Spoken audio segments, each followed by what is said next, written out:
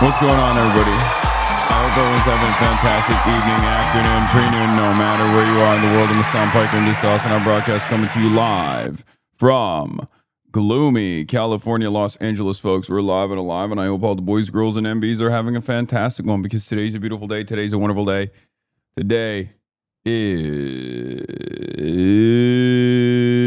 Wednesday, July 1st, first day of July. Pride Month is over. Pack it up, is what I say. Okay? We're live. We're alive. No more wokeness. Wokeness is done. Okay? Wokeness is done is what I would be saying if I was kidding. Wokeness is back on the menu in a way that it never has been.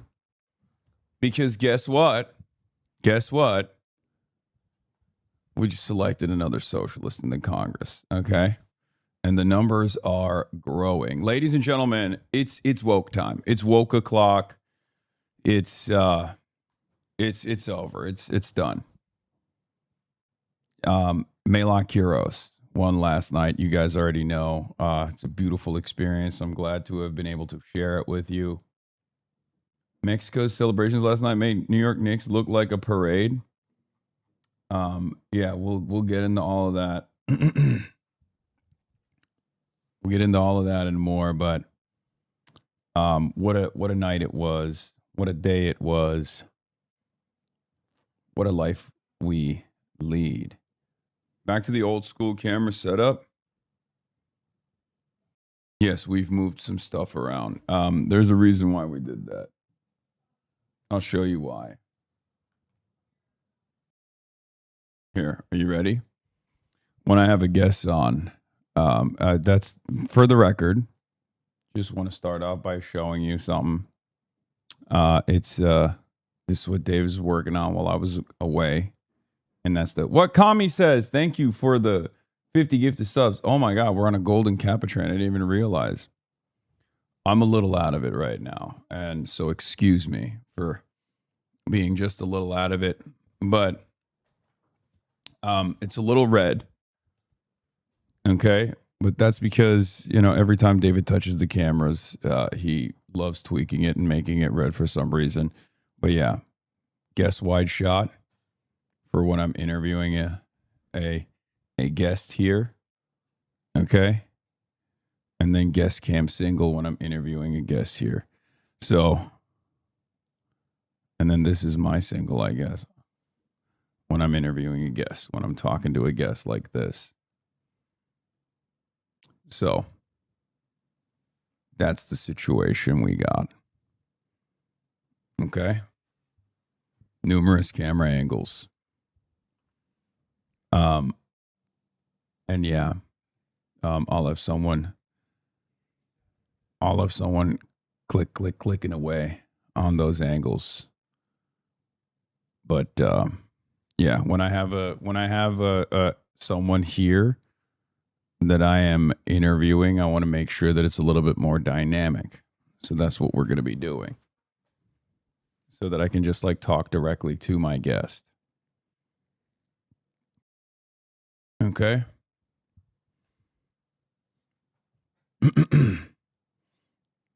Are you going to be talking about the New York Times? Sienna polling today? Yes. The beverage box has been moved. The bottom of the shot's blurry. No, it's just showing the monitor.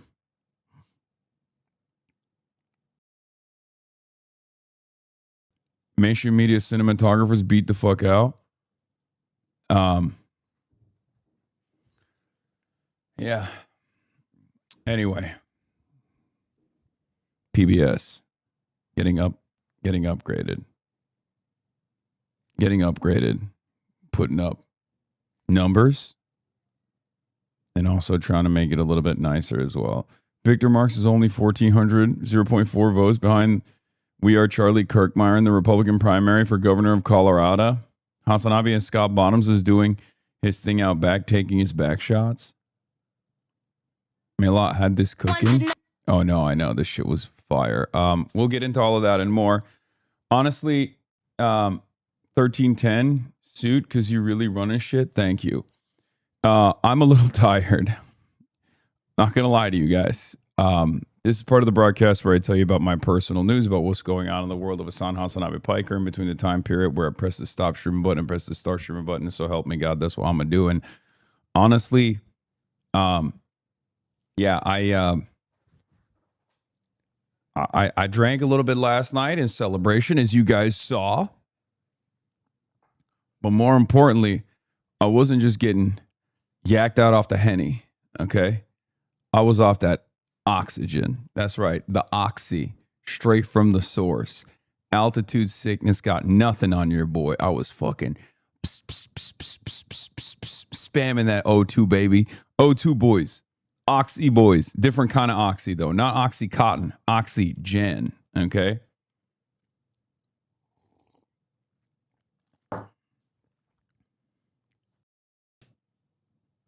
I was doing big whippets. Yeah. Where's Oxygen, Bert? Doesn't exist. But yeah, I hung out with Melat, hung out with Chris a little bit. And, you know, I listened to her speech. I think I took photos with every single person that has ever knocked on a door. Okay. I think like if you had knocked on a door for Melat Kiros in Colorado 1, in Denver, Colorado, you were at that event last night and you came up to me and you were like, listen, man, thank you so much for all your work. You pulled me out of the right wing, you know, rabbit hole. And also, thank you. Like, I'm here. I'm very excited to be here. You played a big part in that. And I took photos with everybody. That was crazy. Someone said I was Mickey Mouse. You're actually missing one because my wife knocked doors and was not there. Okay, I missed one person who didn't go to the event that was also there or wasn't there. But in any case, it was peak last night. The vibes were fucking excellent. The vibes were peak. I went to sleep and I could not sleep. And I don't know if that was due to the altitude. Could be. But I just straight up could not sleep at all last night. And I don't know how I'm going to make it through this day. I got the Professor Jung interview. I got a photo shoot after. I got a photo shoot later tonight. It's a good thing. It's a good thing to have these kinds of problems. It's not a bad thing, you know. It's just I'm fucking busy. I got off the plane, did a bunch of phone calls, did a bunch of interviews, and now I'm here. I took a shower. I'm here. Hold on.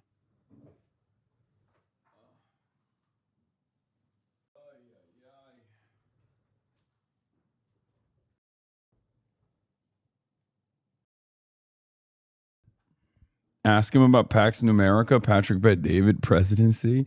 Oh, you mean Professor Jung? Yeah, Professor Jung's going to be in the not in the building, but how's the altitude high hangover? I don't know. Don't drink boners. That's an interesting name. Yeah, you shouldn't drink boner. I don't even know how you could drink boners. Wait, what are we at? Because there's a golden cap train is at 7. Oh my god, we're about to carry the flame this early.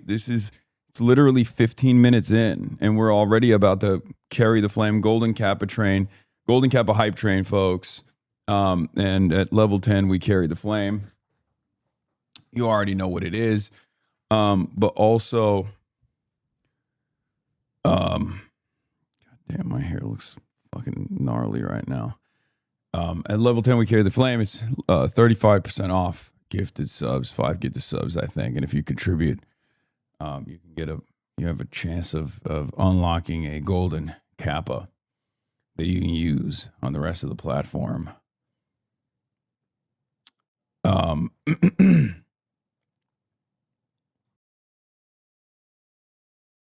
Rosie Wright.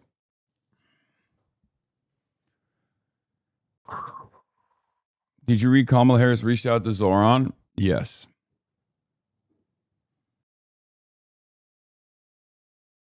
Not just Zoran, the leader of the uncommitted as well. And potentially numerous other pro-Palestinian activists as well.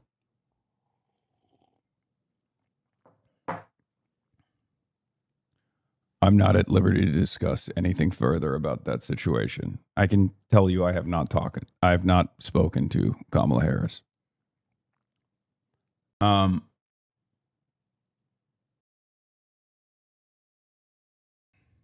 That's it.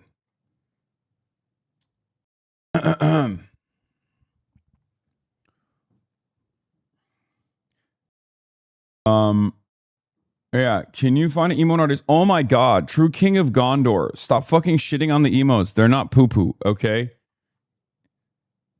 Some of you figure out one thing that you're going to hyperfixate on, and then you make it your whole goddamn brand in here. That's all you spam. No, it's not poo-poo. The emotes are good. Sure, maybe we'll update them. I like the emotes. What do you mean? These are classic. Haas what? They're classic emotes. Okay, we'll fucking do a revamp. God damn it. We'll do a revamp, dude. She didn't reach out to any Palestinians, apparently. Wait, what the fuck is this? U.S. agents nab member of group that brought Hasan Piker to Cuba. Uh-oh. The fuck is that? This is fucking paywall, dude. Did this just come out? No, brother. I didn't see it.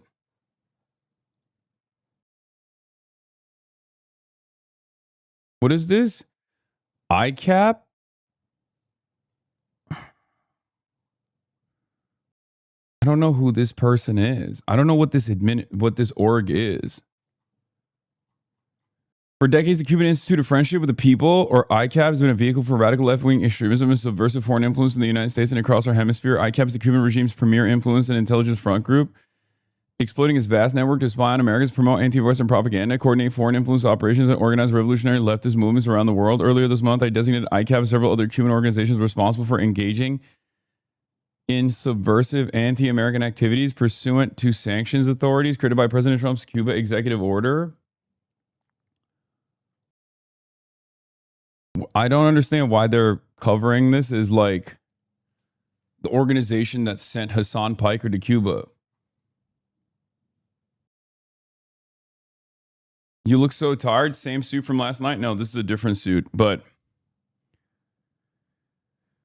a Cuban national accused of being a part of a sprawling influence network that brought U.S. political streamer Hasan Piker to Havana has been detained along his family and will be deported. Carlos Antonio Loga Dominguez, who has lived in the U.S. for more than a decade, is in federal custody pending removal along with his wife and son. Yoga Dominguez spent more than a decade working as a foreign subversive for Havana's premier influence and intelligence front group in the U.S., the department said.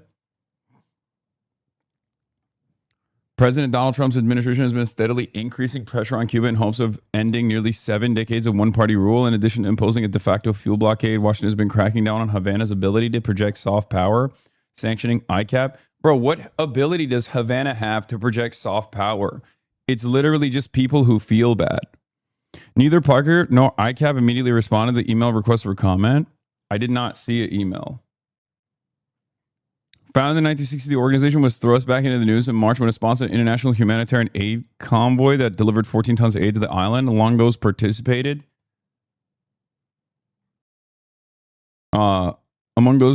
were Piker, co-pick founder Medea Benjamin, and former UK Labour leader Jeremy Corbyn. Piker and Benjamin have both have been sent administrative subpoenas by the Treasury Department's Office of Foreign Assets Control in relation to that trip.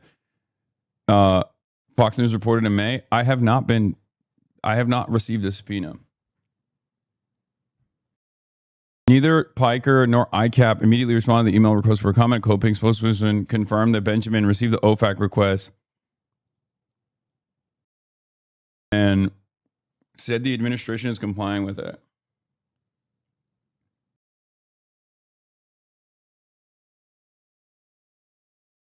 Cuba insists that groups like ICAP are simply advocacy organizations, but announcing Yoga Dominguez's detention. The State Department called it the central node in a sprawling Cuban intelligence influence operation that traffics vile anti-American propaganda.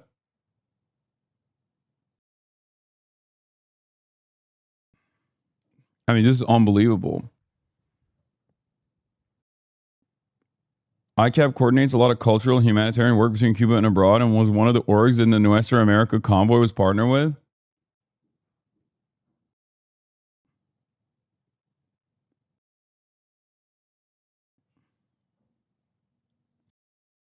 Why are you saying stop? This chatter just sends stuff to Hasan to derail the stream entirely. This is about Belly of the Beast, by the way. Let's move on from this. What the fuck are you talking about?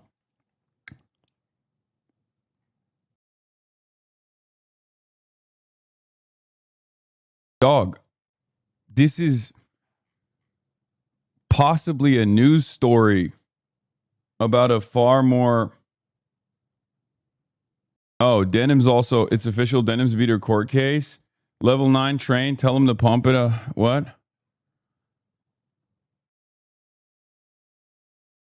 Denim's officially won her court case.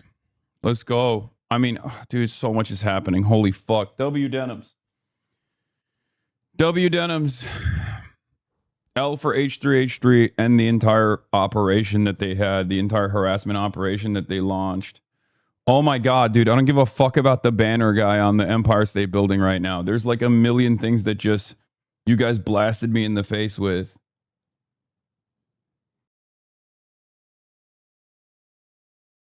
And you're over here talking about the fucking Empire State Building guy.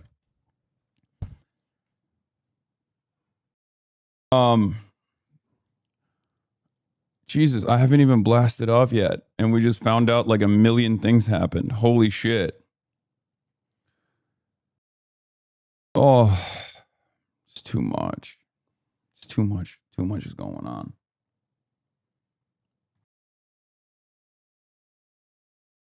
I'm so fucking tired.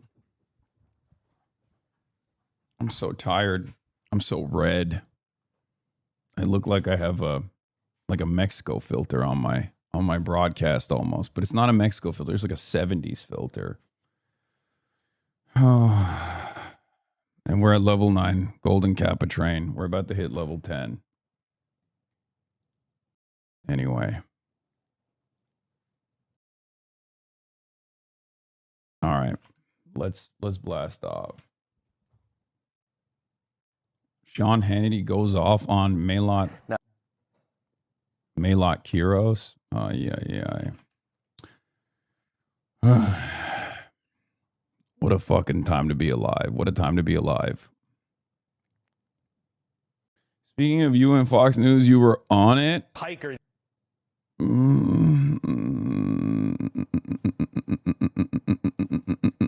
Bro, Trump is going to put me in fucking prison. I swear to God. What the hell is going on?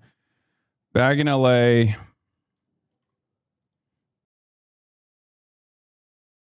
Socialism wins in Denver.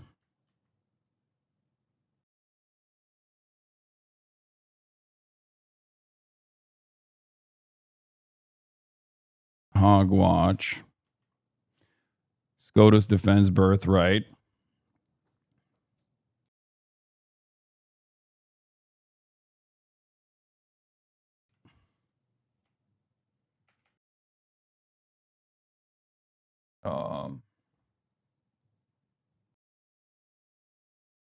Sanctions on ICAP were only introduced June 6, 2026. Rubio is Satan incarnate. Do you smoke Denver weed? No.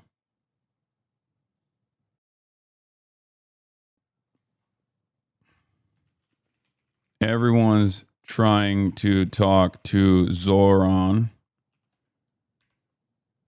So, Professor Jung on stream later. Denims beats frivolous. DMCA lawsuit launched by Zionist podcaster H3. Professor Jung on later. Get in now.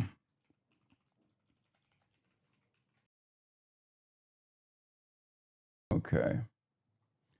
Do we hit level 10? I haven't been paying attention. Do we have another blast off meme? I don't give a fuck about the Empire State, dude. I don't give a fuck about the Empire State. I'm sorry. Holy shit.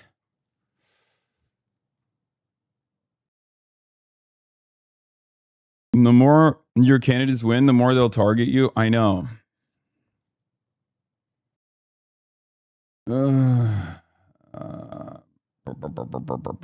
Dave Weigel had a really funny and really good interview with our boy Abdul El Sayed, by the way. That was fire. I know it's an Instagram link, but the McMorrow of Wisconsin has condemned you. Nice. We're about to hit fucking 1930s Germany if we haven't already hit it, and these dumb fucks are still fucking complaining about.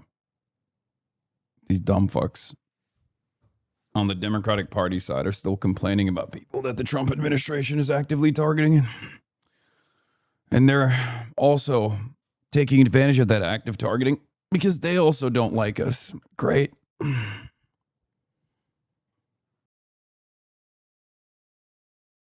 Ay, ay, ay.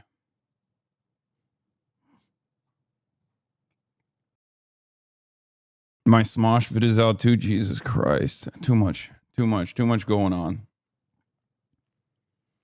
All right.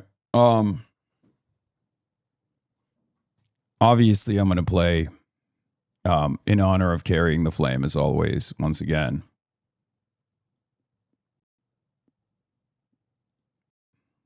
Let me blast off and then we'll carry the flame right after. Ooh.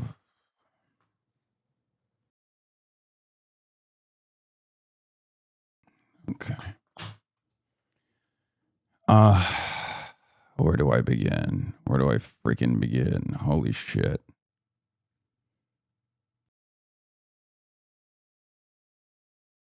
All right, let's do it. Bro, you look like you're about to yak. I'm tired, man. I didn't sleep a lot. I didn't sleep at all, actually, last night. I just couldn't sleep. I was too excited. And then I got on a flight early in the morning. I got back home. And then I take a shower. I go live. And then I get hit in the face with, I'm on Smosh. My Smosh video's out. Denims wins her lawsuit against H3H3. Turns out the State Department is like actively pursuing some group that I guess like was also a part of the humanitarian aid mission that we did in Cuba that I didn't even know about.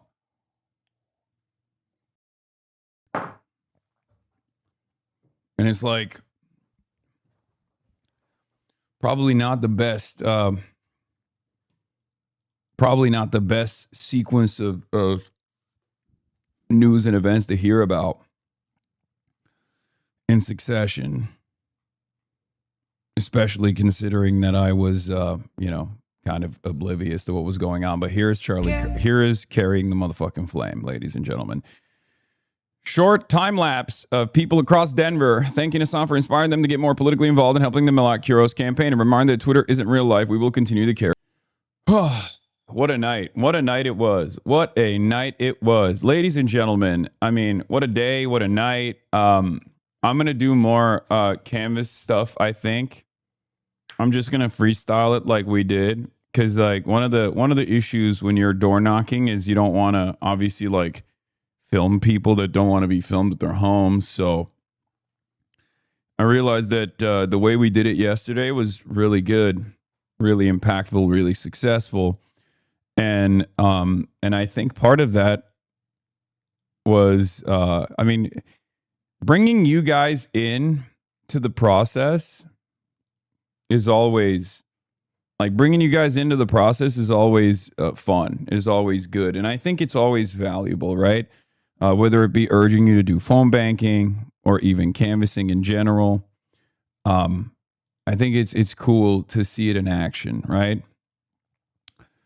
So I found it to be very successful overall. I mean, it's clearly, you came up in a combo about Hong on Wisconsin morning radio. Headline in the Milwaukee Journal-Sentinel making big headlines across the country, getting a lot of attention. Here's the headline directly read from the story by Hope Carnop, Journal-Sentinel reporter. Hong appears on stream with Hasan Piker, who has said U.S. deserved 9/11. Your take on what that means for her campaign? Well, she raised a lot of money out of it. And ultimately, I think that's why she did it. Definitely why she did it. That's why she did it. Or maybe, unlike you boomers at 620 WTMJ, Wisconsin's radio station, which I'm always willing and able to go on. Like, most people understand that that's that kind of like old school, oh, this person says something in 2019 and he should be forever yelled at over it. It doesn't, it doesn't work like that anymore.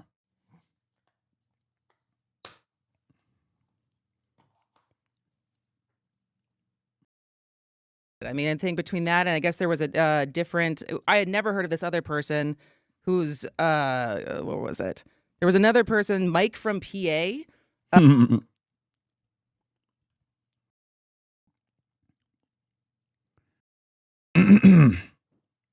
Yeah. R.I.P. Mike from PA. That one soundbite. They're gonna use that against Michael from Taiwan for the rest of his life. Okay. Unc is forever gonna get cooked for that one. You got mentioned by Tim Heidecker, my op. Yeah.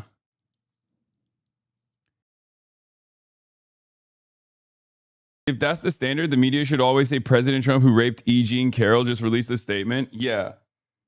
I mean, that's never going to, first of all, it's a pretty bad soundbite law. No, I know. Dude, I know. I didn't defend it. It was crazy. Okay.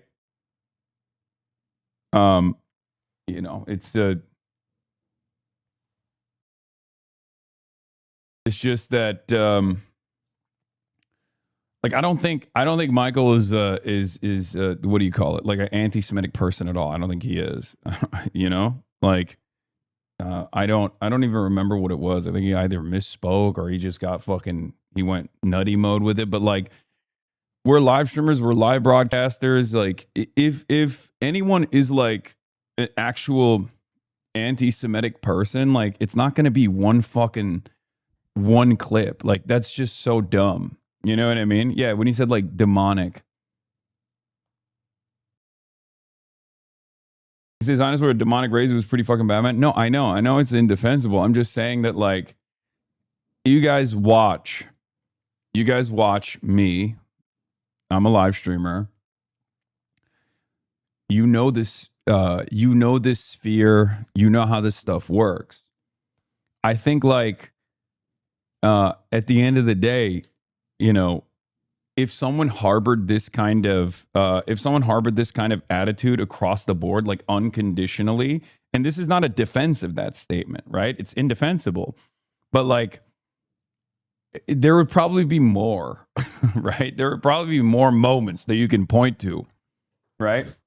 You've never said anything remotely that bad. I have not, but it doesn't matter, right? Like, people will chop it up and do everything in their power to like fucking turn around and make it seem like there's a convincing case. This guy, Morg Absolute, hate Mike from PA, and even I can say he misspoke and apologized to media smears. Yeah.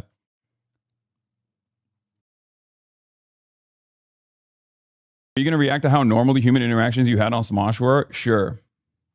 Later.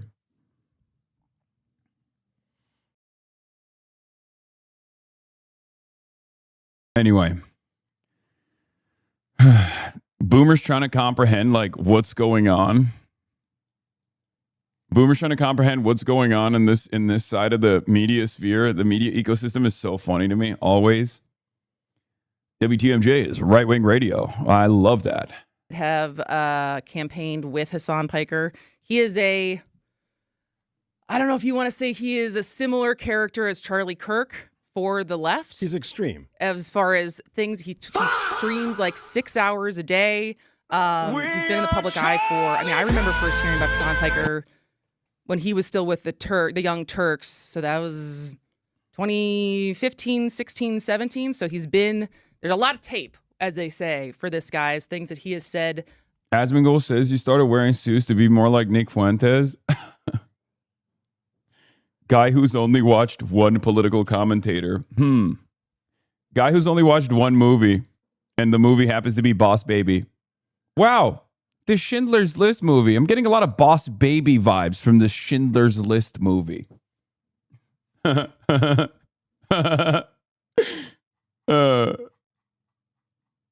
Only guy in the political commentary sphere that famously wears a suit, invented suit wearing.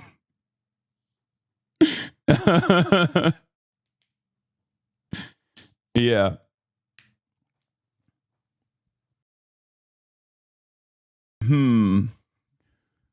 This political commentator wearing a suit giving another political commentator who is a neo-Nazi who wears a suit, who happens to be the only political commentator that wears a suit.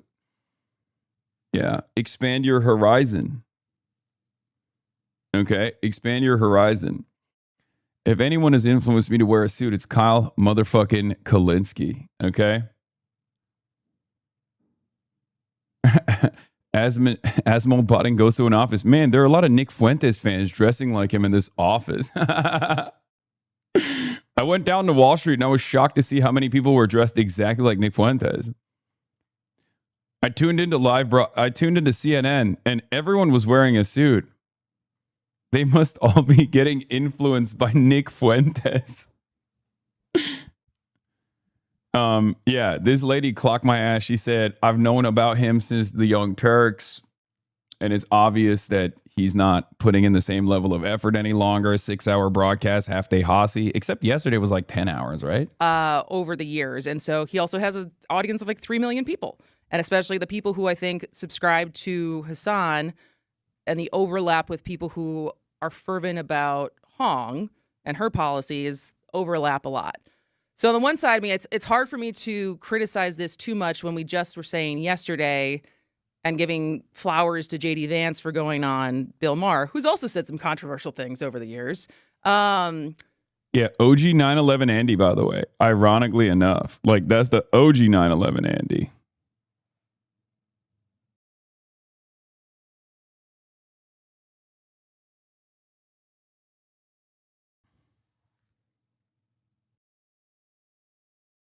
That like you either agree that people should be having conversations with everyone, even when you don't agree with the people that you're talking to, and that appearing on someone's show doesn't co-sign everything that they say, or you don't, right? And I think I stand on the side that that's what this show is about.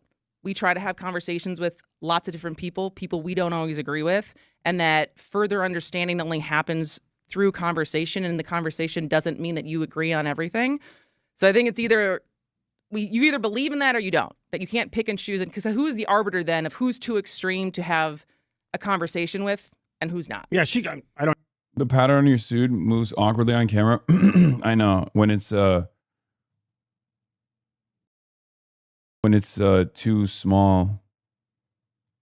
Go on this local radio show. I would, yeah. I don't disagree with that point because we made that very point on this show. I think where people will question it is people now have ballots in hand. Early voting has started. I just got mine in the mail. Is this a smart decision by a candidate who many times has been called the front runner for Democrats, and smart people like Joseph Becky said that's probably not true, but I guess we're going to find out for real in a few months, not even a few months, 1 month.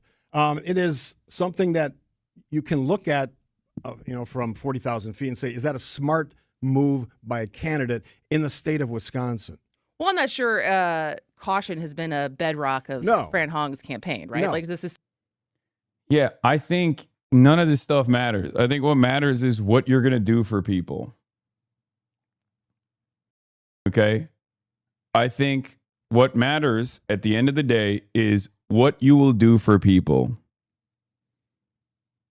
It's that simple. What are the policies? Are you a real one? That's all people care about. Okay? What are the policies? How are you going to help me out? And are you actually real or are you fake? That's all Americans care about. Okay?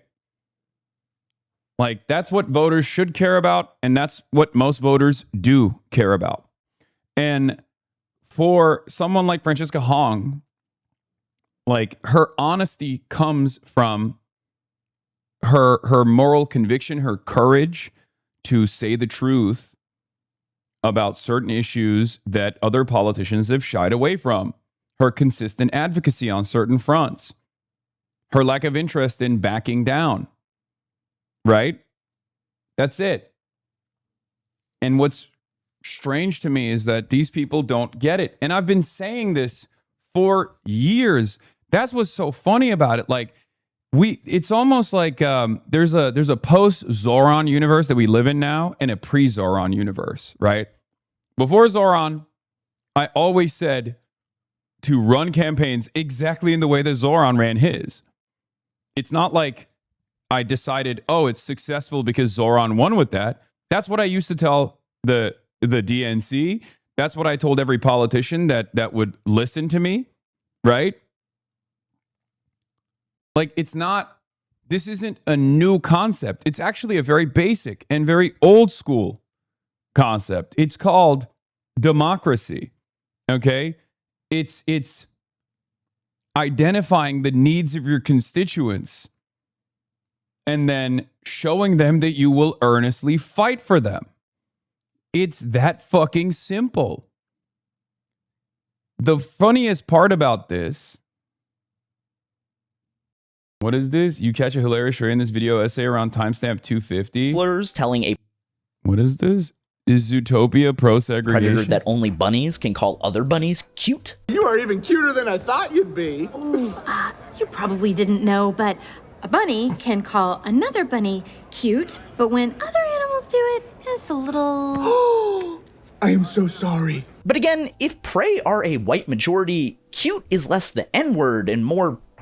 It's not really a word with any kind of heft to it, unless you're a socialist on Twitch. Side note, it's really... That's fucked up. Yeah, no, Skip and Show's dope. I feel called out, which is true. I did get clapped for that, if you recall. Anyway, speaking of candidates that made promises and delivered on them, let's start our journey. Let's go back to yesterday. And not the victory, but let's walk through the experience. Now, you guys already saw, the handshakes and whatnot, all that beautiful stuff. But there's one aspect of yesterday's experience that I keep going back to. So, we did a canvas lead. We did the last canvas of the day. Chris Rabb, myself, Linda Sarsour, the GOAT, right? The legend. And we went out to an underserved neighborhood in Denver that was surrounded on all parts by factories and a newly developed data center, right? And we were walking around. A lot of people were not home, right? We had some fun conversations. But this was a really interesting moment. There was these people driving around, going to get groceries, and they noticed this big crowd and also a guy with a camera, and they stopped by, right? So we started talking to them, and we gave them campaign lit. You can see it here, right?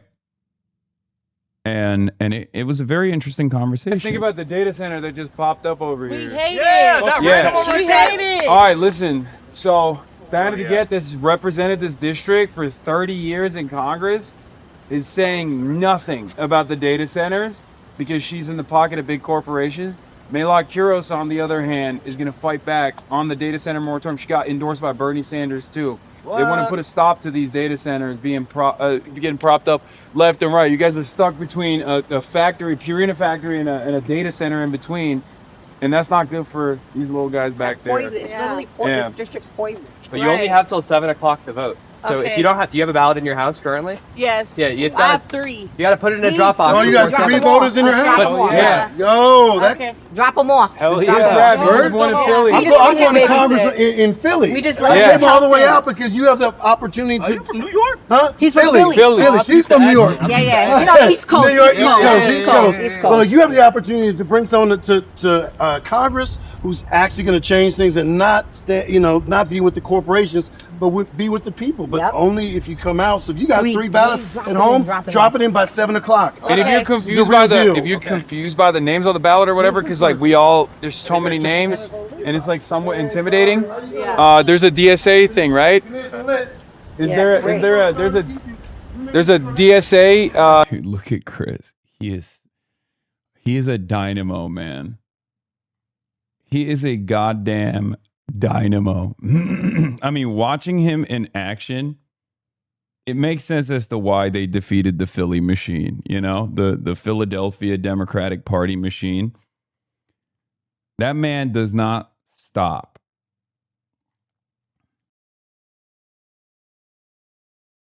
You guys doing neighborhood canvassing without a list is insane, Lamau. No, we had a list. There were a lot of we knocked on a bunch of doors, but there were a lot of people that were they weren't home. So we were just fielding people, having fun with it.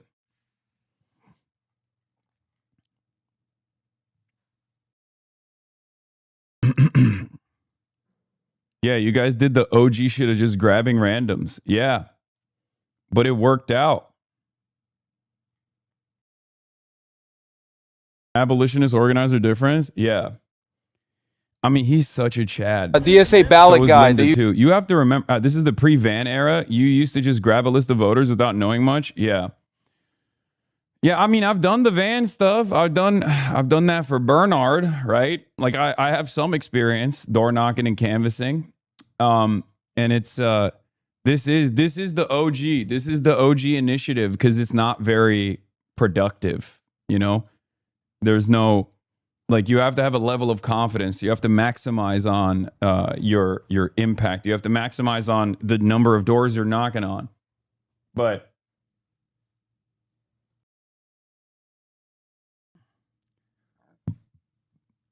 obviously, for us, I mean, I was there with the legends. I mean, I was there with Linda Sarsour and Chris Rabb. Nate Bluen came in afterwards too.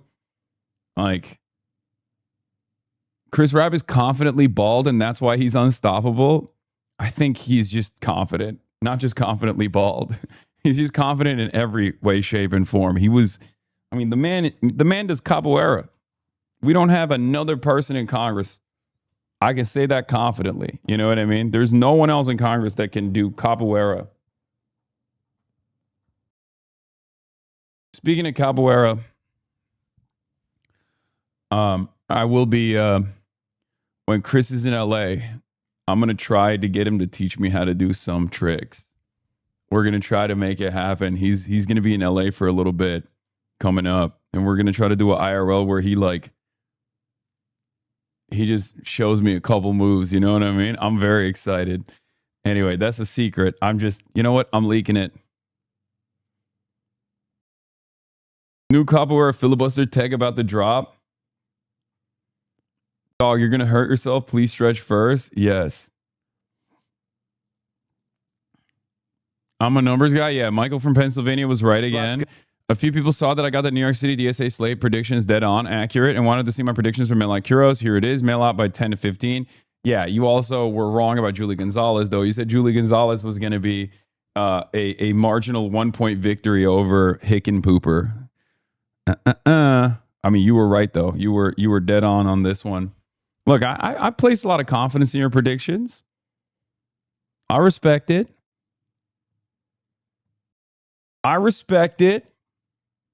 You cooked on it. ABC News, California Governor Gavin Newsom has been in touch with Zohran Mamdani. They texted each other as recently as last week. Yeah.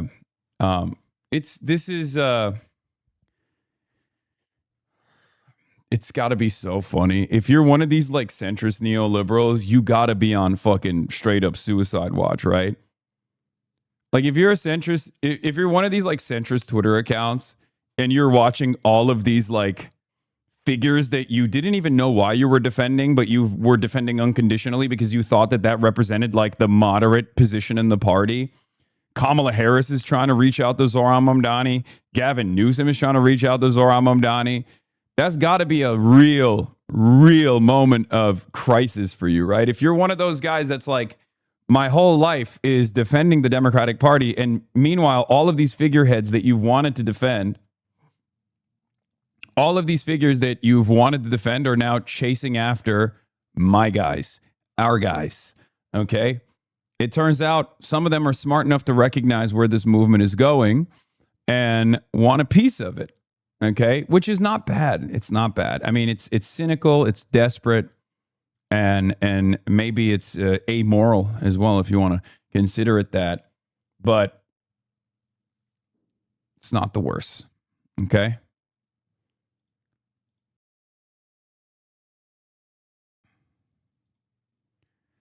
So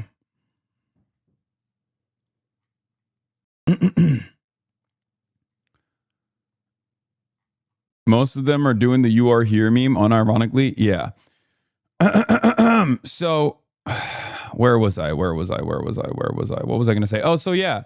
That moment was really important, I think. That moment, that outreach moment was really good.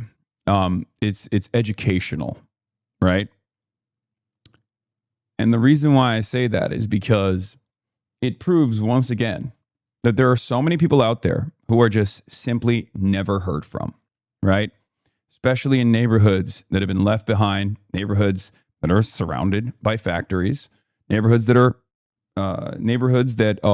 underserved by design and struck with poverty. Okay? And these people would go out and vote. It's just they've never been talked to, right? There are so many people who've simply never been talked to, whose needs are never met. They would go and vote if they were heard from.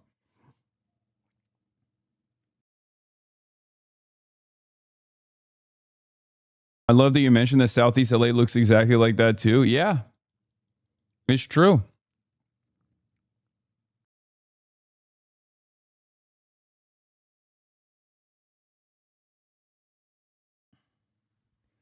Mélenchon is against AC. Well, he's French. That's my French goat. I have to stand with him.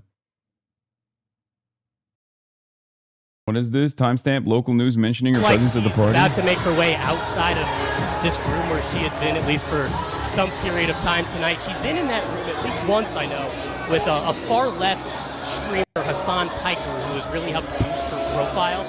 He's here tonight. There's been lines around this place of people lining up to take pictures with him. He has some, what some would describe as pretty far left views on Israel, and obviously Kiros has had to deal with some accusations of anti-Semitism as well.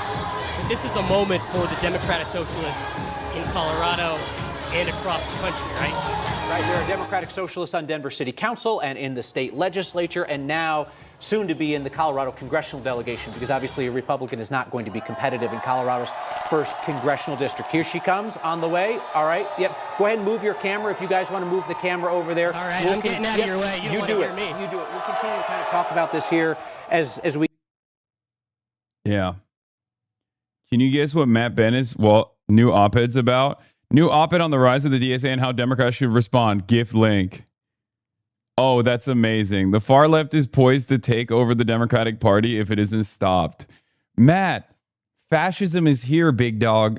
Everybody knows you're a fraudulent ass motherfucker who only cares about connecting major corporations with the Democratic Party. Okay? It's unbelievable that this guy is still crying about this. JLM, Jean-Luc Mélenchon only said Le Pen's idea to combat climate change by putting ACs everywhere is stupid. He's not against AC. I hope not. Yes, I know Matt was a Dukakis tank guy. Of course I know. I know my ops. I know my ops very well. Okay? Anyway, listen.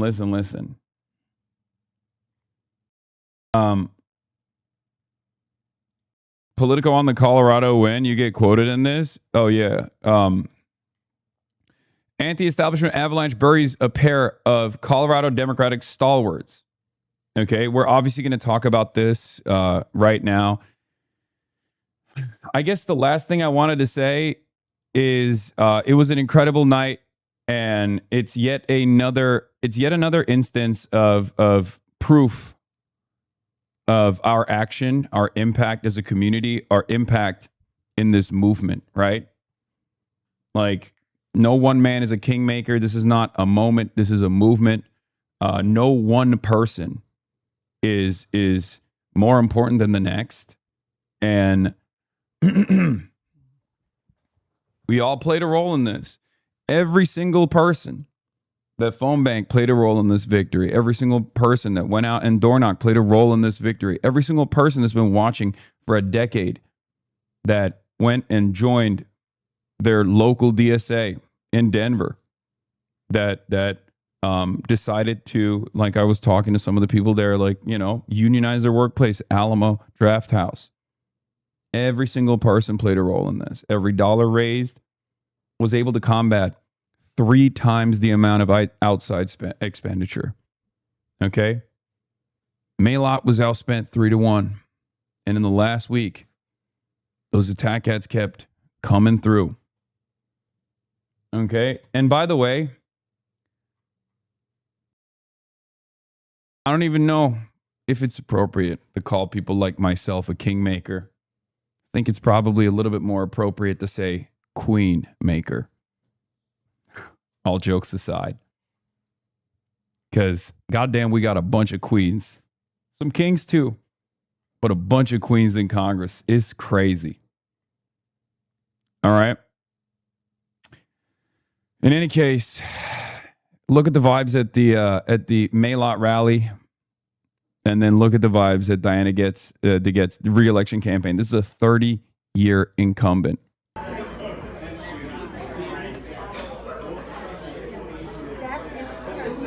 And that's it.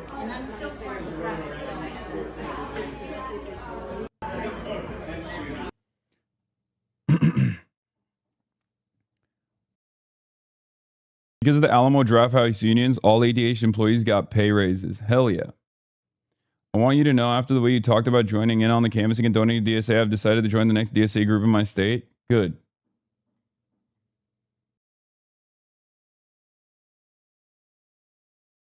I live in Denver, and at the gym, I would only see attack outs on Melat and never on other candidates. It was crazy. Yeah, they flood the markets. They flood the markets. Okay? All they have were attack ads. They got nothing. Here's the thing. If Diana DeGette took advantage of her 30 years in Congress, she could stand on her laurels, right? She could just straight up be like, here's what I delivered for Denver. Here's what I fought for. Not just simply a signature on a Medicare for All bill that she co-sponsored. You know who else did that? Kamala Harris, right? Not just simply being a person who sat in that role and collected paychecks and collected campaign contributions from major corporations, but someone who actually did the work. A person like that would not have been thwarted by an unknown entity that came out of nowhere. Now, of course, Melat Kiros didn't just come out of nowhere, right?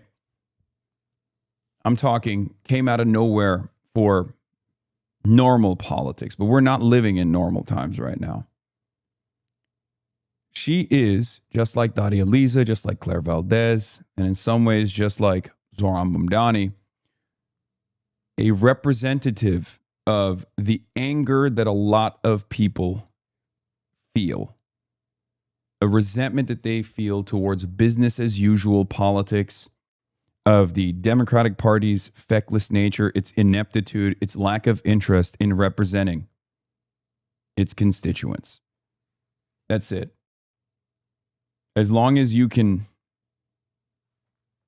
as long as you can actually connect with the voters, identify their problems, and offer solutions, and communicate that you will earnestly fight for their rights, fight to improve their lives, you can win. And that's where we come in, right? That's where we come in. That's where DSA comes in, right?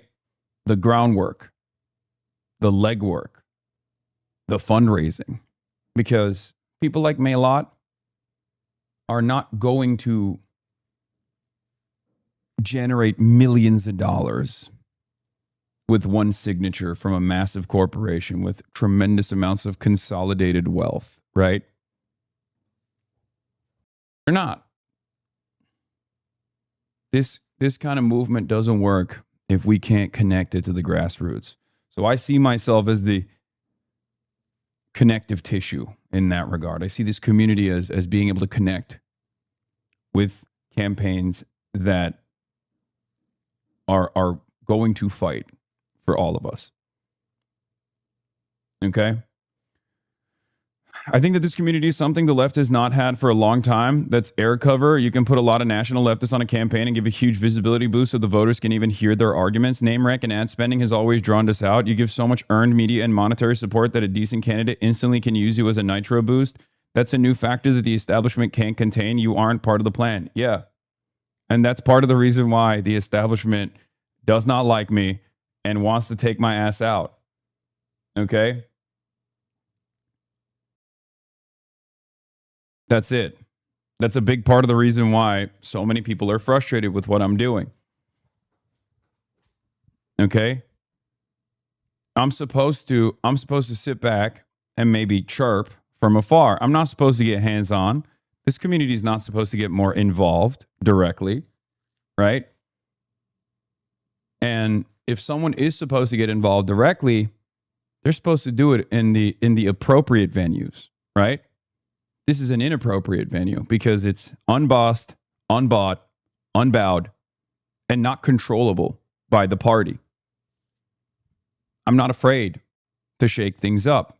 We are not afraid to shake things up. We are not afraid to unseat a 30-year incumbent. This seniority fetishism is part of the problem with American politics, and especially a problem with the Democratic Party. Okay? We're doing away with all of that. That's another issue. That's another broad problem within the Democratic Party, right? The idea that everyone has to wait their turn. You just have to sit around, collect those paychecks, and not really do anything, not rock the boat, never put your name out there, never put your social and political capital out there if you're a politician. You just have to wait your turn. That's what Diane DeGette had done for the last 30 years. And that's precisely what a lot of Colorado Democrats were probably waiting to do to replace Diana DeGette, trying to win favors with her, right? Never even being bold enough to try and unseat her. Okay? And we took advantage of that opportunity.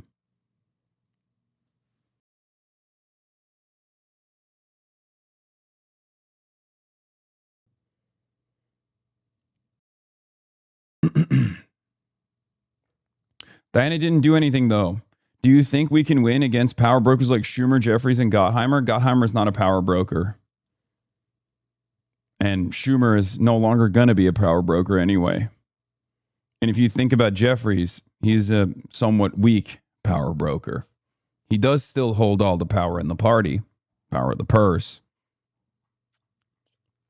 But tides are turning. And guess what? We have to try. We have to try. We have to attempt to make these changes, sometimes by brute force. Okay? Last night was another major victory in that endeavor, in that initiative. That's it. If these guys won't fight back against the growth of fascism in this country, we'll elect those who will.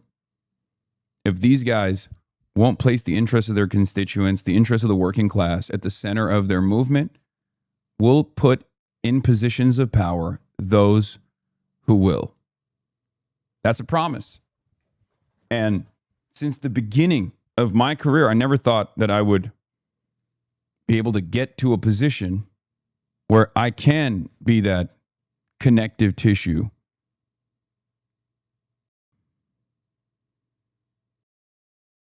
Where I can actually put candidates who are worth it in front of a grassroots movement. Okay? Here's the reality. Diana DeGette was confronted by the Sunrise Movement, by her constituents. They said, why are you giving money to Israel? Why won't you stop the flow of weapons to Israel? And her response was, I'm going to continue doing that. Don't vote for me. And guess what? Denver, Colorado listened to that. They heard her. Not going to agree with me on this because you think that Palestinians deserve to live. No, Thank you very much. No, ma'am, that's not it.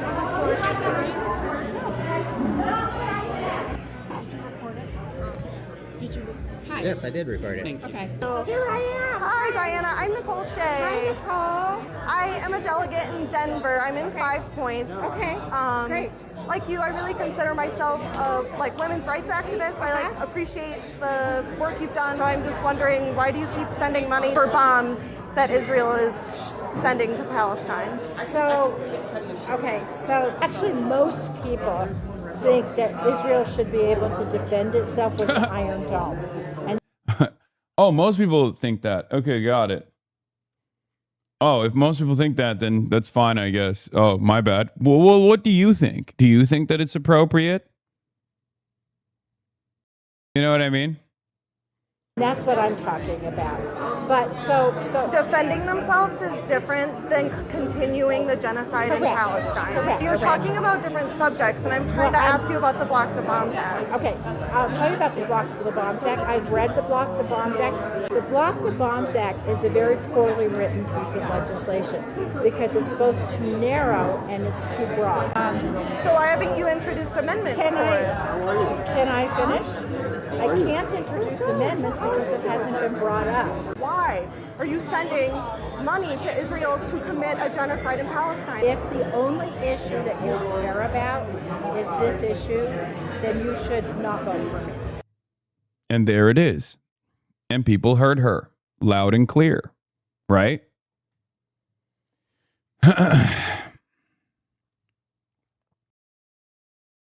Can you tell us how something can be too narrow and too broad? I can't. In that moment, she thought she cooked, okay? It's that simple. Here was my farewell message Diana get last night and the Democrats at large. Night where Diana DeGette also got punished low-key for the one moment in her 30-year career where she unironically didn't do the wrong thing for demanding the majority whip position away from Jim Clyburn, who told her to fuck off. I think that's low-key part of the reason why the Congressional Black Caucus, and the institutions within the Democratic Party did not lend her support. But at the end of the day, if Diana DeGette had done... Dog, you're hammered? I'm not. I was just not having a good time. Like, I mean, I was having a great time, but I wasn't like, you're out of breath here? Yeah, dog. I'm 1.6 kilometers above water level, okay? And I'm traveling so much, and I'm tired, okay? This is on the 9th hour of a 9-hour stream after I traveled early in the morning from California to Denver, okay?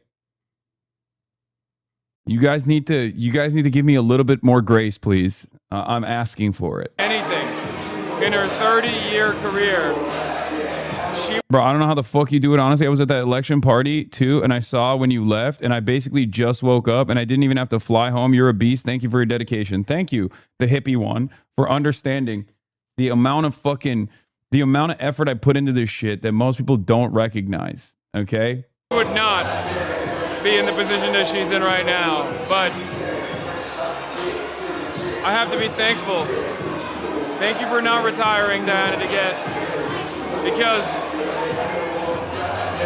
you allowed a bold Democratic Socialist to run for the seat before seniority kicked in and you were retiring, and then you hand-selected your replacement, which would have been a cookie-cutter, neoliberal, faux progressive Democrat that we'd have to defeat. We would have defeated them regardless, but it would have probably been a tougher fight. So, cheers to 30 years of service. God, no wonder the Democrats fucking hate me. It makes sense. Fuck, I hate me too. Here's a really simple solution though. Stop fighting the left. Join the left. Start fighting the right.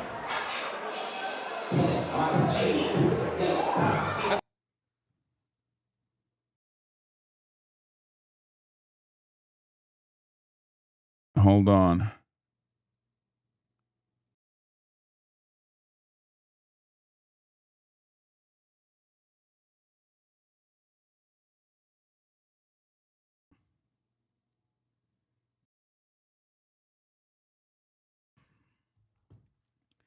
Millennial ass music. Okay, can I just say the Democratic Socialist movement that many of you are very excited about is objectively a millennial movement.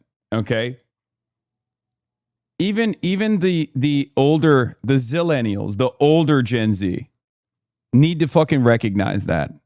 You understand? That's all I'm saying. Like, millennials on top. This is my whole life. I've been embarrassed to be called a millennial. I've always said faillennial, but honestly, faillennials are putting numbers on the fucking board right now. And yes, Melat is spiritually also faillennial, despite the fact that she's 29 years old. Okay, she's a zillennial and therefore a faillennial. We went through 2016. We went through 2020. We saw the Bernard run. We saw so many defeats in the last decade.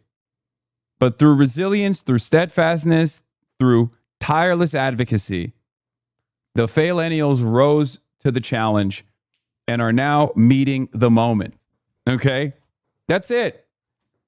That's it. Many of you Gen Zers who have said heinous things on the internet under the guise of anonymity don't understand how much your elders currently are fighting for you and your rights as posters. Okay? Think about the Daria Lisa campaign. Think about the attacks that she withstood. Okay? Think about the attacks that she withstood. Now, imagine your anonymous social media profile, if you were to ever run for office or any position of power, what that would look like, what your social media profile would look like. We have to just white knuckle through this process so that we can chart a better path forward for all of you. Okay? We're crawling so you can walk and then maybe run one day. You understand?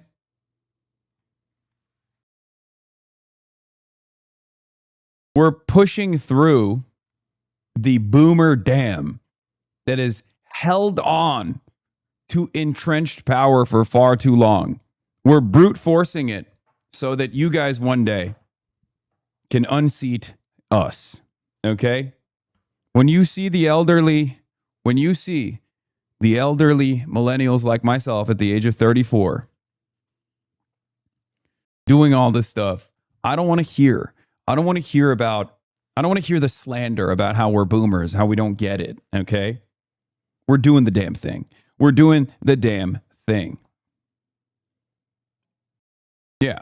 A Democratic Socialist born in 1997 just beat a Democrat who first took office in 1997.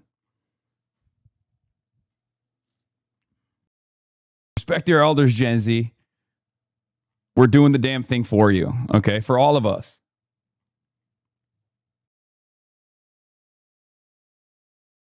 And for the record, before the fucking millennials get a little too high on their own supply here and be like, oh, Gen Z defined by Nick Fuentes clip compilations, Aiden Ross, and Andrew Tate. Remember, they're going to grow out of it. You were fucking cringe too, okay? We all went through our different phases, okay? And many in the Gen Z will also, not just the Zillennials, not just the older Gen Z, which we also bring into the millennial fold, okay?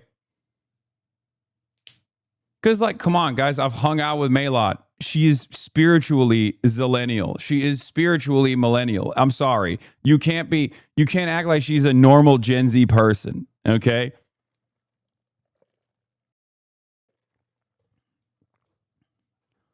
Like, when people think of Gen Z, they think of, you know, people who have fried their brains because their most formative years leading into adolescence and adulthood were during COVID, okay?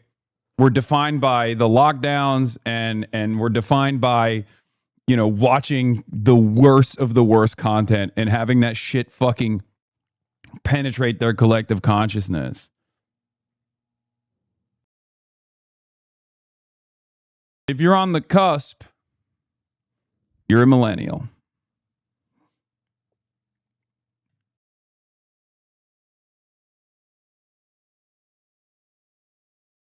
When people think of millennials, they think of Pete Buttigieg and Mallory McMorrow. Yeah, I know. In any case, I don't really care about generational politics. This bullshit, it's reactionary. You already know it's counter-revolutionary behavior to focus on generational politics. What we care about is the immortal science backed by dialectical materialism, historical materialism. You already know, okay? We only care about class divide, and nothing else. This is all jokes. When we're talking about like the difference between millennials and the difference between Gen Z, all this stuff, it's just jokes, not serious. You're literally been doing generational politics for 10 minutes now. Hasanabi, what are you talking about, Unk? Okay, calm down. It's just jokes. I'm just memeing. Yeah, let's get started here from 9 News. Progressive challenger unseats. Victory parties and concession speeches. Coloradans made their voices heard, and most of the race results are in. Last night's results setting the stage, of course, for the midterms this November. That's when we'll vote for the state's next governor, among other races. Some of the House races could determine which side of the aisle takes control of Congress in D.C. this fall. Thanks for joining us here at 7:30. I'm Drew Carney. And I'm Corey Rose. We have team coverage tracking the latest from the key races and what it all means as we head into November. Let's get right to 9 News reporter Courtney Yoon with the latest from one of the most watched races in the state, House District 1. And history was made here, Courtney. Yes, that's right, Corey and Drew. It was the end of a decades-long run in Congress for one candidate. Political newcomer Melat Kiros unseated Democratic incumbent Diana DeGette. DeGette served 15 terms in Colorado's 1st congressional district. That's about as long as 29 and as old as 29-year-old Kiros. So Kiros celebrated her win last night at the Broadway in Denver. She kept an early lead before the race was called around 10 p.m. The first-time candidate and Democratic Socialist pledged to refuse corporate PAC money. She's also aligned herself with emerging candidates across the nation who are running as young, bold, and unbought. CU Regent Wanda James also ran to unseat DeGette. She conceded at 9 p.m. last night. Kiros has been endorsed by Senator Bernie Sanders. DeGette had support from Colorado's established Democratic House delegation. Kiros faces criticism from some members of Colorado's Jewish population over her strong opposition to Israel's occupation of Palestine. Here's her response to critics who've accused her of anti-Semitism. My commitment has always been to protecting the sanctity and dignity of all life. That includes every single person of all faith, all different religions, and that especially includes the Jewish community, especially now as anti-Semitism is rising all across the state and all across this country. And I look forward to working with the community to figure out how we can combat that hate. If elected in November, Kiros would become Colorado's first Democratic Socialist elected to Congress. It marks a shift towards more progressive leadership in one of the state's most reliably Democratic districts. Live in Denver, Courtney Yoon, 9 News. By the way, the chirpers that said this is a New York thing only have now, of course, moved the goalpost to, this is a plus 30 Democrat district. Of course, like she's going to win there. Like, goalpost moved instantly, okay? Before they were like, oh, this only works in New York. Now they're like, well, this works in every blue city, but it only works in blue cities. And then next up, they'll say, okay, this only worked this time. It was a fluke, okay? So remember, we're just going to keep pushing through it, right? Yeah, what happened? I thought this was just a Zoran only thing, right? I thought this only worked because of Zoran. It turns out it's not a moment, it's a movement. It turns out it's not about one guy. Of course, Zoran has, been an incredible movement leader, right? He's done a fantastic job to build that momentum. But what have I been telling you? What have I been telling you? Okay? All of this is just proof in the pudding. This is literally my theory of change in action. I don't need to fucking beg people to pay attention to it anymore. Now people are paying attention to it. But what's crazy about it is that they're paying attention to it, but they're still trying to take the wrong lessons, okay? They are refusing to learn the right lessons here. They're trying to derive the wrong lessons out of this. With Zoran, they did it too. They said, oh, he's just charismatic, once in a lifetime. He's got a great smile. He's got a great social media team. All of those things are true, but it wasn't because of that. It was because he had the fundamentals. He had the policies and he had the legitimacy. Okay? You have to have the policies and you have to be able to communicate those policies in an honest manner. Did you hear Chapo glaze you yet? No, I still haven't heard Chapo glaze me yet. I've listened to some of the conversation they were having. They were clowning on Daria Liza a little too much, okay? I don't like it. We've all cringe posted.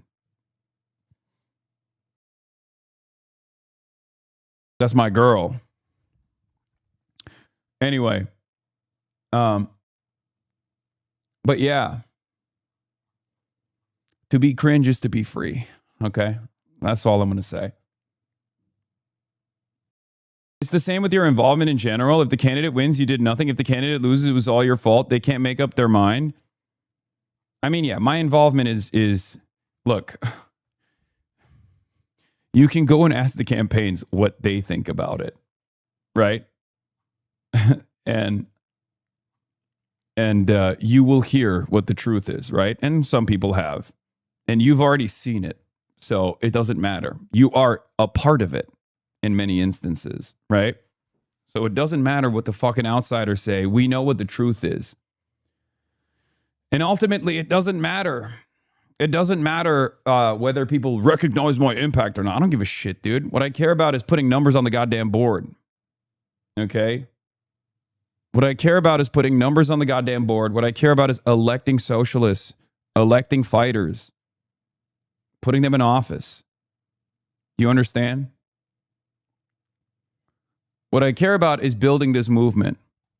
For years and years, I filtered this audience into the Democratic Socialists of America for a decade now. Okay? And you see that.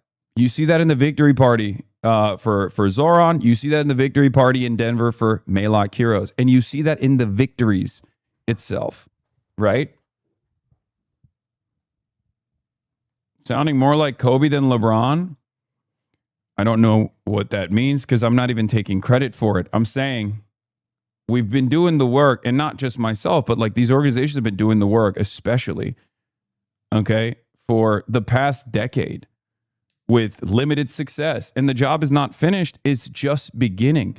So, you know, it's utterly irrelevant. It's utterly immaterial what people say. By the way, endorsement tracker updated. 2026 endorsement tracker updated.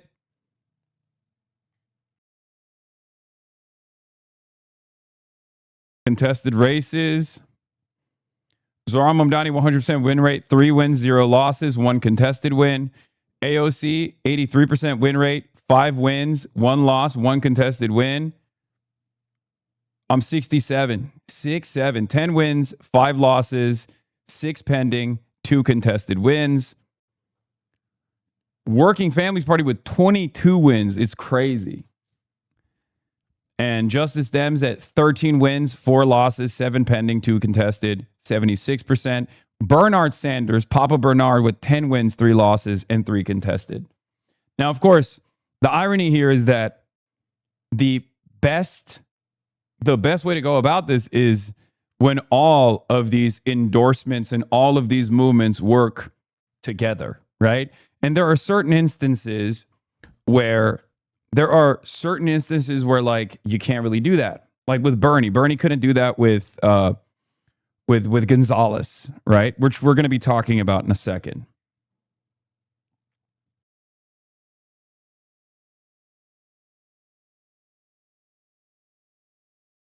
Like the leaderboard that I want to look at is Jules Nader. Yeah, that's what I want to see. Update. Kiros will exceed Hamawi's margin based on the remaining votes. She might even exceed Rab still too. This result once again shows the power of the combination of Hasan the Hun and Dem socialists plus key leftist leaders. Let's go. Yeah, this is the real tracker. Okay, this is the real tracker because it shows that when there are, key leftist leaders, when there are key leftist leaders like Bernie or AOC, or if it's regional, if it's New York related, then Zoran, but most importantly with the DSA, I don't think there's a single race in the entire country where like the coalition of forces in some way, shape, or form haven't gotten together, right?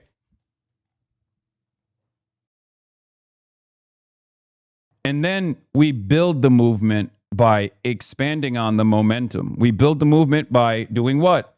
Claire Valdez was phone banking for Oliver Larkin. Melat Kiros was endorsed by Daria Lisa, right? This is something that the Justice Democrats does behind closed doors, very quietly. This is part of the reason why I was always on board with Shoykat's run, even if he didn't get the national attention from any of these other groups, any of these other institutions, any of these other organizations, right? Rab was out there immediately expanding on this victory that he put down. This is how we do it because we have nobody else but ourselves. Okay, we have only ourselves to rely on. No one else is coming for us. If anything, they're coming to stop us, right?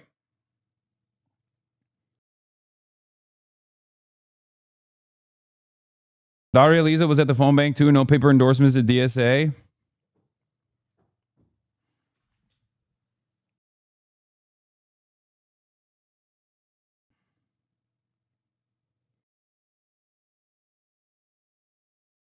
What is this? You're amazing, but I really think the crux for the DSA has been marketing. Even as leftists in the Portland, Oregon suburbs didn't see outreach and guidance on politicians, the message is solid. It needs a megaphone. Yeah.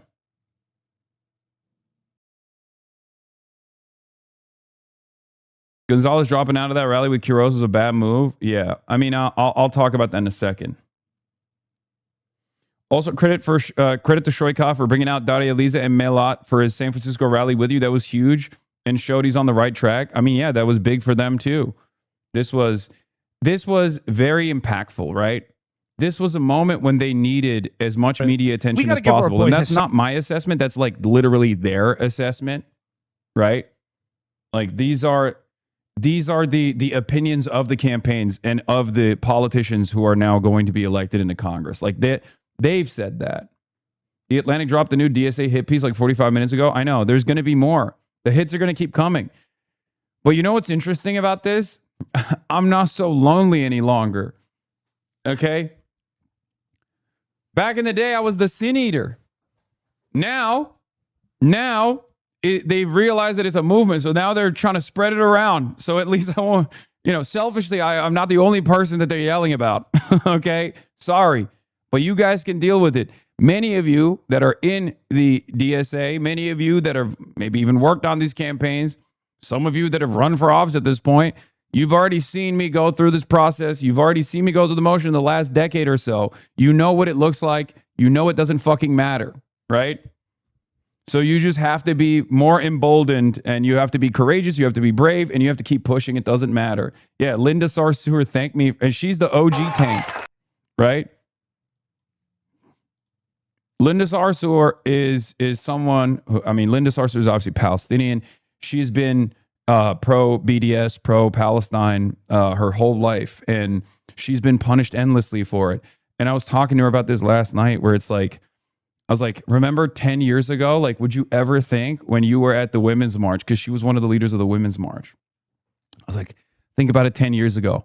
Think about the attacks that you withstood. Think about where this movement was 10 years ago, when how much people will yell at Rashida, how much people will yell at Ilhan Omar, and how little people will come to their defense. You know, I remember I was there. I would be fucking freaking out on every single person that would dare to call these unbelievable heroes anti-Semitic. And it would come from all different avenues too. It would come from different angles. It would come from supposedly progressive figures as well. The Democratic Party would leave them out to dry. They would hang them out to dry over and over again. Yes, I say it all. I say this. I mean, I rip on plenty of Mao's quotes, but this is one of my favorite ones. To be attacked by the enemy is not a bad thing, but a good thing. Of course. I hold that it is bad as far as we are concerned if a person, a political party, an army, or a school is not attacked by the enemy. For in that case, it would definitely mean that we have sunk to the level of the enemy. It is good if we are attacked by the enemy, since it proves that we have drawn a clear line of demarcation between the enemy and ourselves. It is still better if the enemy attacks us wildly and paints us as utterly black and without a single virtue. It demonstrates that we have not only drawn a clear line of demarcation between the enemy and ourselves, but achieved a great deal in our work.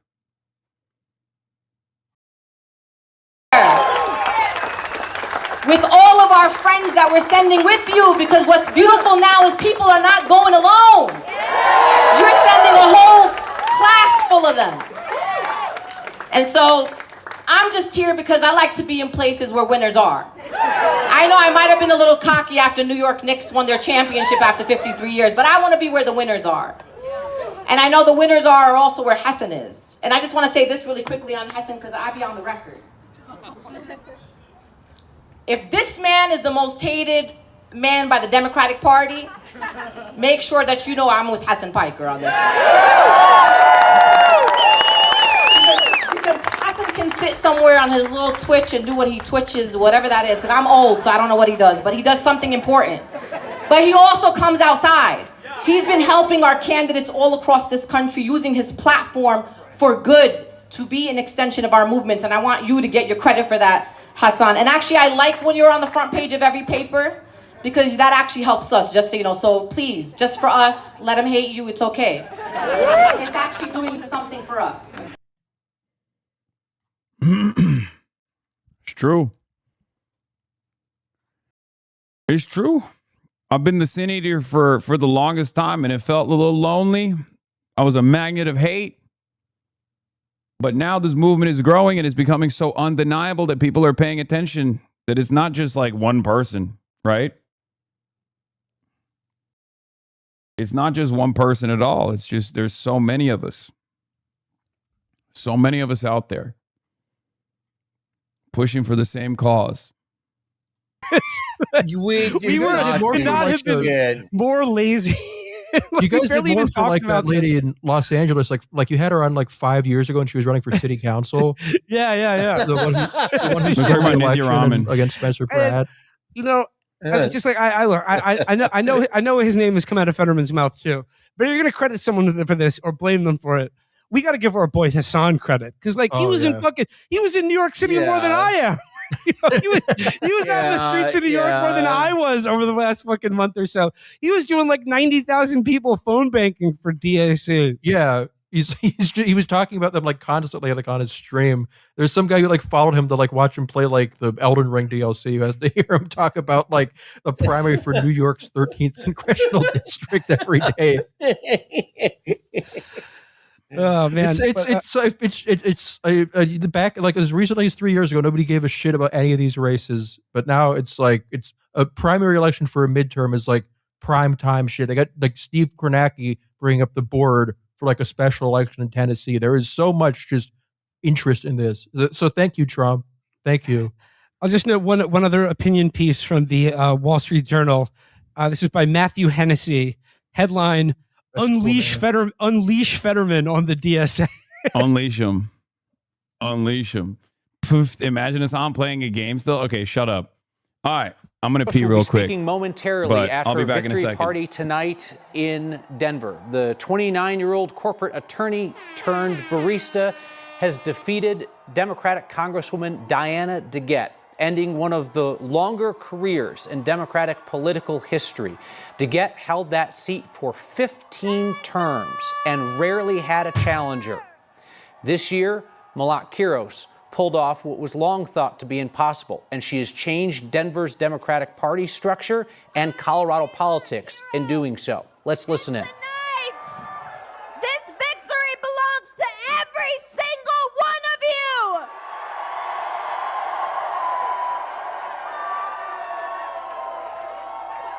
Denver voters of all ages, of all races, of all religions sent a clear message. We will not wait!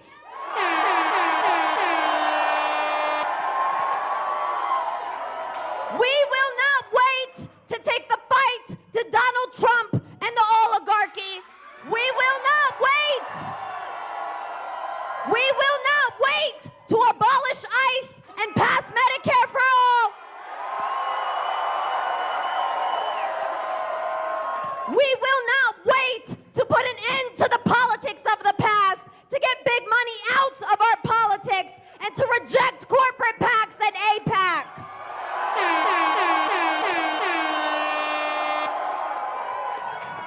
And no, we will not wait to end the genocide in Palestine.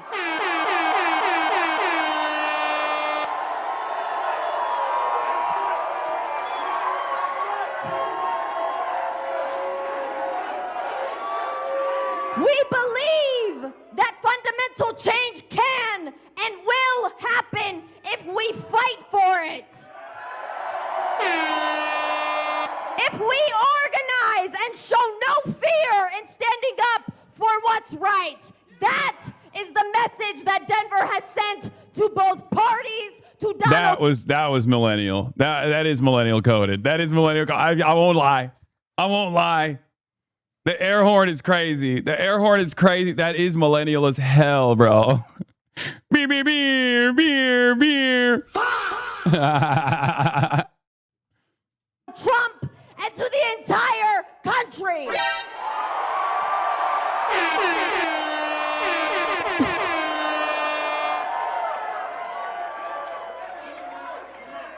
I want everyone in this room to take just a moment and look at the people around you. Strangers to you just a year ago, just a few months ago. But tonight, it feels good to win, baby. Tonight, together, it feels good to win. You are all something else. Oh. Tonight, you are proof. 1 year ago, 1 year ago, a lot of experienced people told us this was impossible. They said you can't win without corporate PAC money. They said you can't beat a 30-year incumbent. They said the establishment and the oligarchy is just too big and too powerful to overcome. That's what they said. But 1 year, 6,500 volunteers. 1,000. I didn't do that. 115,000 doors.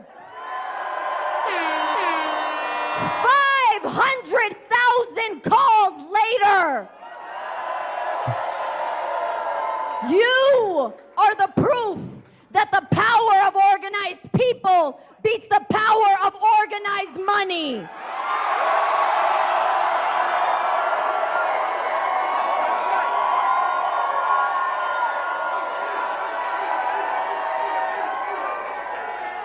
I have to take a moment and thank every single one of you in this room, to every single person that has volunteered, that has supported this campaign, to Justice Democrats, to Denver DSA.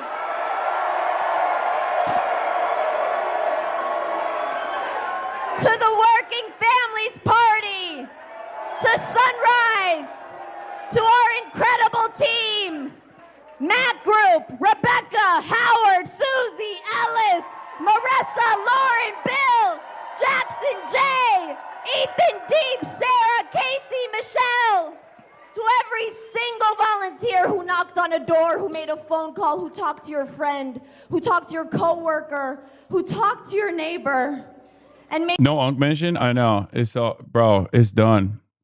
Fake. It's over. Friendship ended with Melat. No, Hasan, thank you, sus. Have you worked with Working Families Party? Of course I've worked with Working Families Party in the past, and most likely will continue to do so in the future. Sure, there was a little bit of friction in the New York race, obviously, but outside of that, the Working Families Party has played a formative role in New York and many other races as well. He got mentioned earlier. Nah, I'm washed. No mention. No mention. made a choice to believe that a better world is possible if only we fight for it.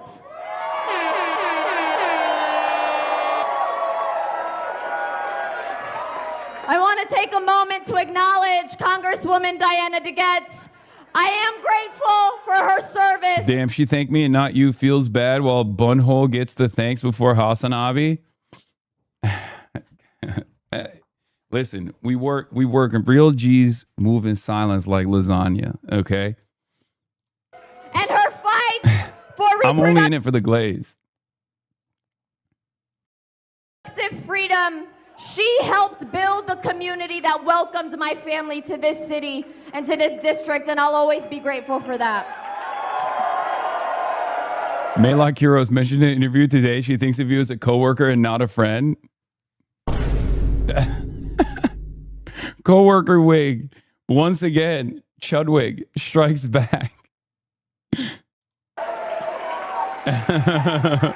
And I want to thank the one and only Melat Kiros says she would not go to my funeral. Senator Bernie Sanders for his support.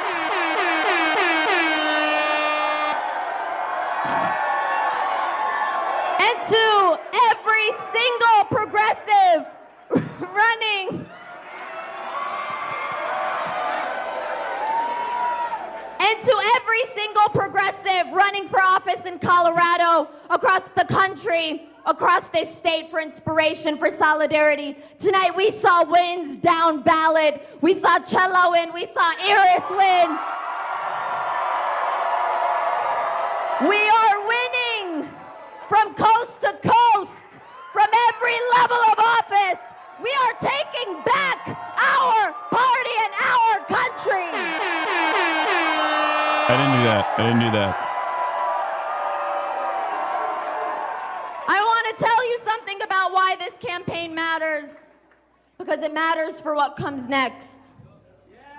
When I wrote a letter defending students' rights to protest the genocide in Gaza, my law firm told me, take it down or you're fired. I didn't flinch. I didn't flinch because I stood by every word, and I always will. But I know that will not be the only moment where those in power will tell me to change my tune, to not rock the boat. That seems to happen a lot in Congress. But here in Denver, we stand by our values, and we stand with our community.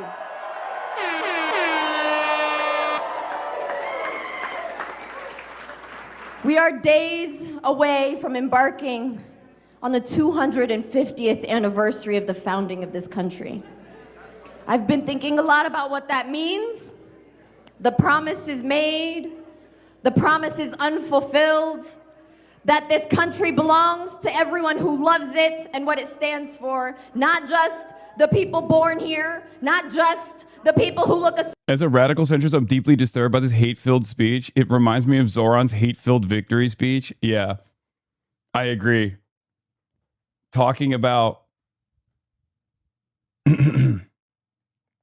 is this true? If so, wild full circle moment. The law firm that fired Melat Kiros for speaking out on Palestine is where the Obamas first met. Wait, no. Could not have contrived a more on-the-nose plot twist regarding Zionism and PMC racial politics when I wrote this 2 years ago. The rise and fall of baby boomer Zionism. Zionism has long been the tip of spear aimed at the heart of the multiracial left. Local news mentioned in Denver last night. Wait, we already saw They this. weren't not only down when those older, maybe more. We saw this already. Yeah. They put out a concession speech. I want to congratulate Melat Kiros for her victory last night, and I want to wish her. Bro, last night she was like, oh, it'll take a couple days for us to know the final results. It didn't take a couple days. All the best in her future. I also want to thank Wanda James for her years of involvement and service to this community. Thanks to all my friends and supporters who have lifted me up in all of my years in public service. And thanks to my intrepid campaign staff who fought until the bitter end to get our message out. Job number one is standing up to Donald Trump and protecting our democracy. And along with thousands of constituents, I want to thank all of the staff from my congressional office, both Denver and DC, for consistently serving the residents of the 1st Congressional District over the years with commitment and compassion. And I want to thank my family, my sisters Kathy and Kara, and my brother Rick and their families, my wonderful daughters Rafaela and Francesca, who have never known a time when their mom was not in elected office, and whose families keep them strong and centered. Yeah, I mean, look, it's a basic concession speech. It's expected. Also, The Atlantic has continued New York Mag's tradition of not fact-checking Jonathan Chait's lazy, error-laden column. Chevalier won a primary for Congress, not the State House. He also misspelled my name. This is not his first article he's written about me, by the way, so it's kind of crazy that he's still misspelling my name. Hasan Piker, who is one of DSA's most influential advocates, has campaigned for several of the candidates it has endorsed, said recently at an event, I wish they'd stop calling me a radical. None of these people, he said, gesturing to the crowd off screen, are radical. They just want healthcare. They want an end to American militarism. They want to spend money on roads, on infrastructure, on schooling, on healthcare, rather than bombs overseas, which I assume Jonathan Chait followed that up with, he is actually a radical and a terrorist, and here's why. Okay? I suspect that article that he wrote follows it up with, no, he is actually a radical. He is actually dangerous. He is actually, he's in support of, yep, here it is. Yet Piker himself has followed the DSA's militant line, repeatedly praising authoritarian regimes such as China's, Cuba's, and Russia's, as well as terrorist groups such as Hamas and Hezbollah. He has said that his closest existing model for an ideal society is China, which does not have progressive social values or especially generous welfare state, but does have a communist ruling party. I like that there is no nuance afforded to this analysis, especially considering that in that interview, I described the many criticisms that I have. I have never praised Russia, by the way. It's ironic that they say that. Doesn't really matter. It's bullshit, but nobody gives a fuck, right? And as far as the interview that I did, where I said the closest existing version as far as the economy goes, the closest existing version of what I would like as far as like responsive politics, as far as a centrally planned economy would be the Chinese system. And the results speak for themselves. 800 million people lifted out of extreme poverty, unbelievable levels of rural development that has taken shape in China. That is what I would love to see in the United States of America. But there are certain concepts in the Western world that I grew up with, that I maintain is profoundly important.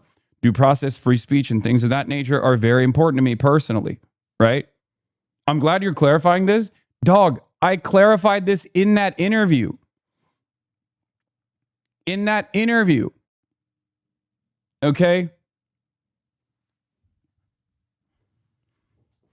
I want our spending priorities to be centered around the needs of the working class. I want to improve the working class material conditions. Okay? These guys know, or many of them don't even know, but ultimately none of them care. Especially when he says he's praised authoritarian regimes such as China's, Cuba's, and Russia's. Like, what do you mean I've praised Russia? I have not praised Russia. I don't think the Russian kleptocracy led by former KGB agents turned oligarchs as a consequence of the shock doctrine deployed, the liberalization that destroyed the post-USSR Russia. I've never showered it with praise. Why the fuck would I do that? They think the Crimea River clip is Russian exceptionalism. I know, it's so funny. Would they always be like, oh, you said Crimea River. It's like, big dog. Big dog.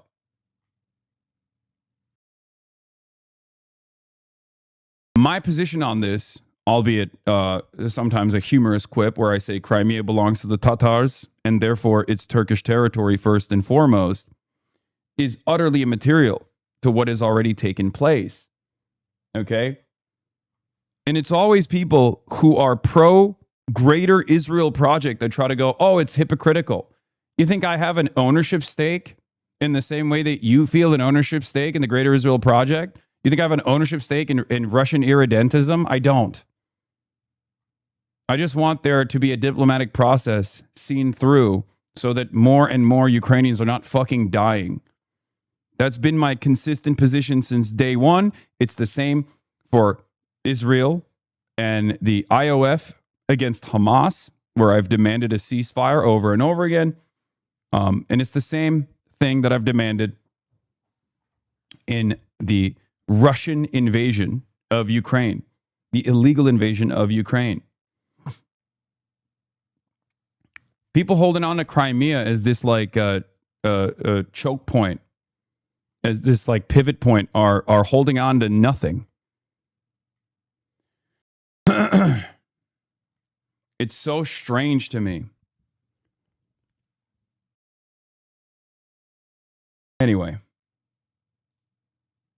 Putin bad ticker required. A Ukrainian just got charged for blowing up Nord Stream pipeline by a German court. Yeah, I don't even think that was one random Ukrainian that did that. That's crazy.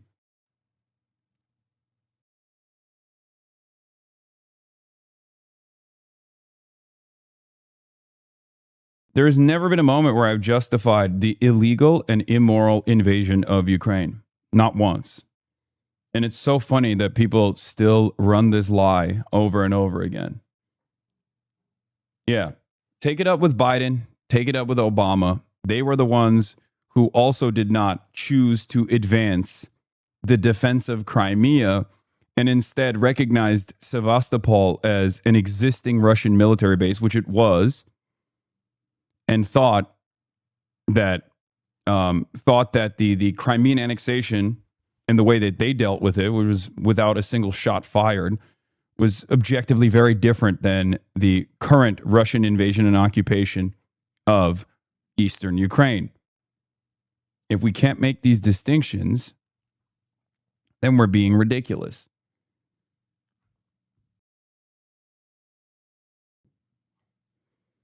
Anyway.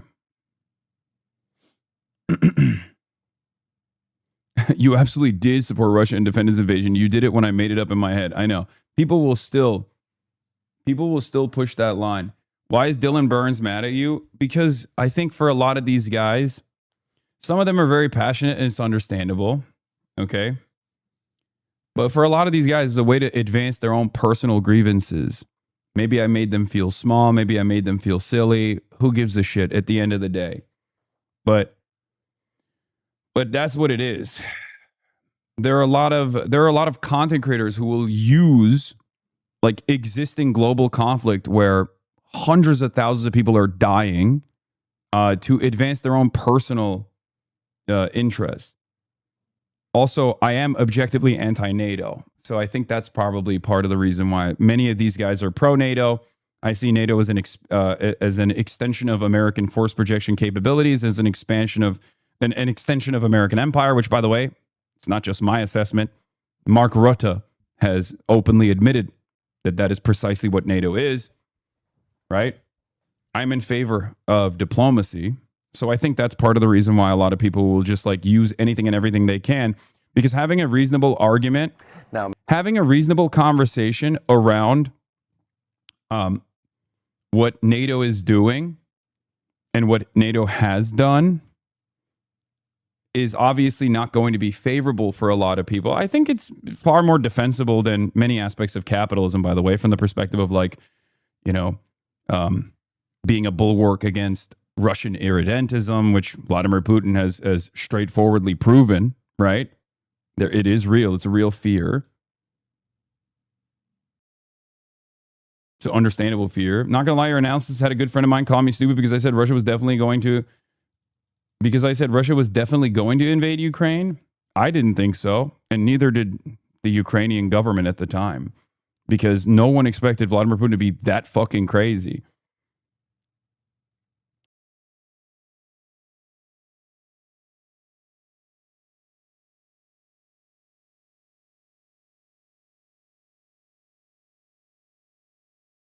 Anyway, let's see what Sean Hannity had to say. Melat Kiros wants to upend our way of life, replace that with what, a Soviet-style socialist, system. Step one, getting rid of ICE. Step two, making all illegal immigrants citizens. Take a look. What's your vision for abolishing ICE? Yeah, I mean, it's just that we abolish ICE. This is an agency that started in 2003. We had immigration enforcement before ICE existed. We'll have it after it exists. But the thing that I don't think we talk enough about is also what that reform is going to look like. Abolishing ICE is just one step, right? Democrats have been in power multiple times over the last few decades and did nothing to address the immigration reform that we actually need. Expenditures, increased spending. Exactly. Yeah. And so I think there has to be an immediate pathway for every single undocumented immigrant that's here in this country today. Now, you might have noticed that many of these socialist lunatics are kissing the ring of a guy by the name of Hasan Piker. Now, this is a rich kid turned socialist podcaster who loves communist China. Shawnee baby. We were supposed to have a little tete-a-tete. We were supposed to have a convo in person. I was going to come to your compound in Florida. Shawnee baby, why are you talking about me but not to me? You stop responding to our emails, Sean. What the hell? What the hell? His cheeks keep getting fatter every day. It's so funny. I don't know why he's getting so bloated. Communist Cuba, but seems to not like the USA.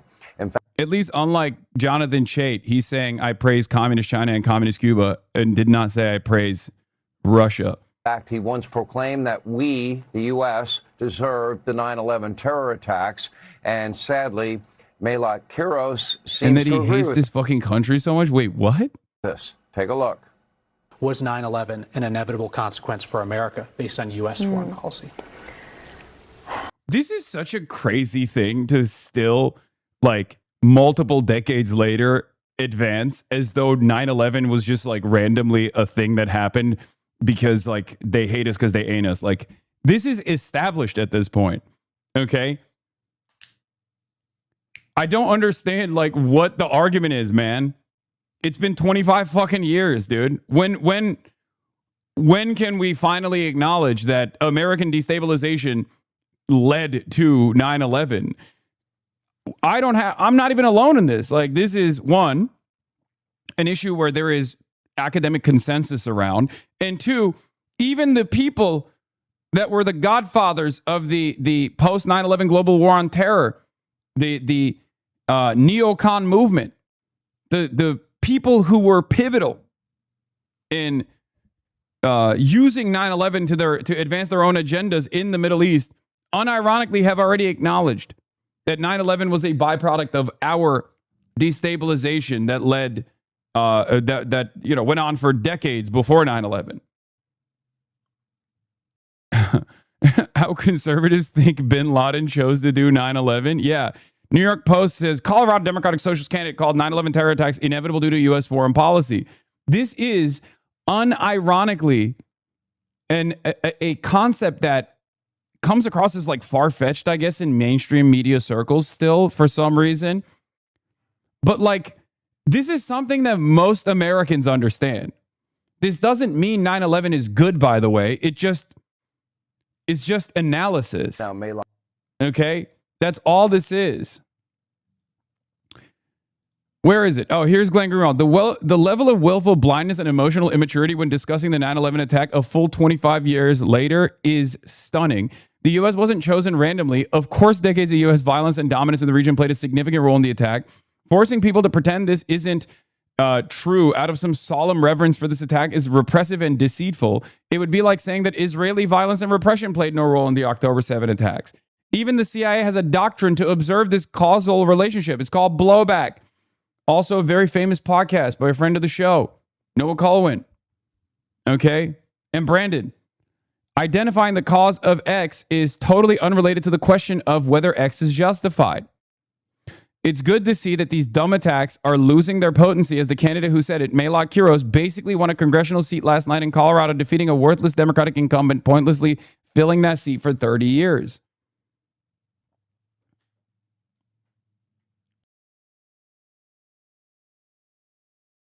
Sex Pestiny is threatening to kill you, by the way. Yeah, I know. I mean, what else is new? That's not new, by the way.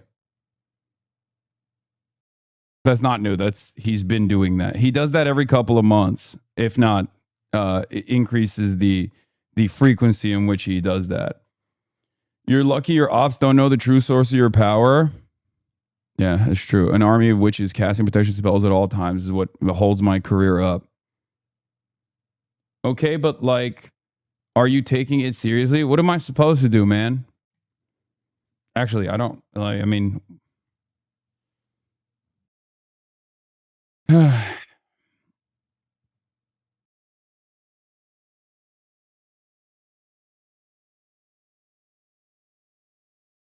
oh shit, Sean Hannity addressed his cheeks.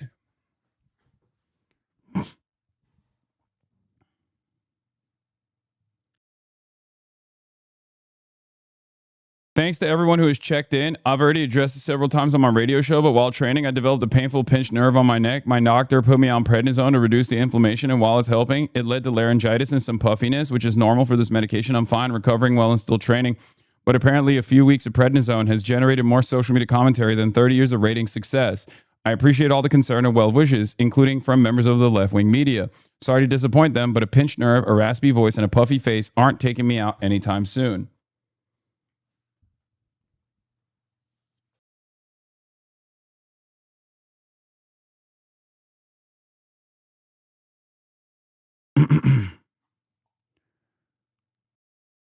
Yeah, he was training his knees so he can sufficiently please the big dog Donald Trump. Hey, Sean. It has been months since you offered to debate me on your show, then pushed it back.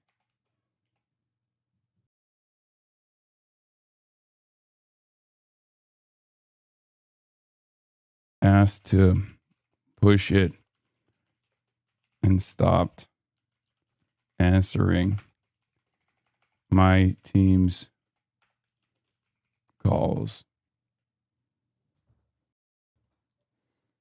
indefinitely.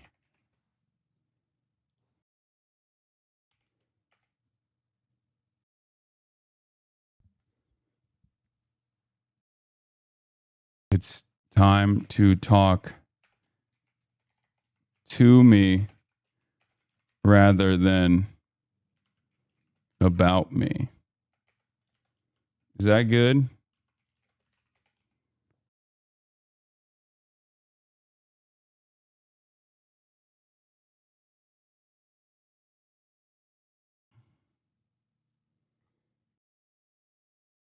Call him a hamster.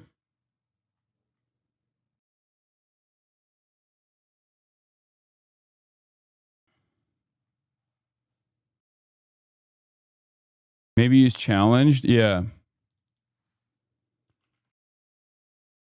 That's true. Hey, Sean Hannity, it has been months since you challenged to debate me on your show, then asked to push it back indefinitely and stopped answering my team's calls.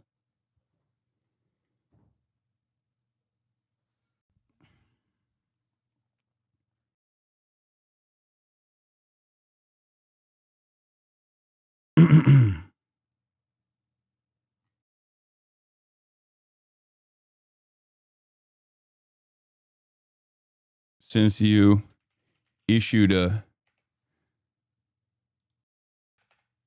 challenge to debate me on your show. That's good. If he wants ratings better than his puffy cheeks, he should have you on. True. He's on injury timeout.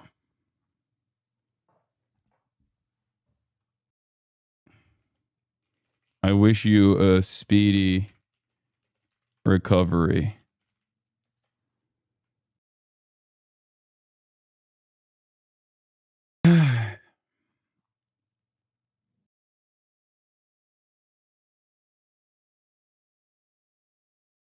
Okay, that's good.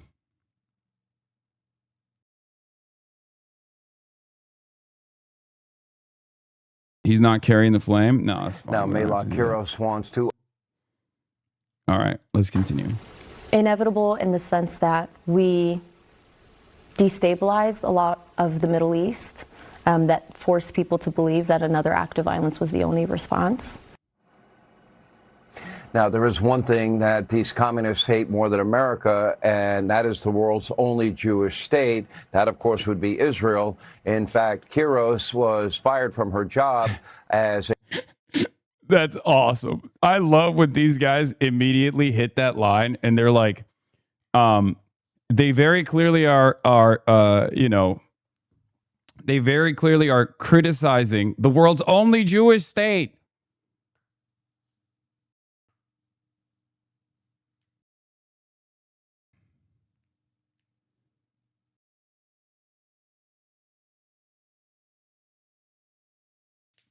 How dare they?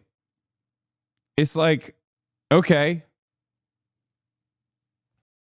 I don't know if you know this, Sham, but so are many other Americans. As a matter of fact, that's like the overwhelming majority of American positions on the issue. So I don't know who this is for. I don't know what's going on here. You know? A corporate attorney due to an obsessive... Yeah, they said the same shit about South Africa. It's the only white-ruled state on the African continent. Like, it doesn't matter. Public hatred for Israel. And apparently she thinks, quote, the Jews of Israel had it coming on October 7th when thousands of innocent men, women, and children, they were murdered, they were kidnapped, some were beheaded and abducted. Take a look at this. After October 7th, it felt like there were very different responses to what had happened. And, you know, I mean, everybody remembers, right, being on social media, seeing like some of the ways people were talking about Palestinians at the time. But I remember being on LinkedIn and like seeing other lawyers just like celebrating what they were seeing in Palestine. He just claimed that was a quote. Yeah, I mean, he's just playing fast and loose. The leveling of Gaza and the, you know, just complete destruction. And I was like, what is missing from this conversation where I could look at this as, you know, an inevitable consequence of apartheid, of occupation, decades of occupation, and somebody else could look at what Israel's response was and say, no, that's what we need to do. They need to be leveled. Now, Kiros has also called for an embargo on all defensive weapons to Israel, including ammunition for the Iron Dome. It would seem that she, you know, only has room in her heart for certain people. Dude, it's just funny. Like, again, I think these guys are playing with fire when they reveal these positions on Fox News. Like, you're quite literally telling your audience that Melat Kiros is unironically more sincere about the same exact demand that Donald Trump made when he was running for the presidency and won on that campaign promise. Isolationism, America first, reconsidering all of these all these weapons contracts that we have with all these other countries that are just like destabilizing the entire planet. That is what Trump ran on. That's what Trump won on. They play your stream clips like it's ISIS Salafist propaganda. I know, but the difference is I'm wearing a suit talking to a person who is going to be the next congressperson from Denver. It doesn't hit the same. You can't just present us as like these crazy guys who are, militant and in our defense of Islam and want Islam to take over the world or whatever the fuck, Shout out to the one Fox viewer that made that connection. I think we got to give people more credit, especially at this stage.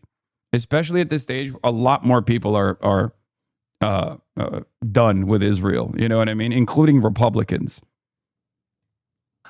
Especially if they are trans children. Take a look. I wrote all of our policy page a year ago now, but we're updating it this week. And some of the things that we're adding in, there's also a trans Bill of Rights. It is, I think, incumbent upon us to be proactive in this fight. I think we've been on the defensive, and I think there are Democrats that have even considered abandoning our solidarity and our advocacy for the gay community, particularly for trans people and trans kids. And for that, I would say then you're not a Democrat. Now, like every other socialist that's running, Melat Kiros espouses a set of truly insane ideas designed to completely destabilize the country and make life worse for everybody. The goal, destroy America from the inside out and replace our country with a communist utopia. By the way, if successful, I promise you there will be no utopia. There will be suffering. There will be broken promises. There will be pain. There will be more poverty. And at the end of the day, a loss of freedom in the name of false security. Now, it's way past time for Democrats who still love America to stand up against these communist bullies. But the Democratic Party is full of nothing but power-hungry moral cowards at the moment. And sadly, but for John Fetterman, patriotic Democrats are now few and far between. Take a look.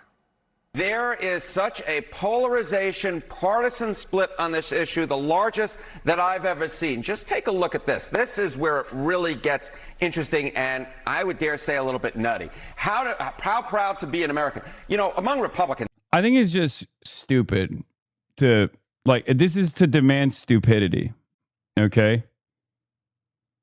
I want to be proud of America. And there are certainly concepts that America has defended, even though the Trump administration is trying to destroy them, that are great, redeemable. We should be proud of them. But there's plenty of things that America has done that we shouldn't be proud of, right? We have this legacy. We should be honest about it. We can't advance American society. We can't change the American trajectory if we don't acknowledge some of the existing issues and some of the issues of our past.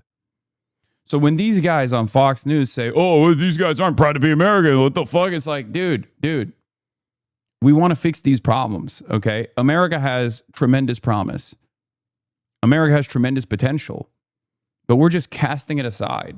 We're throwing it away at the altar of profit, at the altar of super profits for a handful of parasitic capital owners that don't have any loyalty to America or, more importantly, to Americans or anybody else.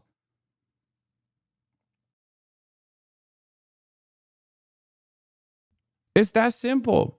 That's why I always say, look, America, the entity, is one thing. Americans is an entirely separate thing.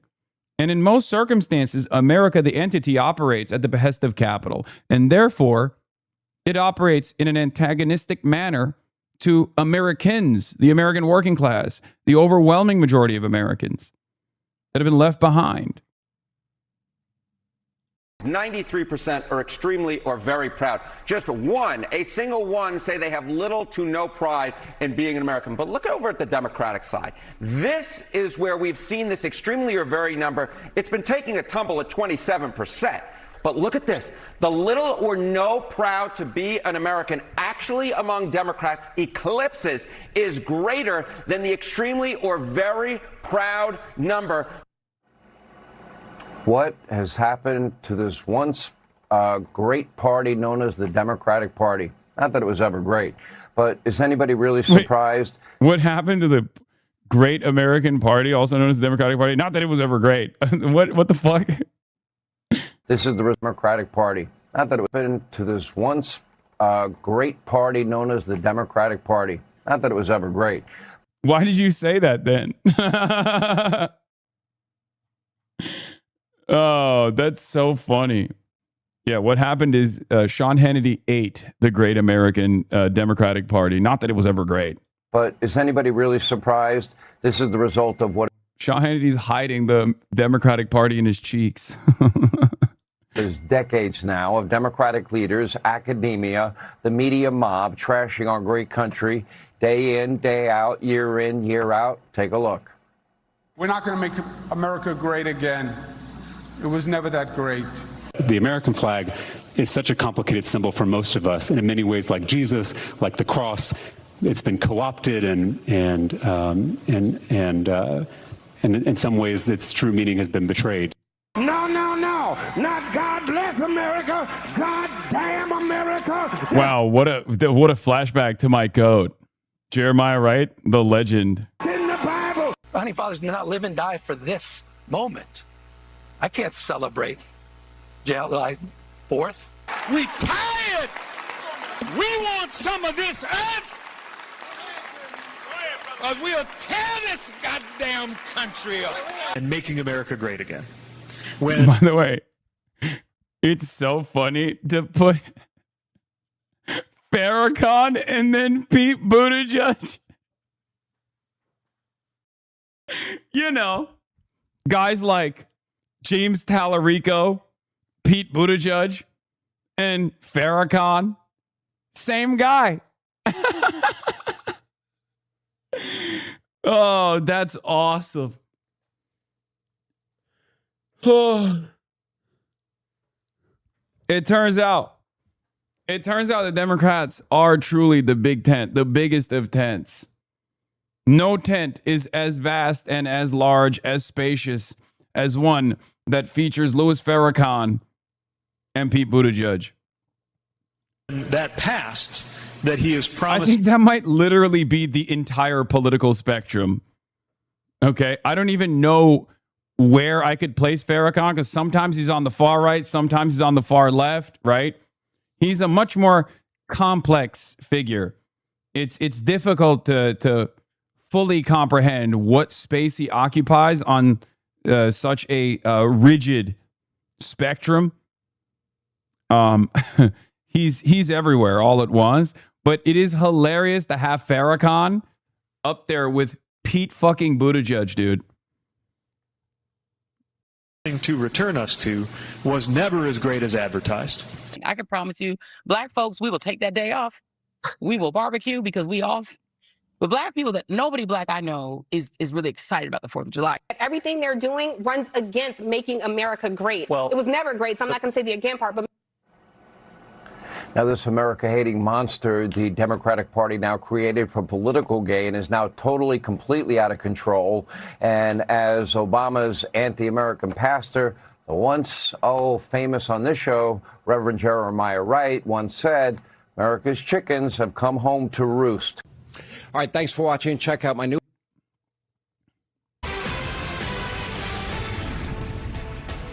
God, I'm going to be honest, dude. This is my favorite shit to do.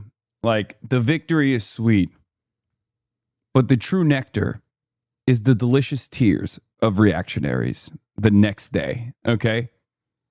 Victory is fantastic in and of itself. We're advancing a cause. We're putting people into key positions of power. But God damn it, I love Hogwatch so fucking much. I love it. I can't get enough of it, dude. It's the best kind of tears.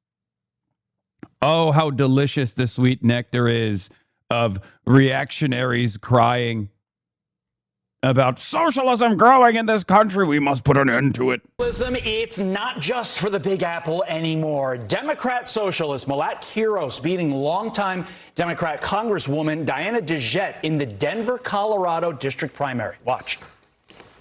And to every single progressive running for office in Colorado, across the country, across this state for inspiration, for solidarity. Tonight we saw wins down ballot. We saw Cello win. We saw Iris win. We are winning from coast to coast, from every level of office. We are taking back our party and our country. So could this be the latest sign that Democrats are losing their grip on the party? Our next guest has been telling us this was going to happen, that socialists would try and take over the party and then the country. Host of Politics in Perspective, Tom Del Picaro. Tom, is the socialist spread officially upon us with this result in Colorado?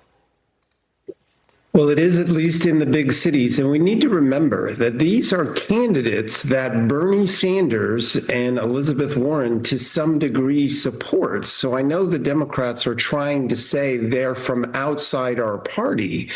But we remember the theme of class warfare and tax the rich and...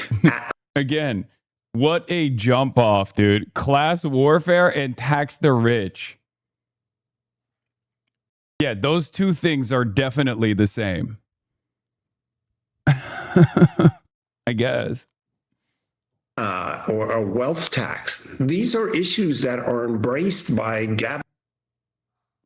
Like, what these guys mean when they talk about class warfare, obviously, is like, you know, gulags for anyone making over like $100,000 a year or whatever hysterical nonsense they believe, right? Obviously, that's what they're referencing when they talk about class warfare. That's you know, it's hysterical, it's ridiculous. But it's really funny to then say class warfare and then turn around and go, it's taxes on the billionaires.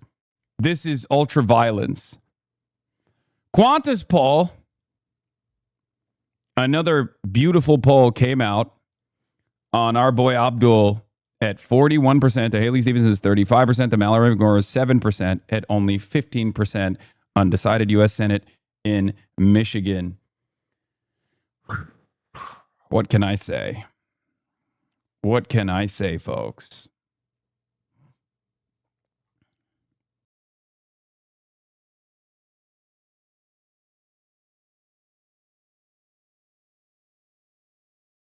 Oof. Anyway, let's continue. We'll get to that in a second. Newsom on the left coast and on Elizabeth Warren on the East Coast. Elizabeth Warren. James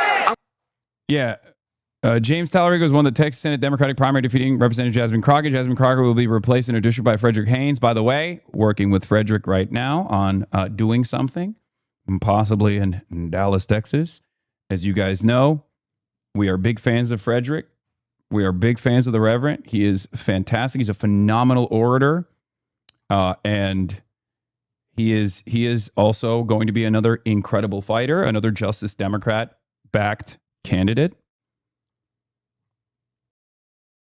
So it's Tex-Mex time, baby.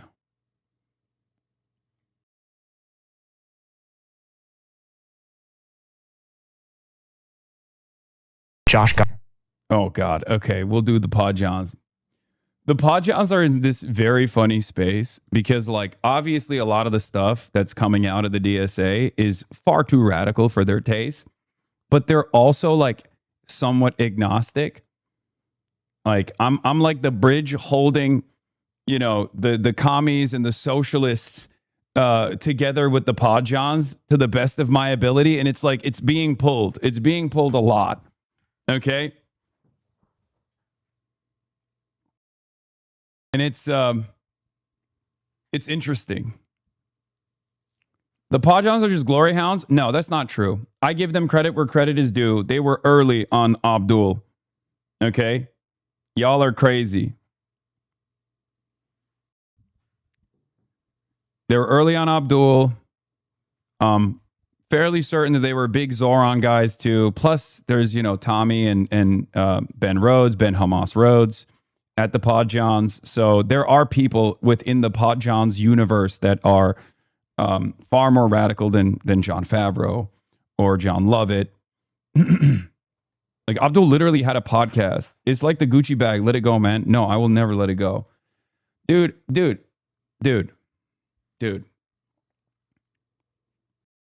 You need to understand something, okay? Let me cook. It's worked so far. Let me fucking cook.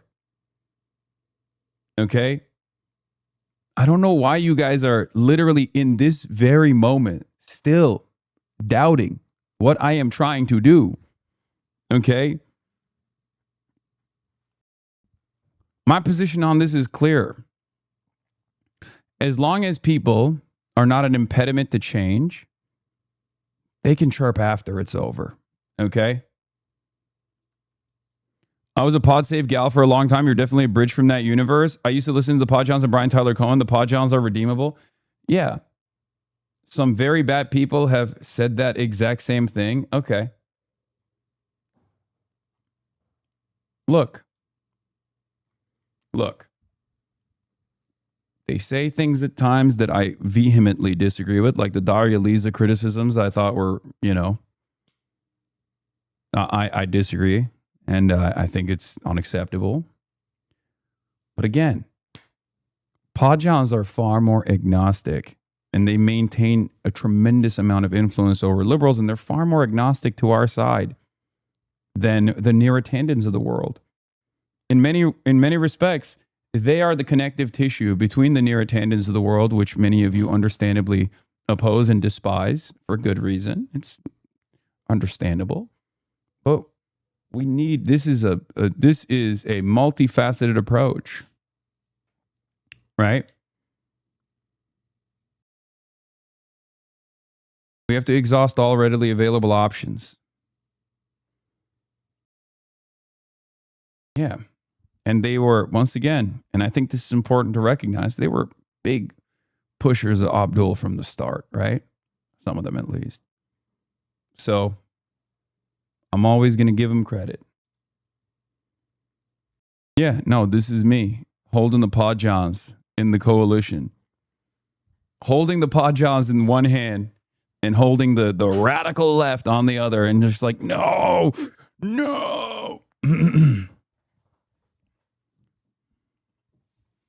They're not going to be full-blown socialists or communists or anything like that. Okay, it's just not going to happen.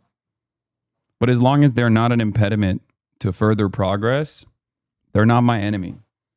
I think I have a fairly reasonable approach to this stuff.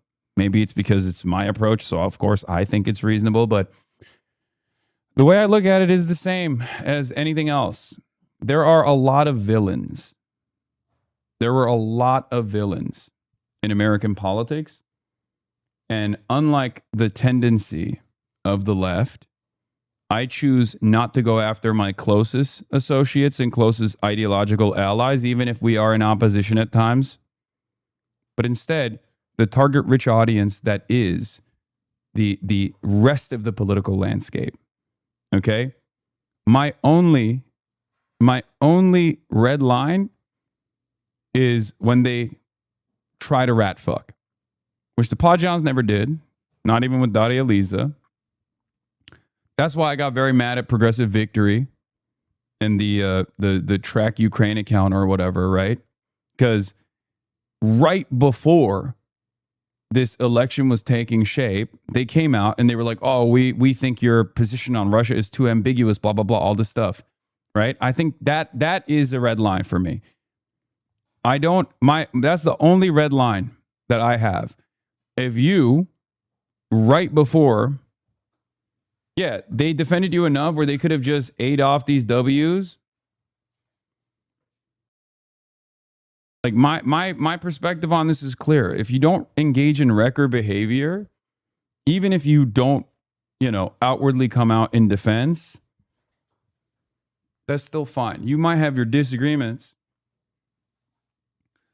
but you're not an active impediment. I'll give you this. I'll give you an argument. Peltolta, right? Am I saying her name right? Alaska. She's not a progressive. As a matter of fact, she's a fairly conservative Democrat. Peltola, sorry. She's a fairly conservative, run-of-the-mill Democrat. If it came down to the wire and Peltola was the single seat that gave the Democratic Party the majority in the Senate, you think I'm going to be like, well, I don't know about her opinions on this or that. Are you fucking insane? Are you fucking insane? Okay? It's that simple. I've even made the same argument about Adam Schiff, my own fucking senator, right? My own senator.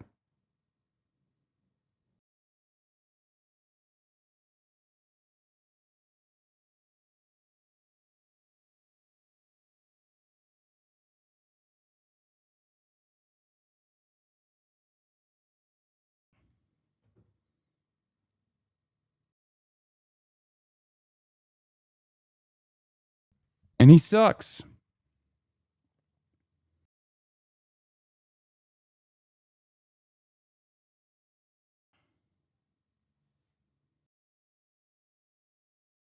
We're going to carry the flame today? You already missed it. I already did carry the flame today. I already did carry the flame today, partner.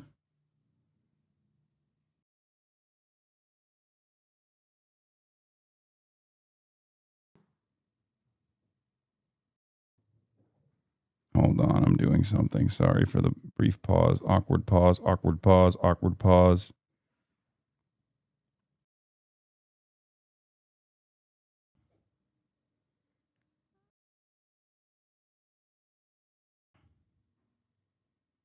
Hold on, hold on.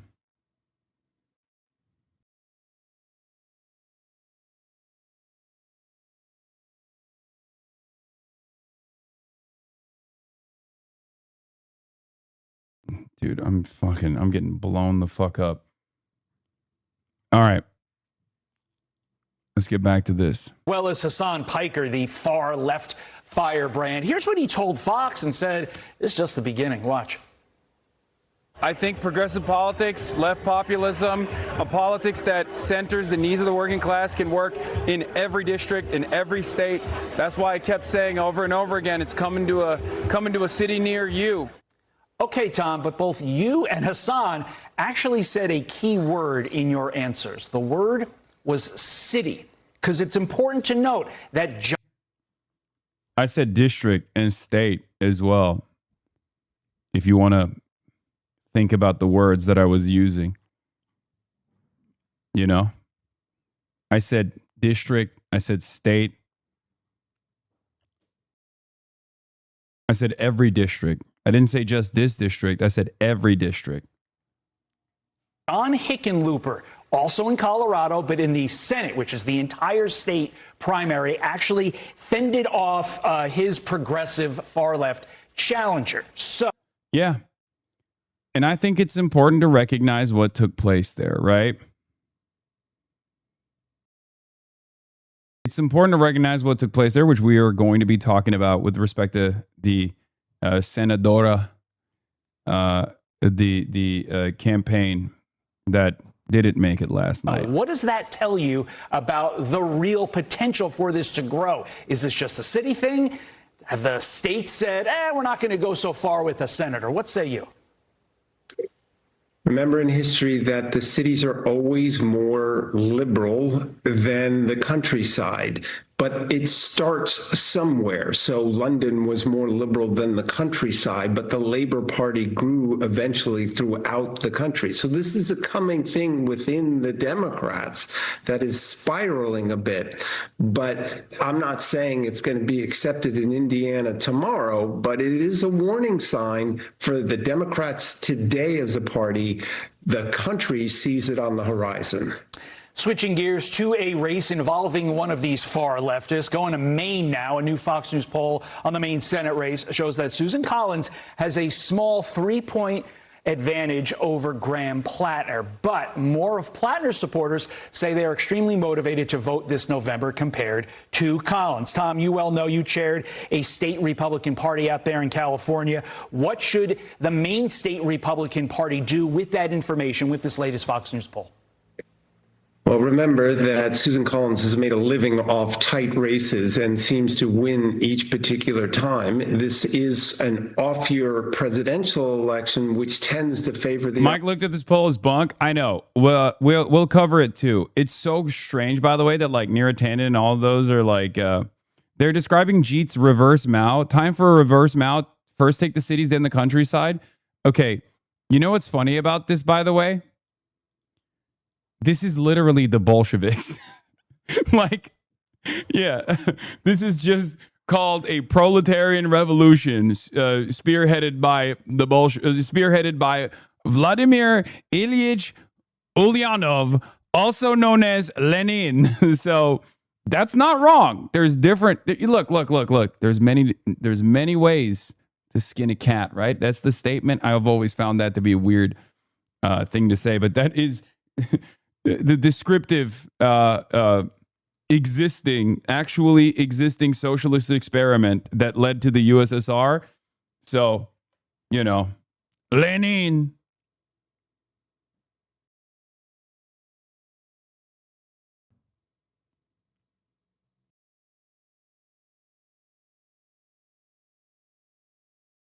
Hold on. Yeah, it's just any socialist movement in Western Europe of the late 19th and early 20th century. Yeah, the DSA does rely on city activism, not because the cities are more left, but because that's where DSA activists are concentrated. Got to get those numbers up. No, I think the other reason why is also because the cities have, the cities have better public transit in comparison to rural areas, okay? That is a huge part of this. That's why if you look at the state of California, the places where the DSA was most active was San Francisco until it got fucking eviscerated by the tech neo-feudal overlords. Okay, it's density. That's part of the reason. Because look, the proletarian revolution or revolutionary organizing in the aftermath of the Industrial Revolution took place at the assembly line. When you're packaged together, it's much easier to unlock class consciousness. It's much easier to immediately recognize the antagonism between yourself, your fellow workers, and your bosses. Okay? Density is almost a requirement for this kind of organizing to take place. That's part of the reason why, you know, the American working class has never gotten off its, never been able to fully create like a national revolutionary movement or a network. That, and of course, you know, the unlimited barrage of attacks from capital owners. But that's a huge part of it. You have to be around your fellow men and women to recognize how similar your interests are, how similar your class interests are. And that's part of it. It's part of the problem in America. It's really hard to organize in suburbs or especially in rural areas. It's too far apart, too few shared experiences, too much conservative interest in property ownership. Yes. Density is a secondary factor. The big deal was the fucking lecterns who are unironically the 19th century Twitch streamers. Yeah, this is the Pravda, baby. Straight up. In some ways. I mean, I don't take myself that seriously, but.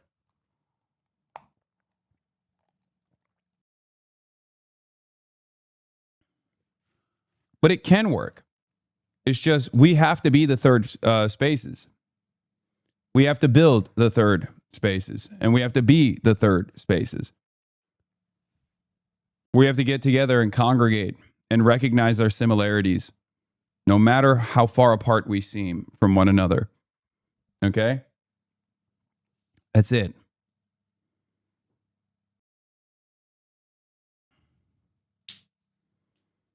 The unfortunate reality for many in the heartland, and especially in the Deep South, is that that third space, that place of community, is mega churches led by psychopathic evangelical televangelist pastors, right?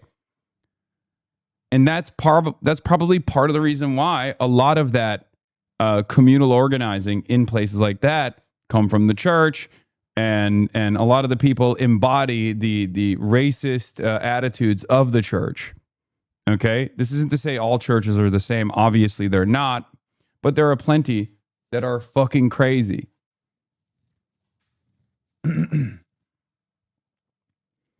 That's it. Party we know.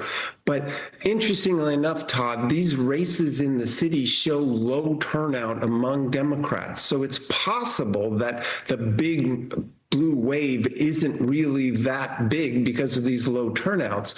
But if I'm in Maine, every single vote's going to count. There's no question about it. And people need to understand Graham Plattner's positions in addition to the manner in which he draws art. Oh, it's great. Yes. Yes. Please understand Graham Plattner's positions. Oh my God. Fox News, please, I beg you. Please, please, please, please talk about and expose the nasty positions of Graham Plattner all the time on your broadcast 24/7. That would be so horrible. On his body. Sure. Duly noted. Tom, appreciate your insight this morning. Thank you, sir. All right. All right. Be sure to like and subscribe. Nice to see David out of his suit. Radical socialist surge aims to dismantle America, Laura Ingram says. Let's go. Collar unbuttoned a little bit. All right, President Trump's visit, meanwhile, comes as the socialism surge spreads west. A far-left congressional candidate who called 9/11 and the October 7th attacks on Israel inevitable has knocked out a 29-year incumbent in Colorado. Our chief congressional correspondent, Chad Pergram, is reporting live on the Hill. He's got an update on all of that for us. Hello, Chad. Sandra, good afternoon. Diana DeGette has served in Congress since 1997, but 29-year-old Melat Kiros beat DeGette in the Colorado primary last night. It's the latest swing to the left by the Democratic Party. We will not wait! We will not wait to abolish ICE and pass Medicare for all! We will not wait to put an end to the politics of the past, to get big money out of our politics, and to reject corporate PACs. And no, we will not wait to end the genocide in Palestine. Democratic socialists have racked up wins. They knocked off 2 incumbent Democrats in the New York primary last week. The left has a vision for the country which diverges from what mainstream Democrats have pushed for years. And progressives that are winning, they're winning on platforms like Medicare for all, universal health care, universal child care, raising the minimum wage. And the reason that Donald Trump has to pivot from saying socialist to saying communist now is because socialism is actually quite popular. Republicans oppose radical ideas advocated by the left, but in a strange way, the GOP believes this could actually help their party hold the House. Republicans say the progressive agenda frightens the very voters Democrats hope to court. We're no longer in a battle. Yes, Pramila Jayapal did endorse DeGette quietly, like right before the election. It's okay. She's former head of the Congressional Progressive Caucus, had to defend her, former caucus member. It is what it is. It's fine. It's the Pramila Jayapal cycle is what they're calling it. Okay? Between Republicans and Democrats arguing over marginal tax rates or the size of regulation. This election and this year and the arguments and the things that are happening in Congress right now is a contrast between people who love the country and its founding principles and those who have open disdain and hatred for them. Now, these Democratic socialists will likely win their seats this fall, but the question is if Republicans can nationalize the election. That could make it hard for Democrats to win in swing districts. Sandra? Chad Pergram live on the Hill there for us. Chad, thank you. John? All right, Sandra, let's bring in Laura Ingram, host of the Ingram Angle. Laura, it's great to have you with us this afternoon. Great to see you guys. Thanks for coming She's my rep. We must primary. Pramila Jayapal. Okay, guys.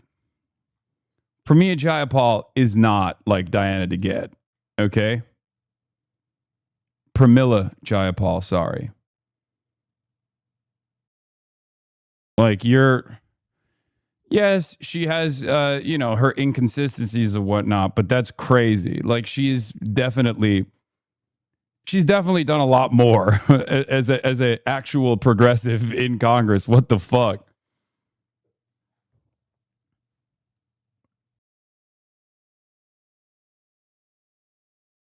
Jesus Christ.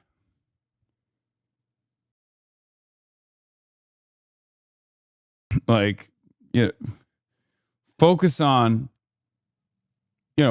better targets. There's definitely better priority targets instead of Pramila Jayapal. She literally just went to Cuba. You know what I mean? Are you sheepdogging, bro?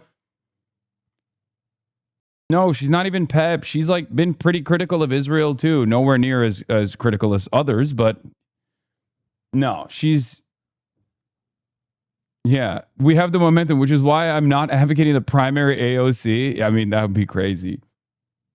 In a bit early. So here's how Politico Playbook described Melat Kiros' win over Diana DeGette last night. Quote, PhD student and part-time barista with no political experience taking on a 30-year member of Congress who outraised her 2-1.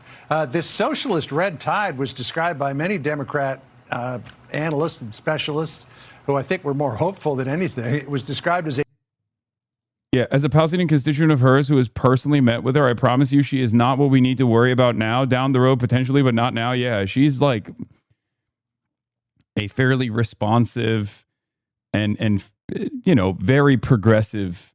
Like, guys, she was literally the head of the Congressional Progressive Caucus. Like, she actually is a far more progressive than the average congressperson. Remember, grading on a curve, right? Grading on a curve. Grading on a curve. New York only phenomenon. Clearly, it is she has the 12th most left voting record amongst like 400 plus people. You know what I mean? It's crazy. No, I mean, remember in 2009, the Republican Party had its own eruption with the Tea Party. I was at a lot of those events. In 1979, Ronald Reagan shook up the Republican Party from the old guard, and he ended up winning huge, obviously. But this is their moment, and they're not messing around. They want the party to change dramatically from the old Clinton, even Obama era of, a period. Why not, though? Do you think she would win, or do you think this would have some cost for races elsewhere? Why not getting a better representative where you can get? Do you like her? Or do you think she's good enough? I think people like Pramila are so far above the rest of Congress in terms of their progressive legislative track record that exhausting already unbelievably limited resources on someone like that is insane.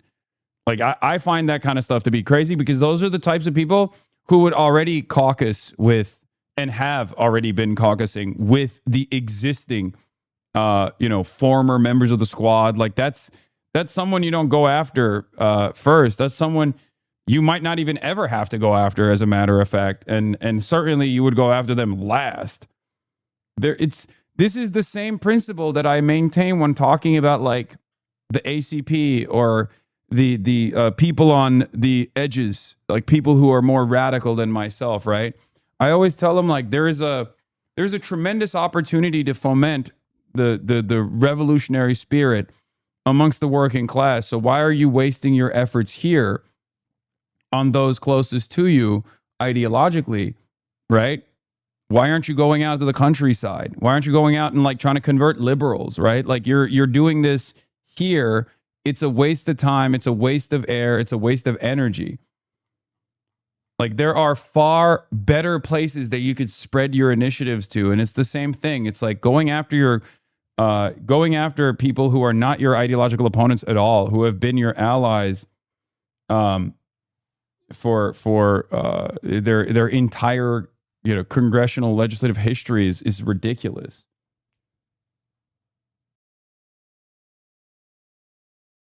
Do you know what I mean?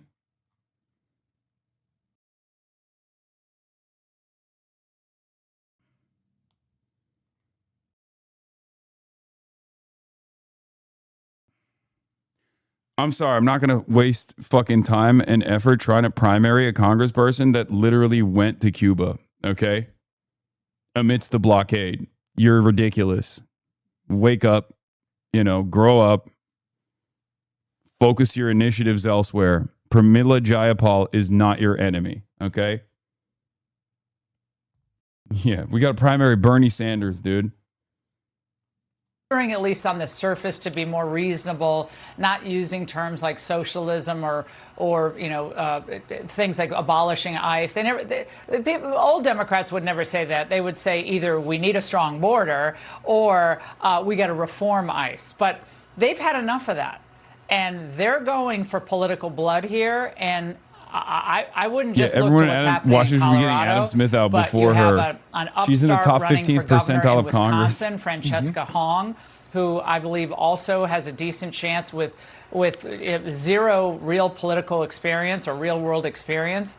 And so this is What is your real world experience? She's literally from the working class and has political experience as well. You just said that because you don't know anything about her fucking background. That's so stupid. That's so stupid. Plus, guess what? It turns out this whole like political experience nonsense, ironically enough, was already defended on the Republican side. Guess who had no fucking political experience and became the president, and you love him? His name is Donald Trump. That's number one. Number two, another great example of this is someone who had no experience running a city as large as New York City, Zoran Kwame Mamdani. It turns out these kinds of seats are better occupied by those who are green. Okay? Those who are occupied by green senators and green congresspersons, green governors, rather than those who have calcified in their lack of interest in making any changes whatsoever. Yeah. Political experience in this day and age is seen as a liability because for the last 3 decades or so, our trajectory has been downward. But Francesca Hong already has political experience on top of everything else. So it's ridiculous.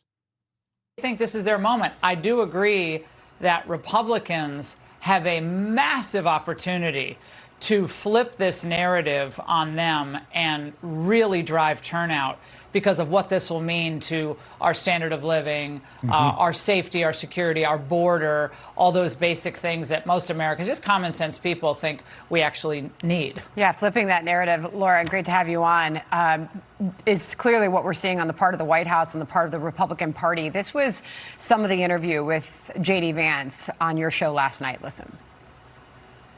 It is communism, Laura. This is not, this is not raising taxes a little bit, however much we might disagree with that. This is abolishing the police. This is let criminals run amok in your cities. This is flood your country with low-wage third world immigrants. And importantly, it's confiscating wealth, not because we want to make anybody's life better, but purely out of resentment. Will Republicans get through to voters with that kind of messaging, Laura? Oh, I think so. I mean, look, you had Chris Murphy the other day, a senator from my home state of Connecticut, say, well, I might not agree with everything, essentially, but they're bringing a lot of energy to the party, and capitalism really hasn't worked in many ways for many people. I say to my old Connecticut Yankees, Colt Manufacturing, Pratt Whitney Aircraft, Electric Boat, Sikorsky, Otis Elevator, all the great manufacturing history of Connecticut. Now all the hedge funders and all the private equity guys who commute in from New York and live in Greenwich, are they ready to have their wealth confiscated and the end of capitalism? How is that going to work out for Connecticut? So I think in the end, a lot of Democrats may think, oh, this is great energy, but in the end, people vote with their feet. They're going to leave a lot of these jurisdictions, and this will be a short-lived phenomenon that I think could actually propel the Republicans to victories they might otherwise have really had to fight for. Yeah, capitalism hasn't worked for some people, but socialism hasn't worked for anyone. Anyone. Thank you, John. There's always that choice as well. Hey, so again, this was seen as a New York-only phenomenon, but take a look at this. The number of far-left candidates who have won primary elections this year. I mean, that's enough to fill up a wall. That is a full 28-member MLB team roster. And what's interesting is that, back in the 1960s, there was a socialist surge, but no overtly socialist candidates ever were elected to Congress. This time around, things are far different because these people really want to shape the Democratic agenda. Yeah, and I think the difference between like the 70s, where you had a lot of these anti-American movements crop up across the country, and a lot of them were supported by the old Soviet Union, remember? There was a lot of influx of support there. But you're right, John. I think now there's such a deeply embedded sense of anti-Americanism that has been inculcated in our schools. That has really had a profound effect. Republicans have been talking about school choice and revamping education for years, but the left's stranglehold on our public schools, many of our private institutions, our universities, then the influx of immigrants. A lot of these candidates are God damn. New, are either the children of new immigrants, like of course from Ethiopia. That's awesome. That's awesome. This socialism shit is all immigrants. Why is Adam Hamawi black and white, by the way?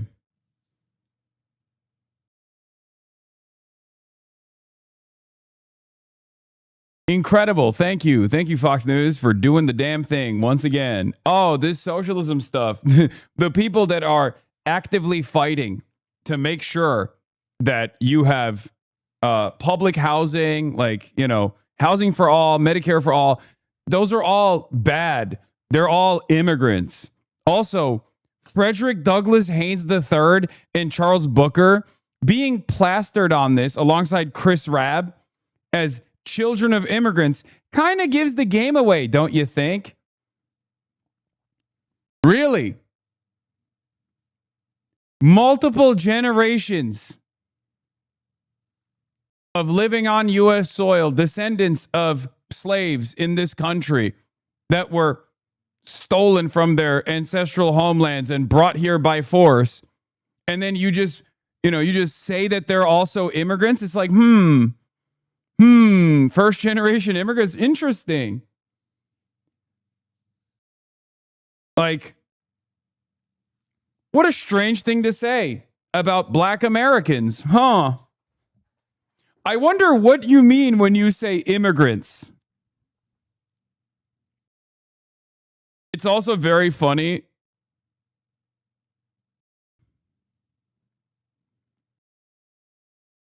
to put fucking Bob Brooks on there and Brian Poindexter and Graham Plattner. Like, it's like, really, those guys, those are the foreign born. Those are the foreign-born immigrants that are ushering in an era of communism in this country. Very cool. Ethiopia or Uganda with Mamdani, Ethiopia with Kiros. So they come to this country, and it's not like the old days. You're like, you come here to love the country. You come here to be American. You come here to dismantle America. That's what's new here. And that's what the Republicans really have to work on next, which is a complete educational renewal and restoration about the greatness of this country with a clear look of, our ups and downs of history, our mistakes. But if you teach kids to hate the country and hate capitalism, that's not going to end well for America. And clearly, Democrats have some work to do, Laura, when it comes to finding out who is the leader of their party or who they want to be the leader of their party. Axios, with this headline, Harris reaches out to Mamdani, pro-Palestinian activist and run up to 2028. Harris and her team have also been reaching out to pro-Palestinian activists during the past year, including at least one who helped lead the Uncommitted movement, which grew out of opposition to former President Biden's policy on the war in Gaza. Is Kamala Harris making a comeback? No, Kamala Harris is being Kamala Harris. I mean, she's never had an original idea in her life. She's always blown with the wind. There's no philosophical underpinning of the woman who is Kamala Harris. She was a creation out of San Francisco politics, and she rode a wave. And she rode a wave to the White House as vice president, was a disastrous vice president, was even a more disastrous. I'm not saying anything, but I mean, clocking it a little bit. You know what I mean? Just a little bit. Just clocking her fucking tea a little bit, okay? Disastrous presidential candidate, and she's still trying to babble her way through interviews. I mean, I this is what I'm saying. I think the Democrats should go all in. Nominate AOC in 2028, and let's have this argument once and for all. Freedom and capitalism and American sovereignty or socialism and redistribution and open borders. All the good things or all the bad things. Just say what. Okay, I'm not. We're not bringing this back. We're not bringing this back. We're not bringing this back.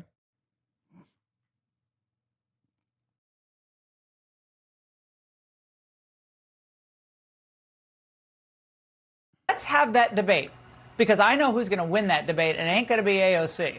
So it seems, at least for the time being, a lot of establishment Democrats are kind of whistling past the graveyard about this insurgency. Listen to this short little montage. Yeah.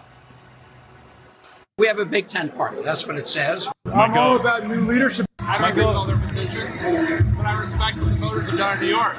That's not reflective of the entire country. Every district determines who they want. We may not like it.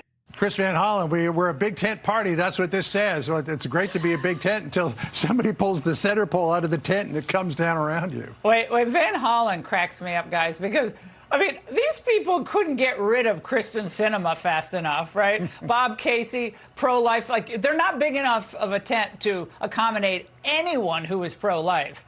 And they will try to dump John Fetterman as fast as they can. So the idea that these people are big tent, you know what they are? They're scared. They don't have any solutions for the American people. Their ideas have failed.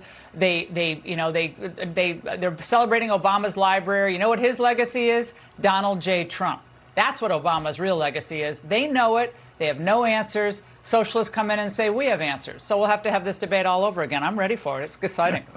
Hey, Laura, we hope you come back again soon. We'll see you tonight. Thank you so much for joining us. Great to see you both. Awesome show. Awesome. Thanks, Laura. Appreciate it.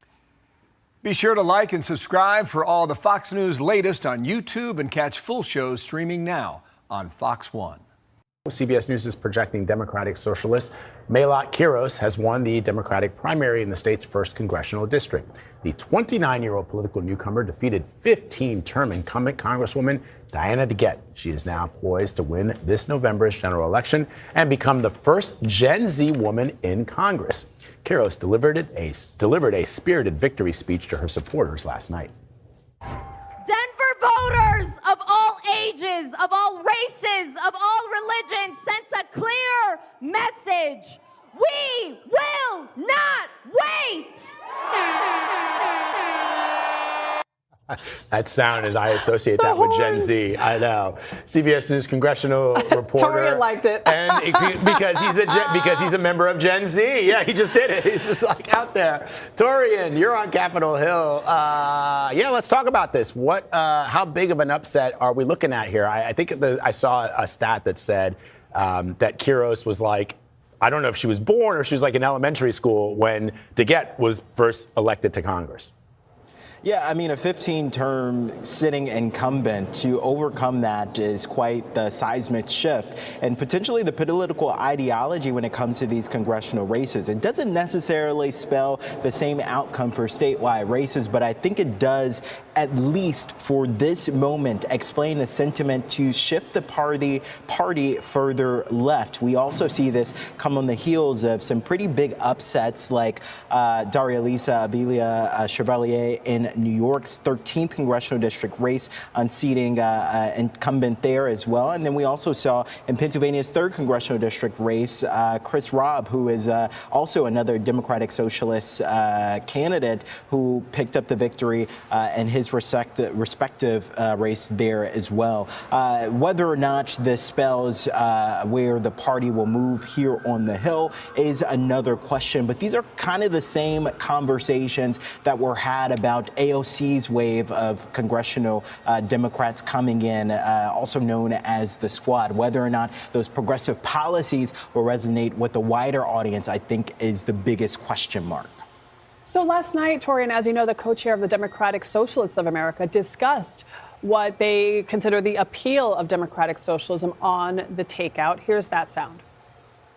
In Congress, they are pretty fed up with the... Dude, it's been so funny watching DSA folks all up and down mainstream media. It's awesome. It's fucking awesome. It's also been very funny to have the centrist Democrats reveal their true colors. it's probably not looking too great for Hutch right now. He endorsed Mallory McMurrow, if you guys recall, who just recently was trailing at like 7% in the last poll that came out of the Michigan Senate primary. Not especially close. 78% of the vote. United States House. She's like a 30-year incumbent, you guys. He's about to say, but she's been in there for a long time. Representative since 1996. Bro, they DSA'd a 30-year incumbent, you guys. Kiros, who has lost. What? How old is Melat? God damn it, I'm never going to get this name right. Melat Kiros. She's 29 years old. My goodness. This is a Star Wars name. Let's be honest. This is a name of just. I'm sorry. What? This is a Star Wars name? Wow. Wow.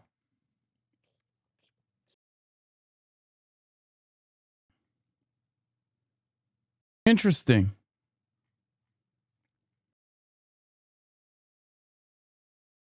Bro came in hot. I love that reaction. Some extra character in some saloon, in the Star Wars universe. This is a made-up name. That's another kind of humiliating loss, guys. I mean, it cannot be overstated. It cannot be overstated just how much the Democratic base right now is revolting against the perceived establishment, or just like the establishment. It's a real thing. Denver guy here, all of this makes sense because the people who were incumbents were, to quote, Hall & Oates out of touch. Interesting. The Marxists are coming. Yeah, true. I'm actually blown away at some of these outcomes. Hutch, how worried should I be? I can't. Listen, I don't think you should be that worried. It's kind of predictable. Like, we've seen this trend, this pretty consistent trend across the country where the Democratic voter base is just not satisfied with the Democratic Party. And so everybody's getting, like, all the incumbents are all like kind of, not all of them, but like, they're having a rough go of it. But again, we can reasonably expect that there will be about 6 DSA Congress people when the next. Dude, who the fuck is looking at this guy for insightful analysis? I don't understand. I mean, I guess like all 30 people. Congress with Democratic Party leadership that is not representing working class values. So we are organizing for policies that are popular with working class Americans all over the country, for higher wages, universal health care, to cancel student loan debt, and to redirect resources from ICE and militarism to meet our needs right here at home. But Torian, as you know, a former DSA member was not able to overcome the incumbent in Colorado's Democratic primary for U.S. Senate. So is this Democratic Socialist message perhaps not connecting as widely as some may believe? Yeah, Senator Hickenlooper is pretty popular, and I think he rested on his laurels, the fact that he has a larger name ID versus his primary opponent. As you can see there, he won handily against Julie Gonzalez, and he didn't necessarily have to preach about his progressive values to pick up the same constituency that got him in office in the first place. I think the challenge for these up-and-coming movements like the Democratic Socialists of America. All right, so let's talk about Julie Gonzalez. Okay, so here's the problem, in my opinion. Okay, obviously at this point we've notched a couple of victories in not statewide races necessarily, but races in districts, blue districts for the most part. And one of the things that I have somewhat grown accustomed to is right now, for statewide electeds, especially in a state like Colorado, no matter how blue it is, there is still fear of the association with DSA. Okay? For Julie, it's a really interesting predicament because Julie Gonzalez has been a fighter, whether she was pushed by the DSA or whether she was on her own, invested in this cause, doesn't matter. Her track record was a lot more bold than the way she carried herself throughout her candidacy, throughout this election. And it it was so interesting that even I called it out, if you recall, when we were having a conversation. So Julie is great. She's great overall. But I think it spoke to her instinct, because being timid in this moment and moving away from the left is not going to satisfy the right-wingers, and it's not going to satisfy the left either.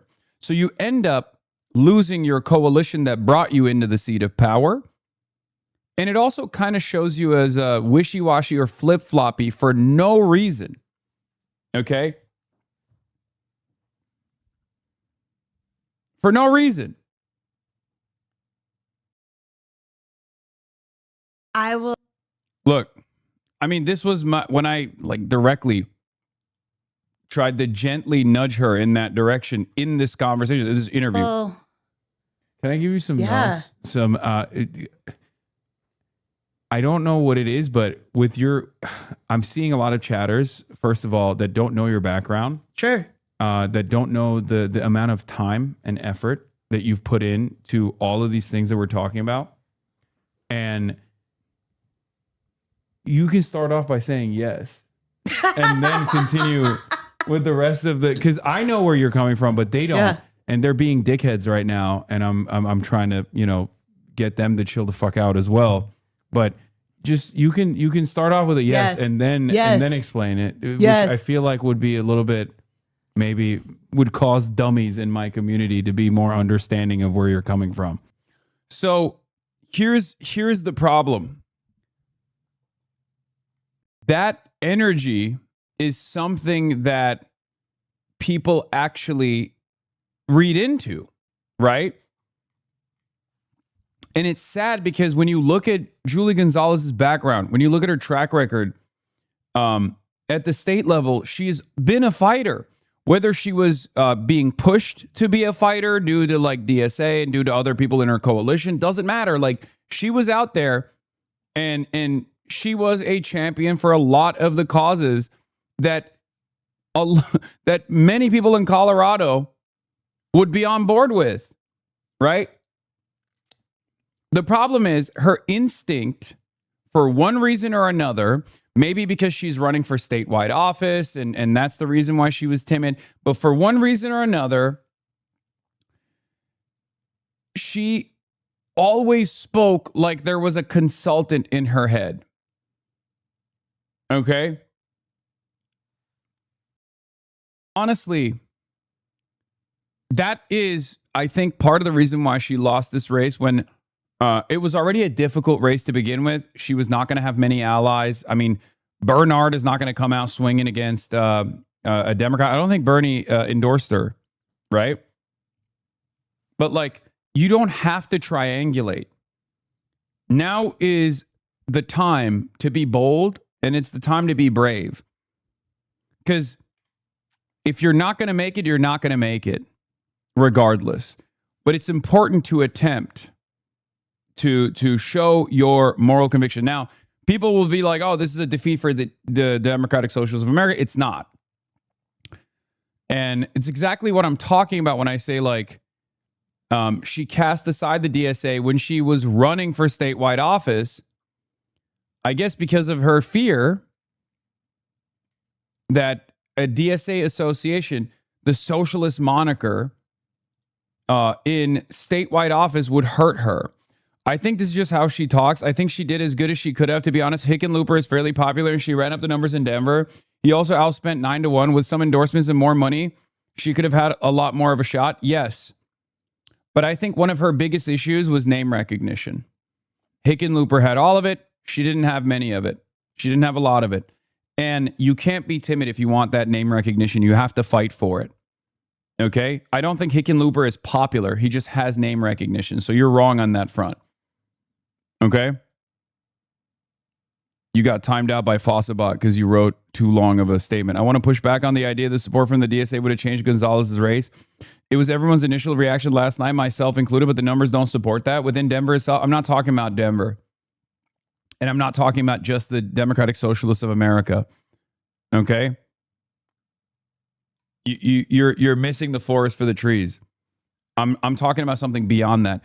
I'm using her unendorsement of DSA or her unaffiliation with DSA, allowing her membership to lapse, and then trying to like run away from that the ideological moniker and the baggage that she thought it carried, and what that says about her instincts and how she was running in this race. The only example I can use here is Abdul al-Sayed. Abdul al-Sayed is not a democratic socialist. He's never been a socialist, but he is a fighter. Okay? I'm not saying that the DSA's ground game is so good that it makes or breaks candidacies at all. I'm not saying that. There are, DSA's had victories, especially in this cycle, but there will be defeats too. My point here is not about DSA. What do I always say? The fundamentals are what matters. That's what makes or breaks a campaign. If you have a candidate that has the policies and also can communicate those policies honestly, right? Can communicate themselves as an honest. Hold on. Doors open. Okay. But can communicate those policies in an honest manner and show that they're a real fighter, show that they're a real champion for a real champion for the working class, then they can do that. Then people will respond positively to it. I think it's that instinct of shying away from DSA affiliations and being like kind of skittish about that background. It shows that your instinct basically is to try to moderate somehow. Even if you're like a very progressive champion of many progressive causes, like you were in the right place at the right time, you were ahead of the game.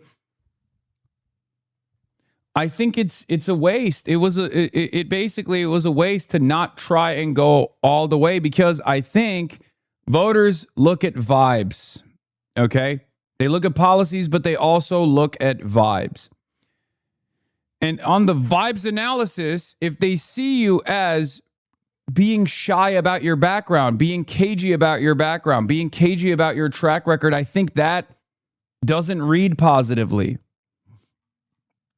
My impression from chat and DSA people is that they see this as proof that running with DSA would have won her race, but they just don't have the ground game outside of Denver where she already outperformed Kiros to make that happen. Unlike what Deep said yesterday, there were no Kiros Hickenlooper voters. Incredible coalition between Kiros and Gonzalez. Denver's commie corridor is visible from space. Progressives also ran strong in the plurality, Black Northeast, Hispanic Southwest vote, splitting likely, though vote splitting likely helped Kiros in the former.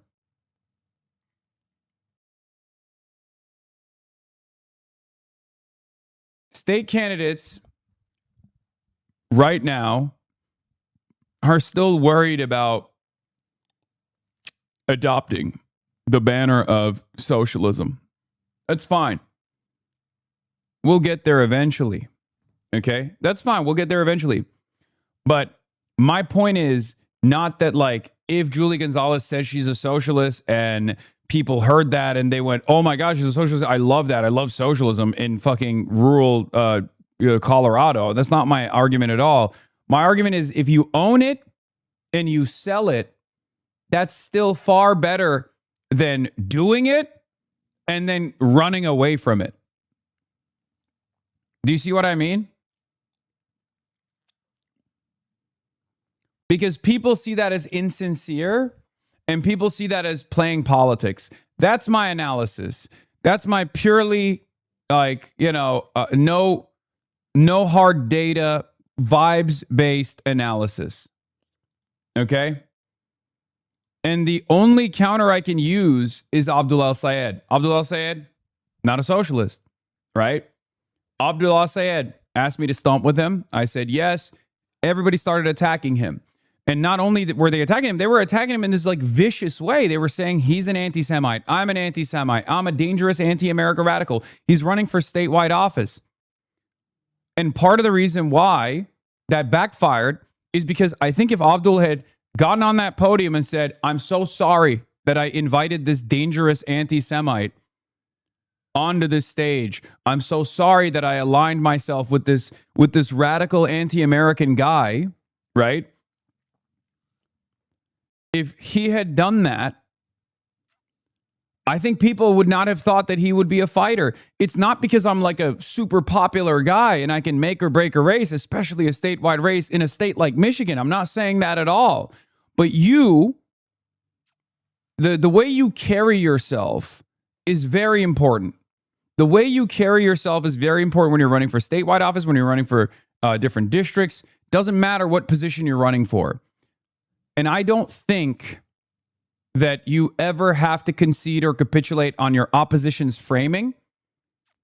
And if you show backbone, if you take a principled stance, I think most people will reward you for it because they see that as a different kind of politics. Okay? Yeah, head up, chin up, 10 toes down.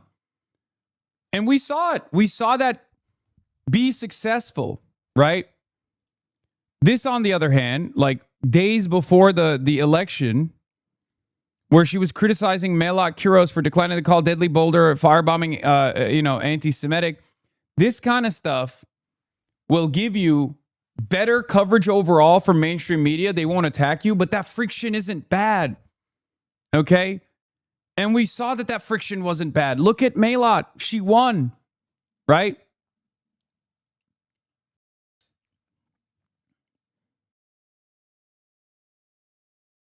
I think you have to be more steadfast. That's what I think. I think you have to be more bold, and you have to sometimes eat those attacks. Even if you're running for statewide office, you have to be proud of your accomplishments, stand by what you fought for, and also go on the attack against your opposition. You know? I canvassed a lot for Julie because I could tell from 3 weeks out that it was going to be a much harder battle. I had a lot more fun canvassing for Melat for whatever reason. The Melat energy was incredible among the volunteers. People that I talked to who knew who Melat was, sometimes very negatively polarized against her, but nobody knew who Julie was. Exactly. That's part of it. That's an uncharitable reading of what she said. They called her and asked her if she agreed with the statement that it was not anti-Semitic, and she said no. She never said anything about Kiros. So here's the thing. There's a reason why Julie Gonzalez did not get the name recognition that she deserved if we're judging her by her past, okay? It's because she was trying to play it safe because it's a statewide office, and she was worried that too much friction would have caused negative polarization against her. And I don't think friction is bad, especially if you have conviction, if you demonstrate courage, and if you have the capacity to do the same judo that Zoran was able to do, that even Melat was able to do. I think that is the meta. That is the new method. And I don't think Democrats recognize that yet. I think some of the more progressive candidates, especially ones that are running statewide, have not recognized that yet. I think Graham Plattner did a good job with this. I think Abdul's doing a good job with this. And those who do a good job with the barrage of misinformation and smears that the media dumps on you, that don't stand by and say, I'm so sorry, I'm going to change my ways, all this stuff, and capitulate with the hopes that mainstream outlets will stop pummeling you. Those who just are steadfast in their approach and stand by their convictions will get rewarded for it. And of course, obviously, an AOC or a Bernie endorsement would have, a Bernie endorsement would have destroyed John Hickenlooper, for the record. I will say that. If Bernie Sanders came out and was like, Julie Gonzalez is my girl, she would be the next senator out of Colorado. So it's sad.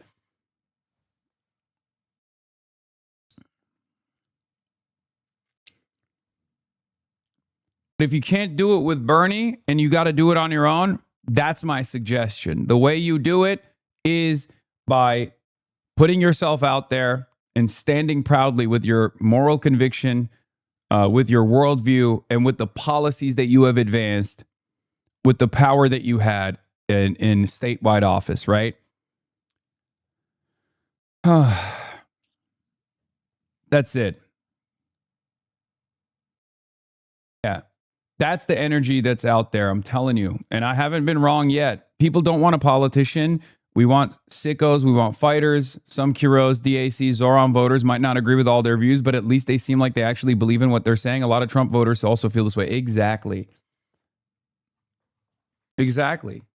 Have to appeal to a broader audience if they want these statewide races. But for now, it appears that establishment Democrats like himself could rest comfortably on just their name ID.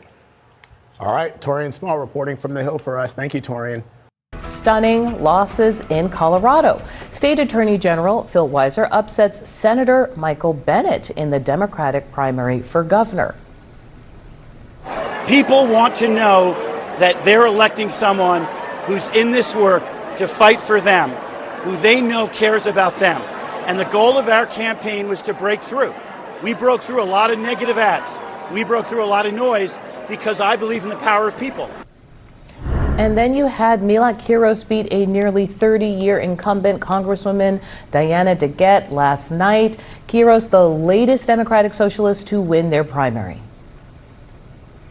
We believe that fundamental change can and will happen if we fight for it. If we organize and show no fear in standing up for what's right. That is the message that Denver has sent to both parties, to Donald Trump, and to the entire country. Zolan, I want to start with you because back a few months ago when there was infighting in the DNC itself, there were all these people that were like, I'm taking my toys and going home, right? Like David Hogg, I'm going to go spend my own money. Justice Democrats, we're going to recruit our own people. There was this real sense that there was going to be money spent elsewhere by different recruiters for different reasons. And I want to show the viewers right now how well Justice Democrats are doing, as it turns out. Primary winners, I think I'm looking at a count of up to 8 faces here. What are they doing differently than the DNC? Yeah, it's interesting because that fight over spending, I do think, represented a broader fight over the direction of the Democratic Party and who should lead them. And what we're seeing with this series of wins, the ones you just outlined, but also we're coming a week after and those are in Mamdani's Colorado, sweep New in Jersey, New York. California, even Texas. Right. Across the country. I do think the themes in these races speak to they resonate with something broader in the Democratic base across the country, right? In the last presidential campaign, I would often hear from Democratic voters, they didn't feel people represented them. You just highlighted somebody who won a generational race, right? Yeah. She was born a year after the incumbent won her first race. But with the views that come with that in some cases. And that brings us to Israel as well. We have seen Israel and the issue of whether the Democratic Party will support U.S. support for Israel, that has resonated both in New York and these races. I think I'm also fascinated by that because what happened with Kamala Harris and Biden is they truly struggled to talk about Israel and Gaza when that fight was at its height. Then you have someone like Melat Kiros. I want to play one more thing from her, this Colorado congressional candidate who had a win, because she uses an argument that you wouldn't have heard from the Biden administration last fall. When I wrote a letter defending students' rights to protest the genocide in Gaza, my law firm told me, take it down or you're fired. I didn't flinch. We will not wait to put an end to the politics of the past, to get big money out of our politics, and to reject corporate PACs and AIPAC. And no, we will not wait to end the genocide in Palestine. So every key word that's a problem for Democrats and a problem especially for people who are concerned about the rhetoric around Israel, punctuated by an actual air horn. I want to play one more thing, a voter. And then, Antoine, I want you to talk out of this. I like to see that she has more socialist ideals. I think people are tired of our tax dollars being spent overseas and on bombs to kill children. I'm anti-AIPAC, and so I just wanted to vote for someone that was standing up against Israel, and I knew that the incumbent was for Israel, so I voted against her. People like Kiros and the DSA in general are presenting more compelling arguments about how to make this country better for everyone. Couple of things. We're having a generational conversation and an ideological conversation in these primaries. I think the common denominator is that people are frustrated, people are pissed off, and we collective Democrats are against Donald Trump and the Republican majority. How we talk about these issues has defined these primaries. But I will make the continued argument that the most important thing for Democrats to remember is 218 is the name of the game. You can talk boldly and loudly about all of these policies, but if you cannot govern, if you do not win, and losers do not legislate. And when we talk about the way that some of our more progressive candidates who are winning in deep blue districts, the issues they are talking about are going to require them to have to compromise on what they believe if they want to respond to what they campaign. Or required you and the rest of establishment? Because that's where the money is going to have to come from. Well, I don't consider myself establishment. I consider myself just a Democrat. I think we've put these labels on folks, and I think that has been part of the somewhat division you see within the primaries. At the end of the day, when you go into the United States Congress, you're labeled as a Democrat versus Republican. We should anchor that there. But the second point is what we're seeing across the board. I think this is probably true in the Republican primaries. It's easier to vote against something than it is to vote for something. So people are voting for who has been in charge and who they feel like are leading Terry, the can I parties. have you answer that? Especially to this point, I'm looking at, like, for instance, the post-response to the Supreme. It's easier to vote against something than it is to vote for something is so wrong.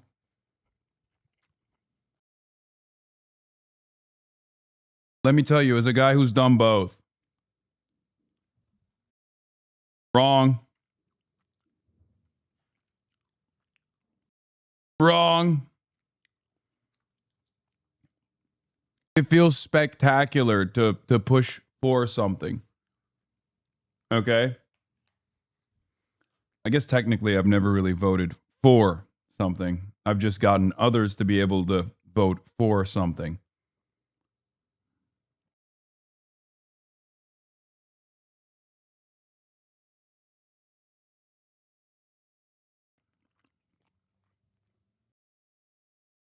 Supreme Court upholding bans on trans athletes.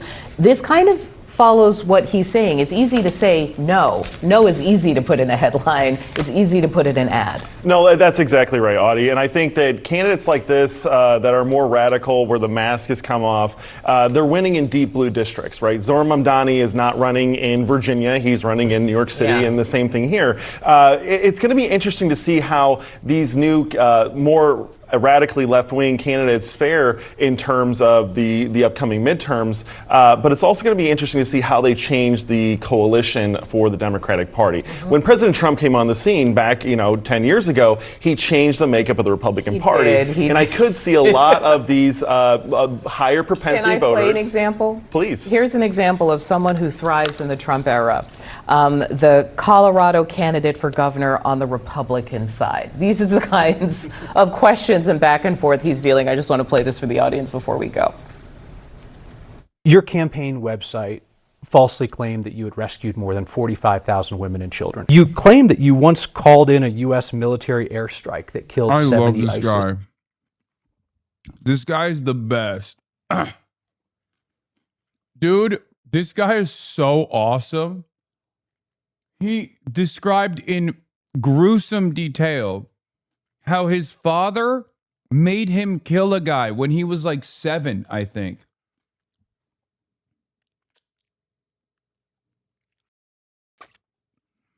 He's who Toby Durden wishes he was. Okay? Fighters. You perform exorcisms, commanding demons to come out of people. Your claim that your abusive stepfather forced you to kill a man when you were 7 years old, is that the only person you've ever killed?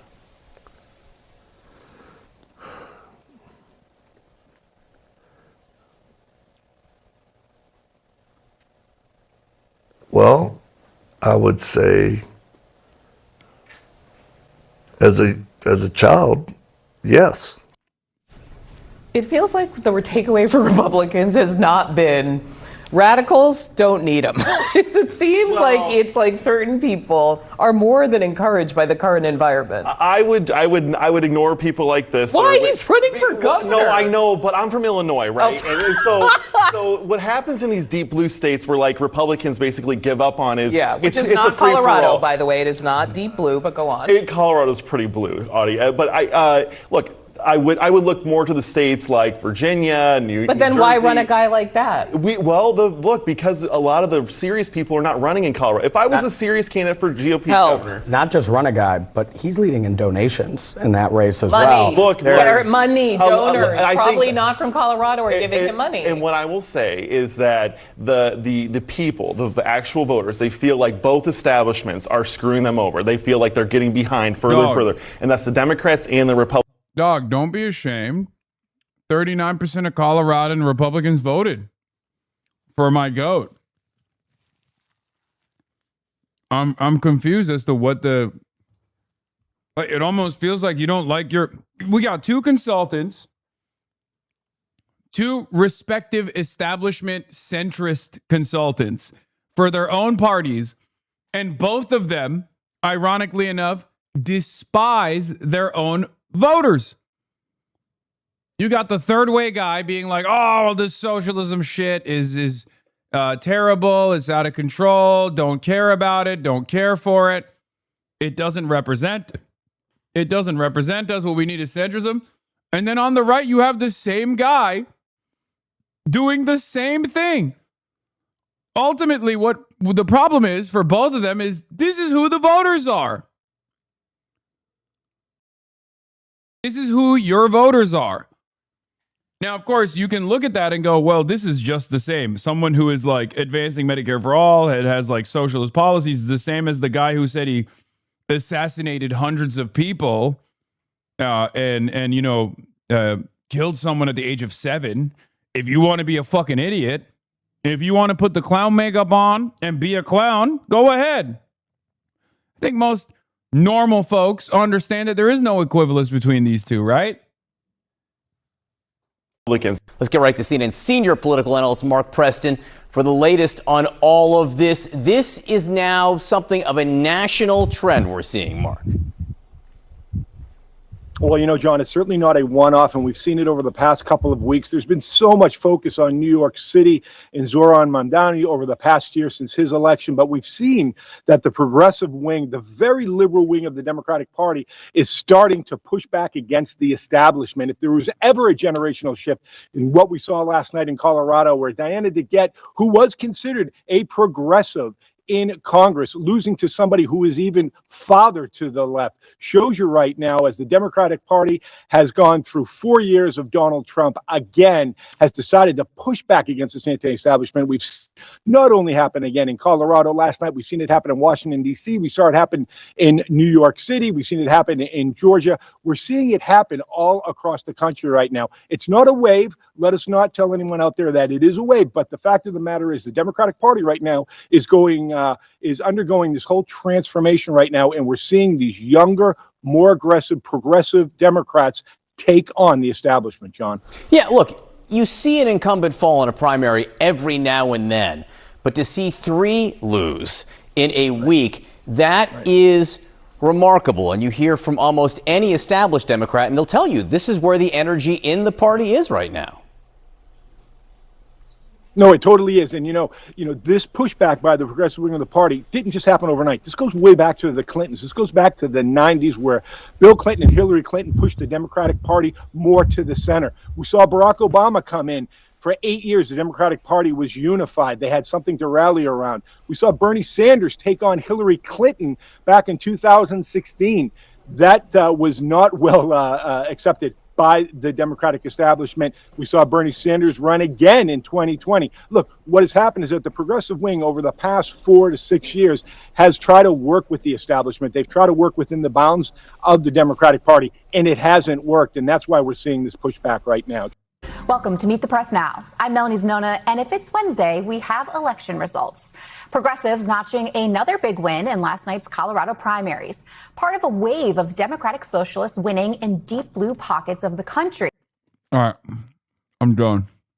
Katie Zachariah is a strategic communications advisor for Trump Media and Technology Group. Okay, Katie, why aren't the Democrats fighting this off?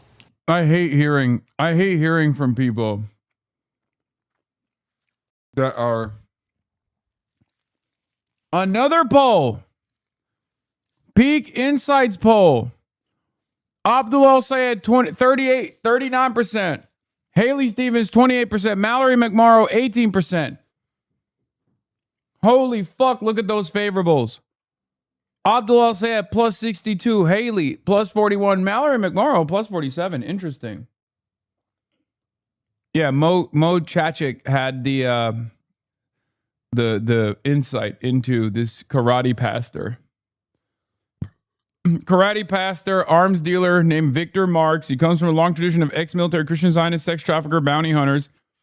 He was also, for what it's worth, the first to tweet the news of the death of Charlie Kirk, who called him a spiritual mentor.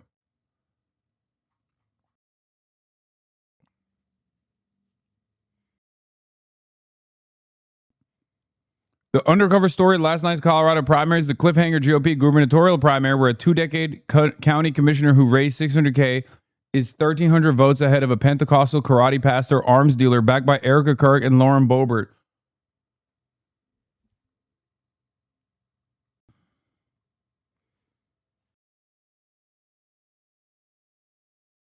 Lots of people are calling this comment sexist.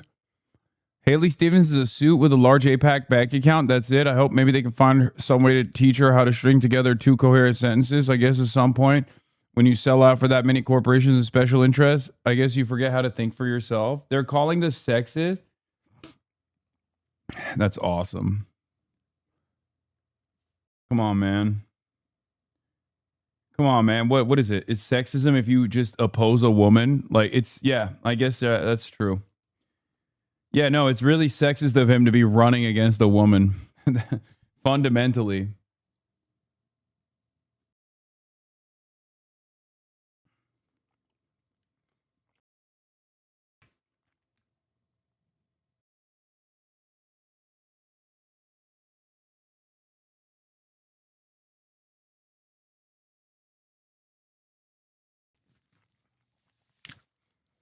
Yeah, I read this interview already. It was awesome.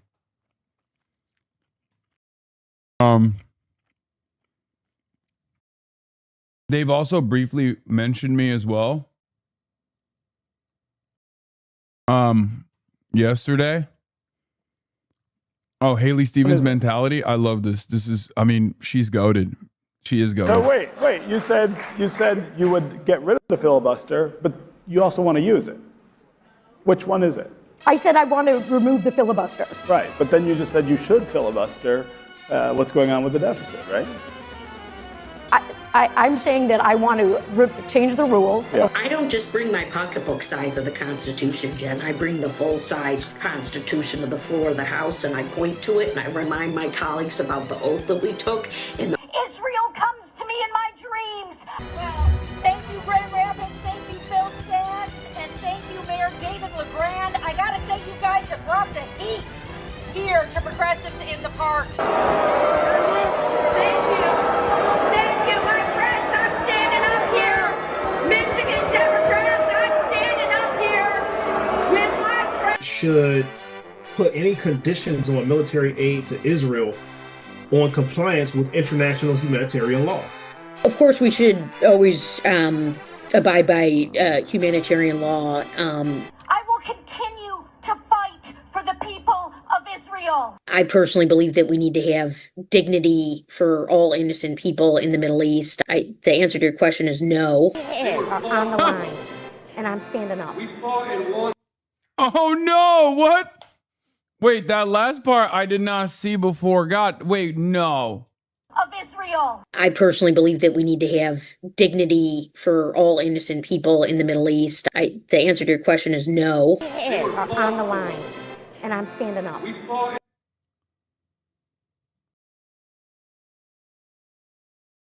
That's so funny. That's literally straight out of Veep, dude. God, I'm not kidding when I tell you this. Like, she's grown on me. Like, obviously, I despise her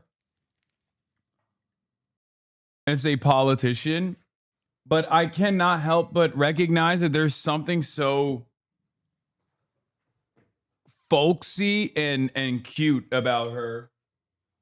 She's my favorite folksy war criminal. You know, defender of war crimes.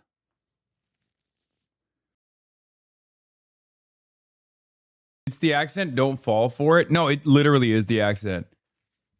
It's not even a joke. It's straight up. I mean, I'll admit it. It literally is the accent. That is what it is. I am a sucker. I'm a sucker. When you can convince me of anything. You can convince me that Haley Stevens is a good person. Like that's what how bad it is for me. Yeah.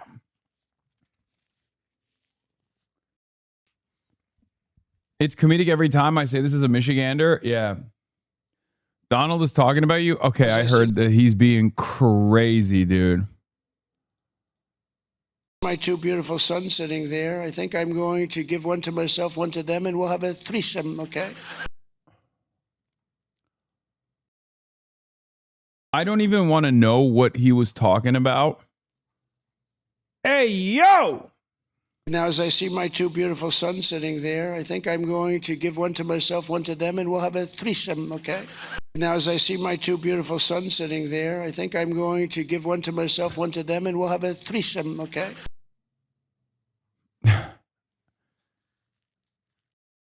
There's so much happening in this. I don't like why are those guys wearing that stuff? Trump speaks at dedication to Theodore Roosevelt Presidential Library. Why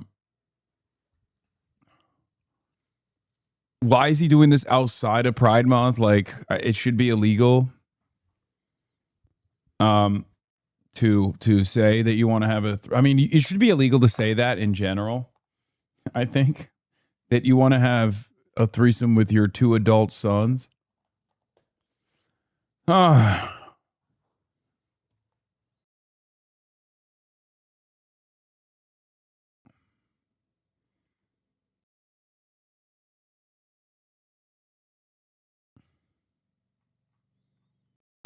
as I see my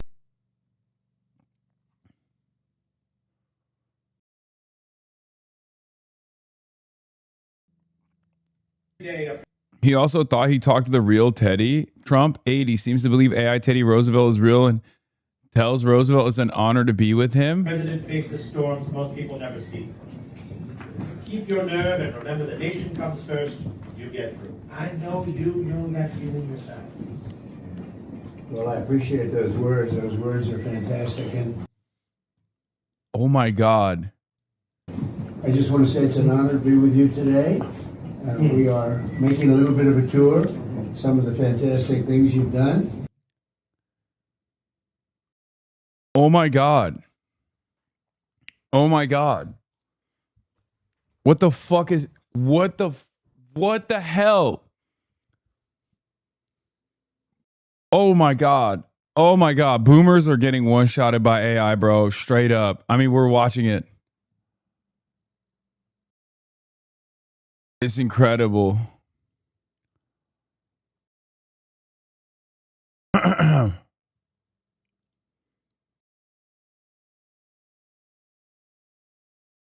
Total Brandonization beyond Brandon. Yeah, no, this is beyond Brandon.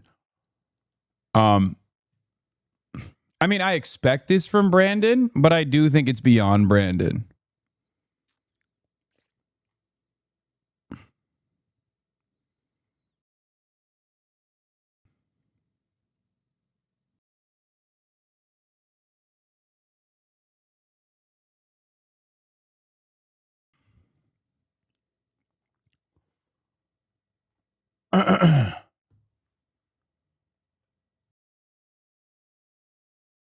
He references talking to him here, x.com.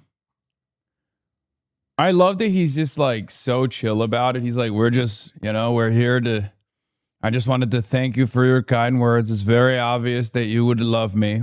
You're very much alive. And you're saying I'm a wonderful president. And we like to think you're wonderful too.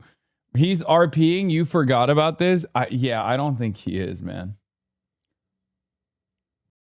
I even had a conversation with Theodore Roosevelt. I said, what did you think about the Panama Canal? Do you consider that your greatest achievement? How do you feel about the fact that the Democrats gave the Panama Canal away to Panama for $1? You know, he built the Panama Canal, preceded really by a man who was actually, he was the tariff king, William McKinley. He was the president, and I told him I got shot too, and I stood up just like you did. You got shot, I got shot, we both got shot. Only good presidents get shot. That's what I told him, and then he cheered. And it was like nothing ever before. I told him, listen, you're good. Your cousin, not so much. Not so much. Don't like it. He fought on the wrong side of a great war that came after you. He fought on the wrong side. But it's okay. We know he wasn't so good because he couldn't walk. I walk so perfect on the other hand. And you do too. You and I, we both walk. Your cousin, not so much. they took his name off Mount McKinley, and I put it back on because it deserved it. Put it back on.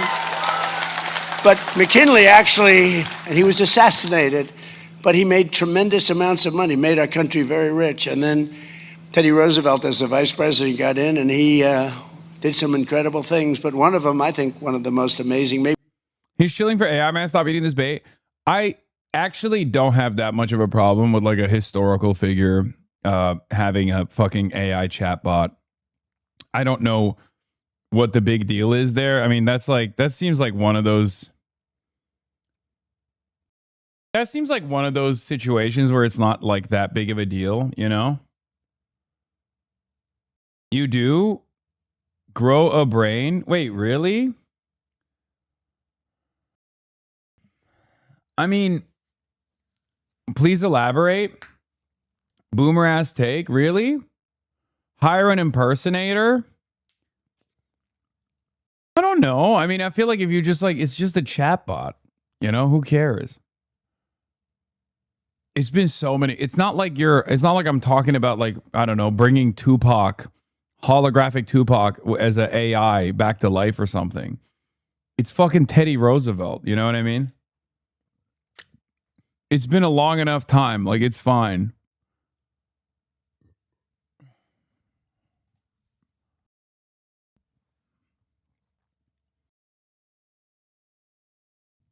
The major problem is dumbass like Trump who think the ghost of Teddy Roosevelt is alive in AI.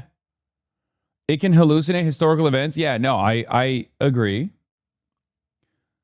I am a Luddite, unashamed.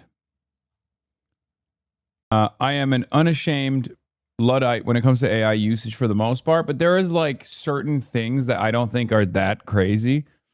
As long as it's like historically accurate, like the Teddy Roosevelt, and as long as they have like proper safeguards on it to make sure that it doesn't start talking about how great Donald Trump is as a president, not dissimilar to me, Teddy Roosevelt, you know, unless it starts fucking doing that shit or hallucinating, then who cares?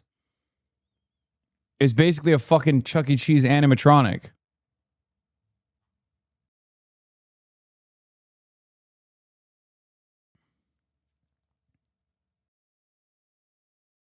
Yeah, man, let the AI chatbots of historical figures speak. Wait, what? Spit out historically incorrect shit? Yeah, dude, that's what I meant. That's what I was talking about. I was like, thank you. So you have Abe saying, well, slavery actually wasn't that bad. It's easier to program an animatronic or hire someone. I mean, I think you can put those safeguards on, no? So dead inside that I read this and felt nothing. Senator Mitch McConnell was found unconscious when he was rushed to the hospital. I know. A lot of people have been trying to get me to like do the crab rave on this, but you know, I've been there too many times and I don't even care anymore. In my mind, he's already dead. Okay? I think that's what it is. We've seen it. We've seen this happen so many times that like it just doesn't even matter. Like, did you think Mitch McConnell was alive? When I found out that Mitch McConnell was found unconscious in his home a week and a half ago, I was like, I thought he was dead. Like, I literally had totally forgotten that he is still alive. You're a genius. I'm the genius. I'm the one that I'm only kidding. No, I told the story the other day for the first time. A policeman came up to me, a big, strong, good-looking guy, and he said, "Sir, I want to thank you." He was almost sort of crying. I said, "What do you want to talk to me about, officer?" He was standing on line. He was watching as I shook hands with people. Some of these people are extremely strong in shaking hands. They break your hand because they're so emotional. "Sir, thank you very much." The guy's an NFL offensive lineman. "Sir, I'd like to thank you very much." Why? But he came up to me and he said, "Sir," I was leaving, "I want to thank you so much." "Why?" "My 401k is up 84%. My wife was disgusted with me for years. It was just going in the wrong direction. But it's up 84% this year. And I just want to thank you, sir, because it's really helped me with my marriage. My wife is respecting me again. She thought I was an idiot. This is a big, strong guy. But the women, you know the women rule. You know that. We know. All the guys in there, you know.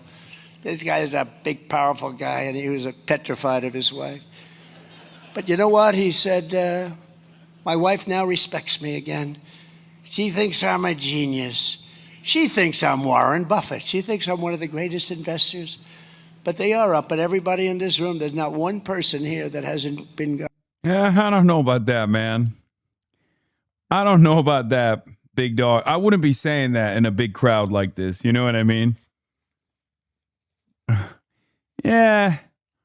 There's certain things that you can use in your speech to deflect the attention away from the economy, for example. But there's only so much deflection that you can engage in. You know, I feel like this is not one of those things. You can't be talking like this when gas prices are the way they are, you know? He's in Western North Dakota. He's so close to Toby Durden. In South Dakota. Going up 50, 60, 70, 80%. Your 401ks, you're making a lot of money. Everybody is. Yeah, Ethan Klein. H3H3 is Ethan Klein. L3L3 is Ethan Klein. Has lost his copyright lawsuit against Denims. He says he plans to appeal and is extremely confident it will be overturned. So that is an interesting update. Ethan Klein claims he will be appealing the ruling on the first claim in his copyright lawsuit against Denims, while once again doxing the person he is suing. We lost the Denims case, but we are appealing. According to the judge, you can react to any piece of copyrighted work in its entirety immediately. I like that he's like now made the judge his op. Like, this is cool. He's like talking about the judge like he's a snarker or some shit. He's like, oh, according to this fucking stupid ass judge, I guess you can watch any movie you want now, according to this judge. Ethan Klein be like, I'm going to sue the judge for being a snarker. Don't interrupt him. You're right. I mean, I've given up. I've given up on being like, hey, man, it's probably best to just not do this. It's probably better to just, you know, preserve what remains of your legacy. You know, you've already ruined it. Why push it further? But I guess he is very Trump coded. I know. I guess he's just, you know, he's done.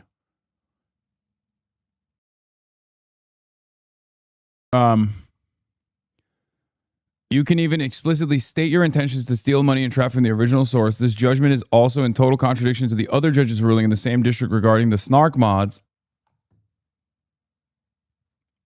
This is not how courts work. You remember how I always used to joke about like the way that people operate on the internet? They'll be like, Your Honor, what about all these other people? Like, that's not how this works in an individual case with an individual decision, right? With one judge, right? Like, you can't just be like, well, in the same district, another judge ruled in my stead against the snark mods. Like, what the fuck do you mean the snark mods? Is that even a copyright case? I don't know. Maybe it is. I haven't really been paying close attention. Very strange behavior from a 40-year-old man with children. But I guess it's going to continue happening until like the rest of the internet, like the commentary sphere, turns around and goes, dude, give it up. Enough. Gucci bag time. Let it go. You know? Let it go, man. Let it go. What are you doing? I'm extremely confident this will be overruled by the appellate courts and we will be proceeding with the appeal immediately. I think he's just literally trying to, I mean, he has so much money. He is just trying to advance this. His friend Asmold calls E a patriot for appealing. Asmongold reacts to Ethan Klein deciding to appeal in his lawsuit against Denham's patriot. Filing and appeal. So we lost the Denham's case, but dude, can you imagine it, like me doing this to fucking more Pegaslop, for example?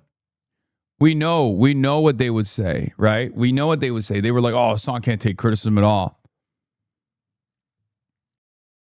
But of course, when Ethan is doing it, they're like against an op, a woman on the internet. It's like, yeah, it's so based. we are appealing. According to the judge, you can react to any piece of copyrighted work in its entirety immediately upon release, so long as you pause occasionally. You can even explicitly state your intention is to steal money and traffic from the original source. This judgment is also in total contradiction to the other judge's ruling in the same district regarding the snark mods. You were joking about Pegasus and they lost their shit over it, Lamau? I know. I'm extremely confident this will be overruled by the appellate courts and we will be proceeding with the appeal. Patriot!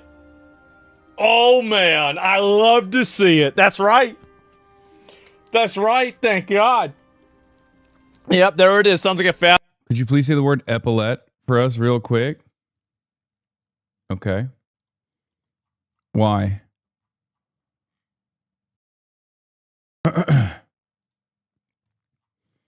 100% accept whatever the court finds because I just trust their judgment, their experience, their expertise all the way. So shout out to this wonderful judge.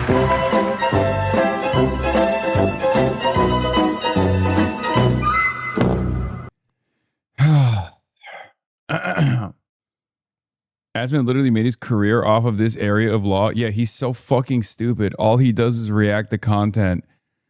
I mean, it doesn't matter. This is win-win for him, right?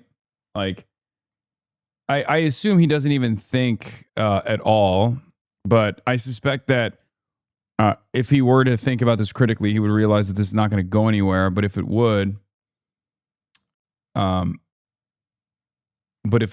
somewhere, it would destroy his career. It would set a new precedent that would make it so that it's impossible.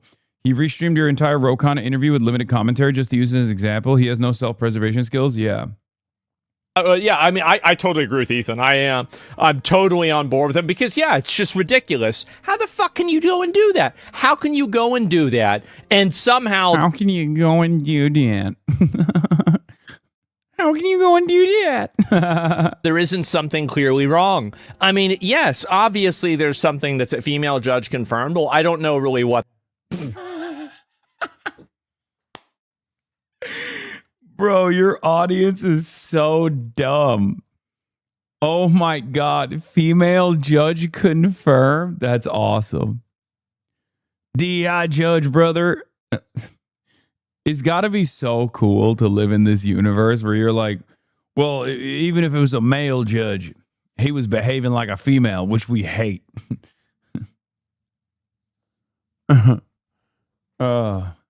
That is, I have no idea at all.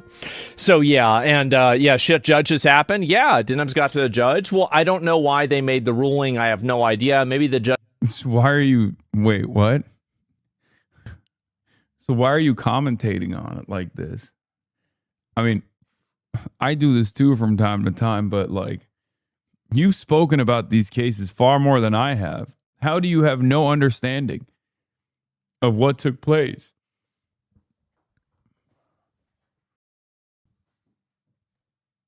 Like, what? It's very confusing. What's also confusing is like he just refuses to read the court decision, like what the judge's decision is, because, you know, obviously it's not going to favor whatever position he's trying to generate here.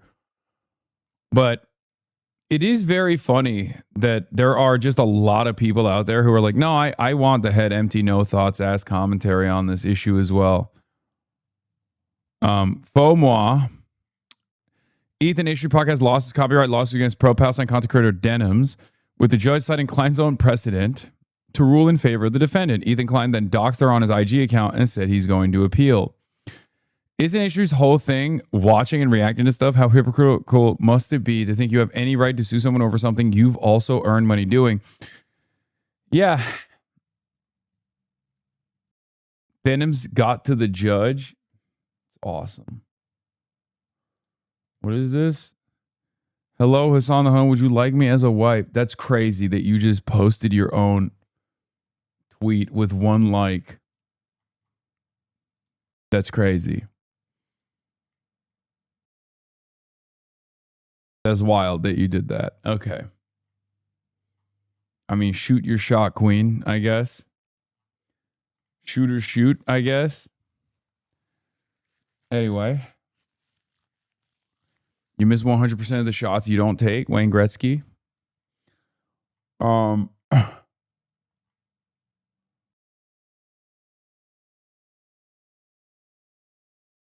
Anyway. That stumped me a little bit. Okay.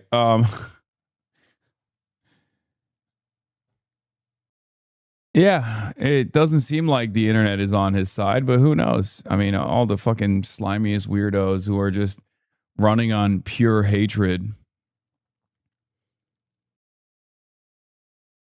are on board. What is this? Did you know Republicans had access to this kind of character model?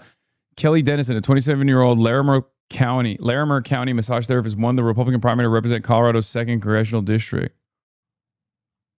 What the fuck?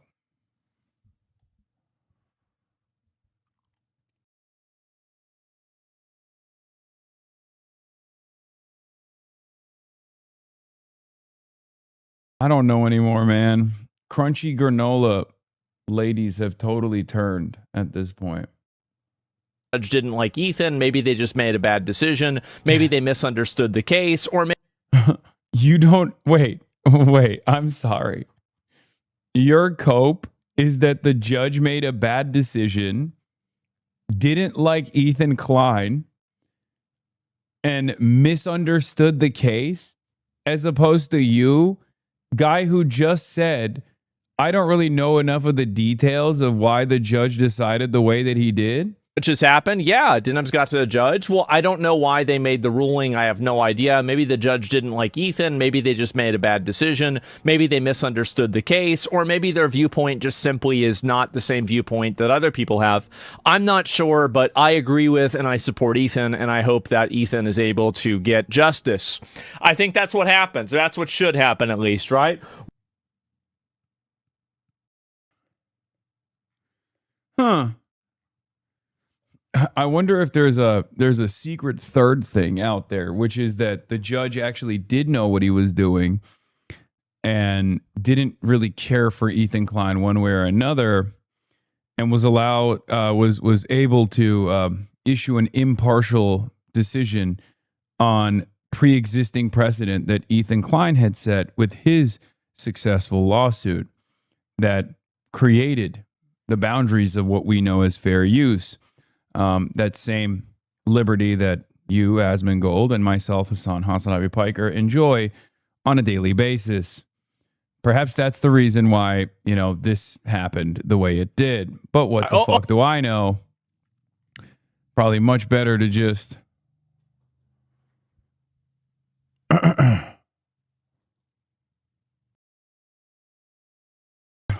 Every time I go into Asmongold's comment section, it's always filled with borderline suicidal weirdos. What is wrong with his audience?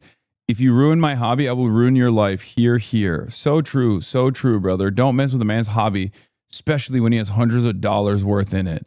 Haha, hundreds, ... I have no life. Don't say that, bro. You have a life, and you're living it now.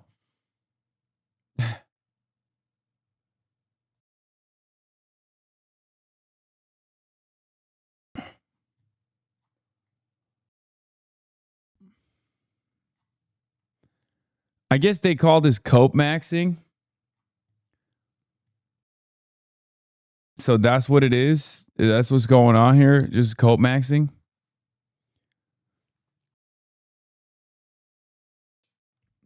Both probably like 40. I mean, so is Asmongold. What can I say, man? What can anybody say?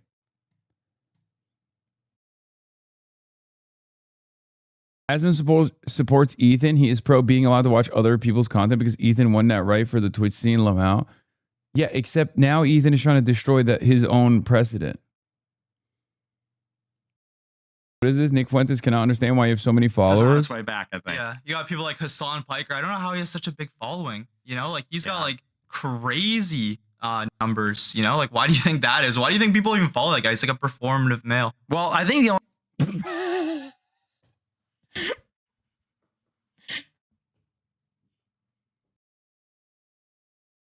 Why did he just turn around and look at the camera so hard? That's so weird. Crazy numbers. You know, like why do you think that is? Why do you think people even follow that guy? He's like a performative male. Well, I think the only reason. Why did he do that?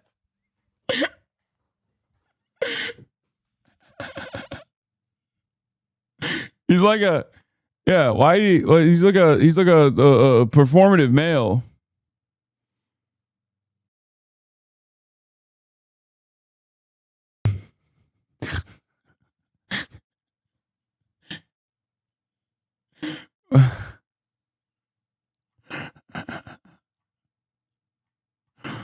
The fuck happened there, man?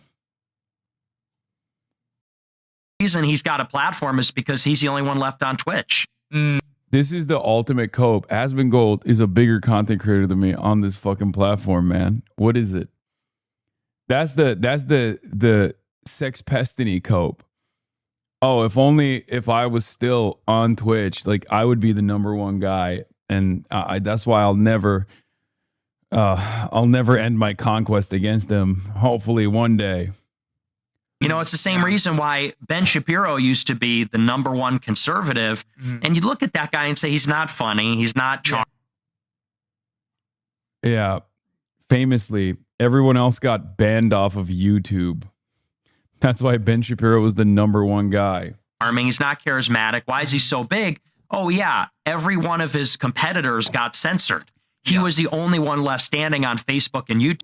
By the way, I don't know who the fuck this dildo is, but between him and Nick Fuentes, I know Nick Fuentes has been deplatformed pretty aggressively, and he's been like prosecuted at times for doing January 6th, obviously. So that's like, you know, fairly valid prosecution in my opinion. But like nowadays, I'm more prosecuted than he is. Fuck you mean? Bitch, you never got banned from an entire country? Like, what are we talking about? It's so funny. This is always the cope. Even back in the day when I first got on Twitch and I was growing, right? I would get banned all the time because I have a lot of these like fucking weirdo Nazi, weirdo neo-Nazi hate watchers. Yes, persecuted, prosecuted. I mean, he was literally prosecuted. I'm being persecuted. Anyway, it doesn't matter. Or maybe even allegedly being prosecuted. Who knows? This is what the fucking federal government, according to Fox News, is saying. But here's the thing. Even back in the day, Trey Rex and all these other guys would always be like, Hasan, you do PG-13 content, you do woke content, you do Disney-style content, you do Disney politics. It's like, bitch, I was getting banned more than everybody else. Like, what are you talking about? Even back then, I would get banned far more than my right-wing counterparts were getting banned. It's so stupid.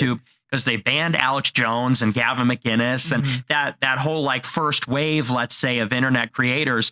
And it's the same thing with Hasan Piker. Twitch, you can't say, they consider that like a slur. You can't say, so many things on Twitch. Dog, you can't even say, well, at the time, you couldn't even say cracker. So, again. They banned literally everybody. Forget even about right-wing people, just everybody. So I think he's kind of just the last man standing. Right. Wokeness is on its way.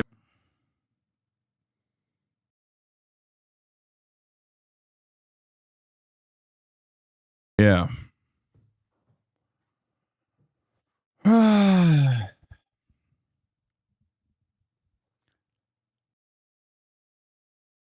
They are blaming Obama for Mamdani. Paralyzed Pendant Plug. Thank you for 20 gifted.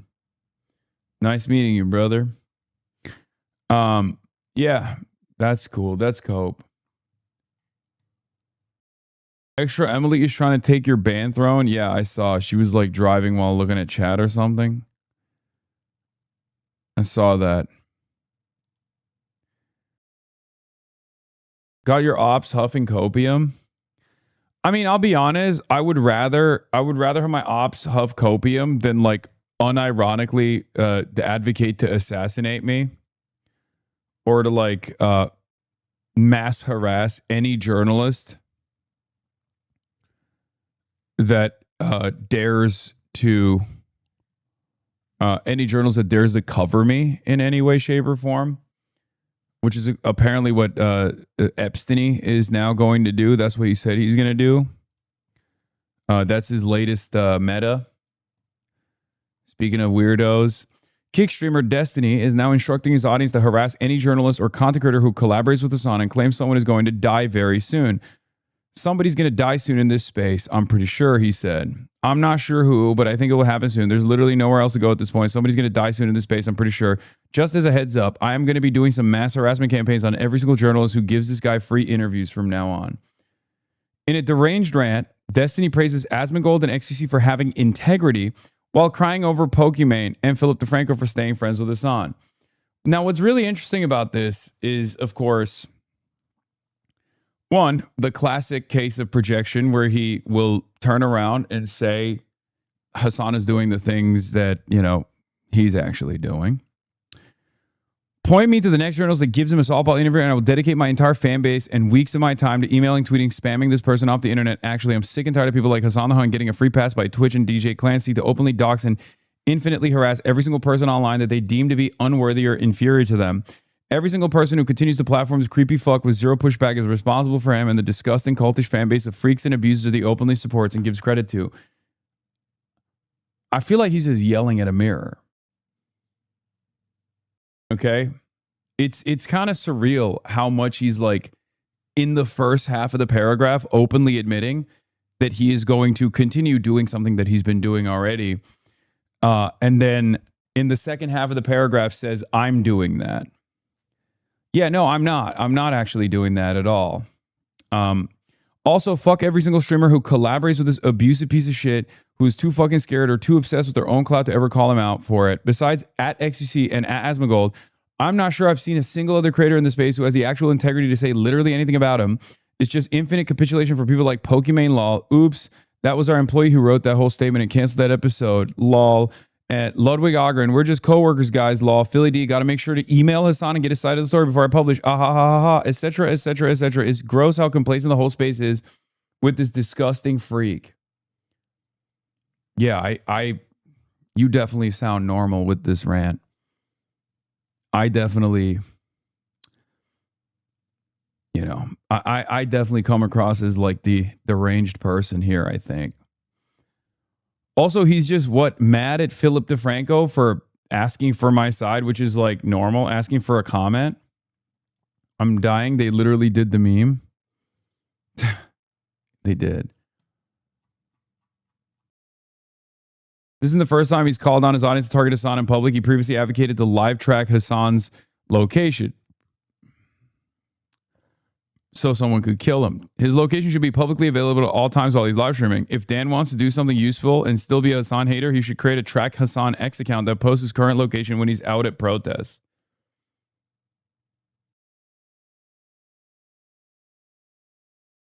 Yeah.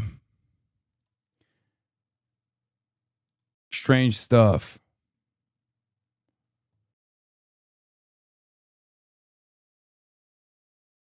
He's just crashing out big time because he fucked up his own case and evidence spoilage. Yeah, the thing is, I just don't think he's gonna stop at any point. Like, I don't know. I don't know how to make him stop. I guess, like, I don't even think he'd stop with a restraining order, honestly.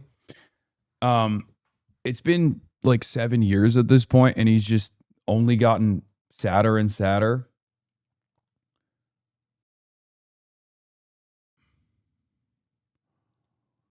What is this? Destiny blocked me after I posted these images on his recent thread, reminding him there's no evidence of Hasan doing stuff like this. There's a mountain of evidence he does this. Yeah, honestly, I think you could perfectly justify attacking, killing Hasan IRL for statements like this. Even Nazis weren't this blatant. This is just so far beyond the pale. 3 of my biggest stalkers, if anyone else wants to investigate. And then it's literally doc spins. Like, he's just straight up posting doc spins. Spoiler alert, this person's full doc since he removed the last one. What the fuck? Have I ever posted stuff in here? Full docs public yet? If someone is bored, please relink this person's docs. I am just hardcore doxing anyone I can find information on now. So now their docs are getting posted. Also, if anyone has the full doc, like, he's just like so openly doxing people, both in his own like community as well for opposing him, and just anyone else. Just a heads up, I do not support anyone going after Connor's family, but since Connor's defending people who are making arguments about going against my family and someone might act on that, if someone did go after Connor's family, I think they would see that as fully justified, by the way. And then he turns around and he's like, why am I fucking banned? Do you feel bad for making him go crazy? No, man, I don't. He's a fucking 40-year-old guy. He could just not do any of this shit. It's kind of crazy because, like, he could have just straight up been a cookie cutter neoliberal Democrat. Okay? Instead of spending the last 7 years of his life actively trying to make my life worse. If he just focused all that time, energy, and initiative on, I don't know, focusing on politics, like actually trying to make an impact in the realm of politics, and wasn't such a fucking creepy, narcissistic sex cult leader, and instead genuinely had a vision that he wanted to, you know, enact some sort of change on, he could have been fine. Like, it just stick to fucking debating some of the dumbest mouth breathing right wingers, and you would have been fine. Yes, I saw what he posted today, talking about how, you know, he's just, someone's gonna die in the space soon or something like that. Just like ominous shit. Yeah, the issue with guys like this. D agrees with Asmold that Western culture is superior to Muslims. They've been glazing each other back and forth. Yeah, I know. They all operate off of like one singular thing. I'm the number one op. So even if they supposedly hate one another because like Asmongold is the biggest Trumpy and Destiny is supposed to hate Donald Trump more than anything else, they literally don't mind dropping all of that stuff aside because that's just totally secondary. It's just pure theater for these guys. Politics for them is a game. It's just a game of theater, and it's all just advancing their own personal narcissistic desires. It's a way to like galvanize their audiences to make it seem like their audiences are on board. That their audiences are on board, that their audiences are doing something. Do you think Pokey, Ludwig, or Philip will respond? Fuck no. Are you crazy? You think these guys don't know what both Asmongold and Destiny's audiences do? Why the fuck do you think they're so quiet whenever these guys do insane shit? Their whole, dude, it's ironic because Destiny will constantly talk about like how, you know, I'm bullying people. Every single content creator in this space knows exactly how Asmongold operates, knows exactly how Aiden Ross operates, knows exactly how Destiny operates. They literally never talk about these people for that reason. Not because they like agree with them politically or whatever. It's because they're just like fucking terrified of being on the receiving end of, you know, a 7-year smear campaign that I have experienced. Yeah. Everybody else sees the fucking harassment that I receive and they don't want any part of it. And why should they? I do understand why people would shy away from it.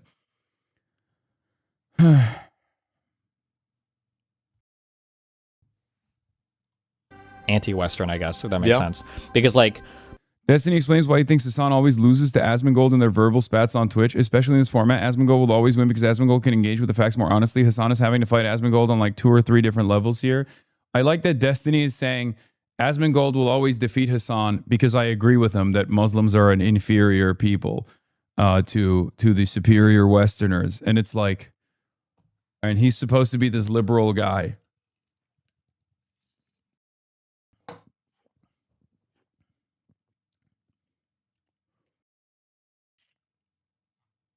Anyway. Very strange behavior overall. Don't understand it. I feel like there are way more productive things to do. But even like he designed like a whole ground game group, right? DGG. What is it? Digital ground game. And the entire thing, the entire like supposed door knocking operation, canvassing operation is dedicated to shit posting online against Destiny's enemies and like begging them to kill themselves or begging them to debate Destiny and like try to fucking carve out relevance for Destiny. It's like so strange. Can you imagine if I was like redirecting the Democratic Socialists of America to fight against Destiny all the time?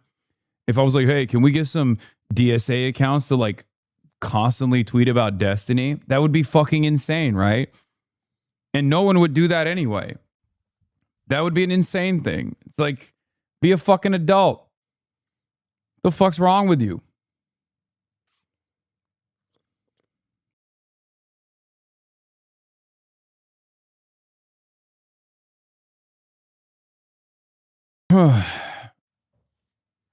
But for so many people, this is their only introduction to politics. Like, there are a lot of people who legitimately think this is the purest expression of politics, especially on the internet, right?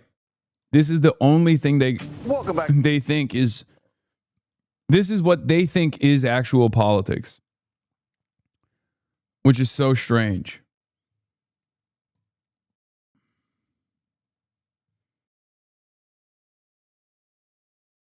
Anyway, you're right on Fox now with Francesca. Nice. Yeah, I got bigger and better snarkers to have to worry about. Governor who has stood on a dish pit at 1 a.m. understand about working people in the state that a career politician fundamentally does not. We understand the pain.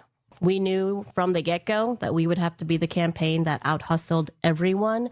And I think that service industry workers were built different. She went on to say they're the best and most important thing in any restaurant. Okay.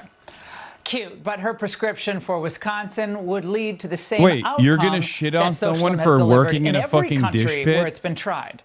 And that's real working class rhetoric like from the rest Laura. Of her ilk, she obviously hates traditional America. She can't even bring herself to say the Pledge of Allegiance in state government. Watch. We could stand for the pledge, led by Representative Canoto. Pledge allegiance to the flag of the United States of America and to the republic. What is this, bro? One nation, under God, indivisible, with liberty and justice for all. I see her there in the green skirt. Well, let's remind everyone. Trump won Wisconsin. Hong's commie canard may work in Madison. It may be really cool in Milwaukee, but it's going to turn off working class Dems in the rest of the state. Smart, sensible Democrats, and there are some, see where this is all headed. Hey, Democrats, you get suckered. This whole democratic socialism thing, it's a loser in a general Of course, election. Donnie Deutsch. Understand that. You're getting sucked in. 70% say socialism is a good thing. Losing proposition. 70% are against Israel. It's not going to win in a general election. Period. Get that through your dumb Democratic skulls. Dumb skulls, numbskulls, including Illinois Governor Mr. Pritzker, whose entire family fortune, of course, in the hotel business was made because of capitalism. And now he's trying to pretend to throw in with the abolish capitalism crowd. Yeah, after he has his billions. That's going to resonate. I think what's good is that there are Democrats who are standing up and fighting what Donald Trump is trying to do to raise prices on people. I think those are the people who are winning. I'm just suggesting that that is the recipe for winning in 2026 and I think beyond. Now, as usual, Pritzker, who cannot stop businesses from fleeing his state, is spectacularly wrong. The truth is, Mamdani and his political progeny present the greatest opportunity. I'm not gonna lie, I do appreciate the late 1970s. I appreciate DSA's existence for this reason too, because like it just makes these guys so unbelievably open about their pro-capital propaganda. Because the Mamdani where it's like mafia business is owners so are great. If you're poor, you anti-American, deserve to die. Republicans now Actually, have the chance to expand on Trump's success by building an even stronger, broader, multi-ethnic working class coalition. Because in their heart of hearts, they love America. That's why a lot of these folks came to America. They don't want to see it destroyed. Okay. So it's time to go on the attack and educate voters about these candidates' true intentions. No ICE, no borders. They're going to open up the country to 8 billion people around the world. They'll kill capitalism. That equals a stock market crash. With mammoth new taxes, mandates, and regulations, by the way, on everyone, not just the billionaires. Mainstreaming trans They'll agenda mainstream the in schools trans and agenda beyond. in schools and Okay, beyond. at least they started doing this thing where they started lying about it. Because like for the last couple of weeks, they were just like openly saying what the DSA is about, which I think wasn't helping them. Because they would just be like, they want free healthcare. They want to tax the billionaires. And then everyone was like, wait a minute, that's fucking awesome. So now they're like, they want to transgender your daughter. Maybe all those inmates can come live with him and his lovely wife in Gracie Mansion. So in the end, while all of these pro-Palestinian crusaders and the DSA are having their moment in the big cities, there's just not a big constituency for the nightmare that socialism never fails to create for regular working people.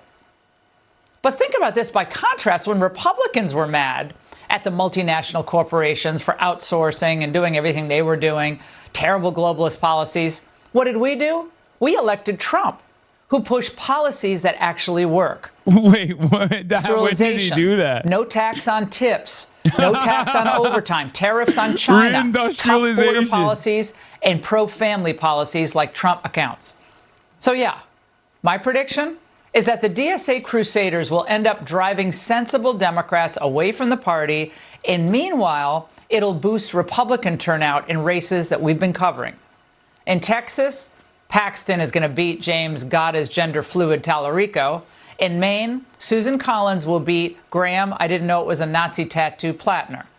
Others from the DSA will crash and burn as well, eventually. And that's the angle. Here with their analysis is Ari Fleischer, Fox News contributor and former White House press secretary. Mark Meadows, former White House chief of staff during the first Trump administration. Gentlemen, the energy in the Democrat Party obviously is with these new socialists, communists, Bolsheviks, Jacobins, whatever you want to call them. But will a socialist in Denver sink Democrats' chances in a place like Pennsylvania? Ari. Laura, you nailed it. This is giving Republicans a huge issue that they can run on this year because they need to turn this race from the historical trend of Republicans or the party in power doesn't do well in a midterm cycle into a referendum on just how bad the Democrats are and how risky it would be. And the ideas you walk people through are the perfect illustrations of those risks. So this is a chance not only in those states where there are close Senate races where somebody's running against the obvious socialist, Graham Plattner in Maine, for example, called himself a socialist and a communist. But it's a chance for Republicans in other close races across the country to say to people who aren't socialists, what did you do to stand up to the socialists in your party? You sat there silent. You never said a word, and now you're going to caucus with those people. This is a huge ball on the tee for Republicans to whack. And they need it. It's going to be a 50-50 race fuck. in both the House and the Senate. Everything's up for grabs. This is a blessing for Republicans to beat these people. Mark, Rahm Emanuel, who Bro, had the same she couldn't job crack you had 40? in Obama That's White House, one of the crazy. few Democrats who is being clear about what these people really represent. Watch. There are candidates out there, specifically like in New York City, who don't like America. There are people in the Democratic Socialist Party who literally do not like America, think it is a bad country. They don't have any identity. And that is not the Democratic Party that I'm a part of. It is not the Democratic Party that struggles to make sure that other people get a chance to be in the winner's circle. Mark, he's one of the smarter Democrats out there. What is he seeing that Pritzker ain't? Well, he's very clear-eyed, Laura, but one of the things that we're finding is he is a minority within a minority. He's literally looking at this particular issue and calling it out for what it is. But everybody else is running to embrace Mandami, embrace this communist in Denver. And Ari's right that this presents a great opportunity, but what is more important is that the statewide elections, when you start looking at either having Some to of these distance candidates, yourself, they just get sucked into this wave and are just being called socialists on Fox News for no reason, like Deb what's Haaland. going to happen Connie is Chen. that That's they're so funny. actually going to run the other way in states like Pennsylvania that you pointed out. This is chaos. You can't run this far to the left, but it's a great opportunity. Donald Trump started this with a reach out to the hardworking Adam Americans, Homoy's the a special union character workers. you can I only think you're going to unlock see them coming to the Republican after Party, reaching not because the revolutionary brand is all that socialism. great, but because the leadership is willing to embrace them and put the value on work once again. Yeah, like, Ari, you think of Bashir down there in Kentucky, right? Like he thinks he has a big future in the Democrat Party with this crowd, you know, as the litmus test. So Bashir thinks, oh, I'm a kind of a middle of the road, sensible Democrat.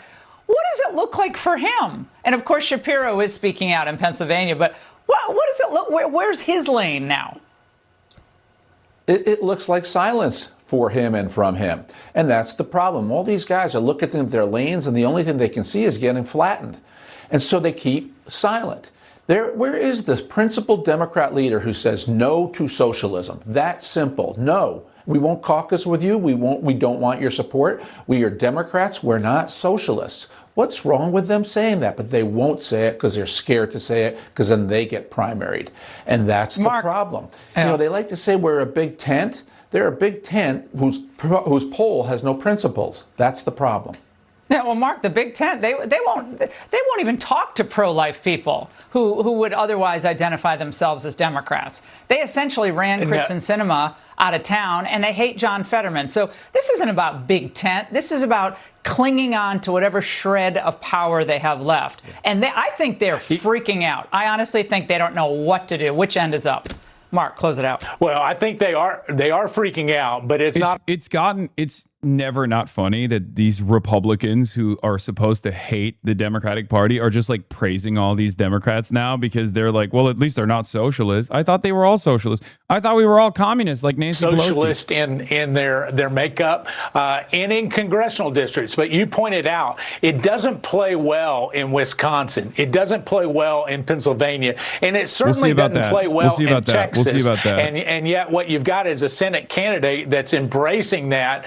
I think you see that he loses by 7 or 8 points when the voting total is done in November. Collins is going to win by at least 6 points in Maine. This Plattner experiment is going to come crashing down. Ari, Mark, both of you, awesome to see you. Thank you. All right, coming up, stop is in North Dakota. What was the president doing there today on the Freedom Train?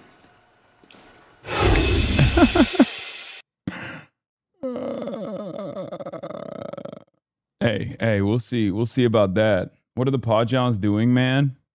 If you're following around. Oh, they have the Scott Wiener tapes. Okay, before we get to the Scott Wiener was heinously attacked for having different ideas than people would like. What lose, man, I guess we'll never know. Guess we'll never know. Guess we'll never see the day that falls. Guess you'll never live to see the day that Dochi loses. Dochi don't win on these Dochi mutants. Dochi don't critique or seek improvement. Right now is my time, my moment. Thank you to my swamp, but thank you God I was broke. So good. So good. Oh, man. That shit makes me proud. Never thought I'd see the day. Straight up. Anyway, now that we aura farmed a little bit and felt good about the future, let's get back to the past. So, Scott Wiener, for those of you, and I'm going to talk about Kamala too, but one last thing with the Melat.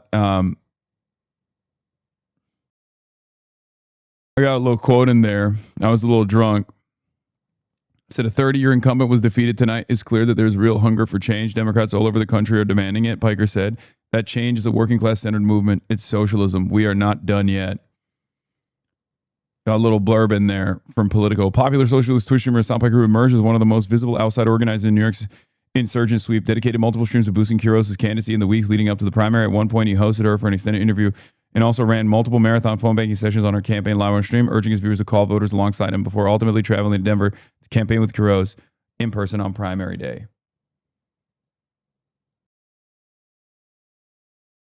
America Deserved 9/11 is a hell of a platform for Democrats to be embracing. It's crazy because I don't know if they're talking about me or Melat on this one. I like that Politico doesn't have to mention all your controversies for every mention of you. Just say popular Twitch streamer. Yeah, that's just Will. Will Steeken is the only one who doesn't do that. Let's be real. I think. Please reply. I can't because she blocked me many, many years ago. Many moons ago, Meghan McCain blocked me, probably because I was making fun of John McCain. I can't remember. I probably deserved it. I'm gonna be honest. Like, if we're being real, I probably deserved that block because I did make a lot of jokes about John McCain, like quite a bit.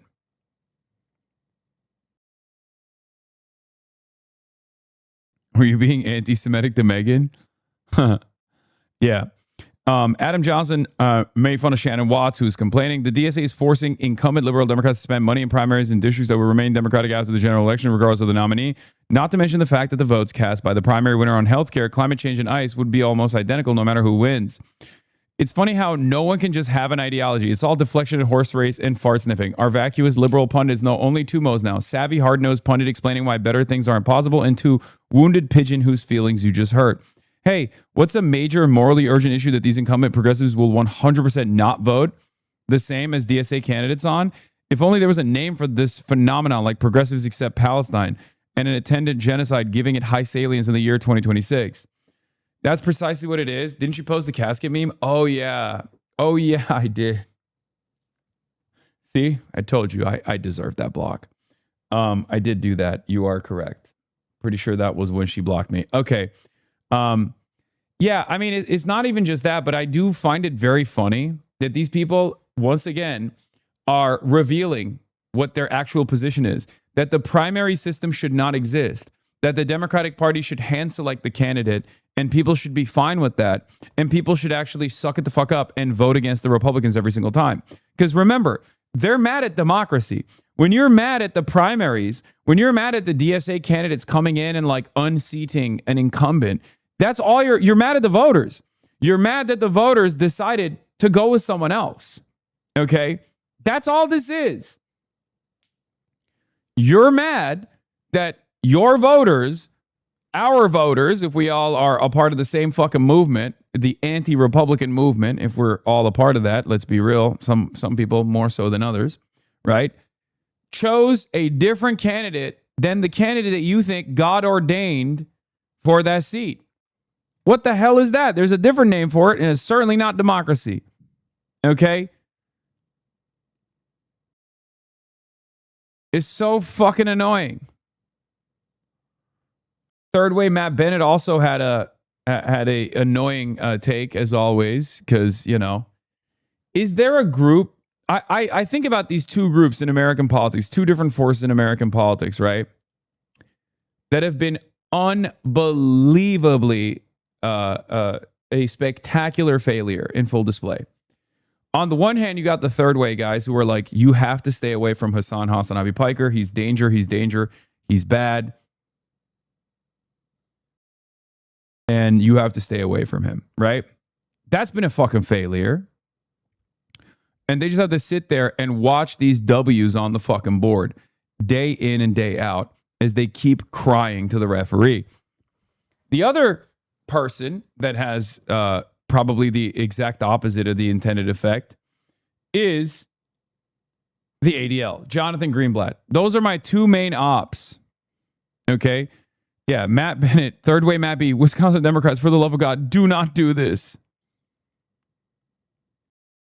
Do not do this.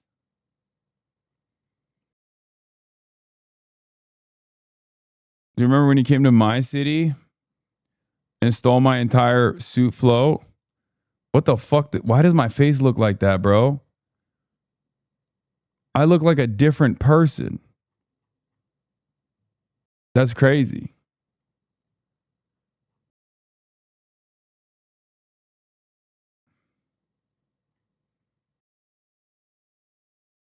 I don't know what happened. Anyway.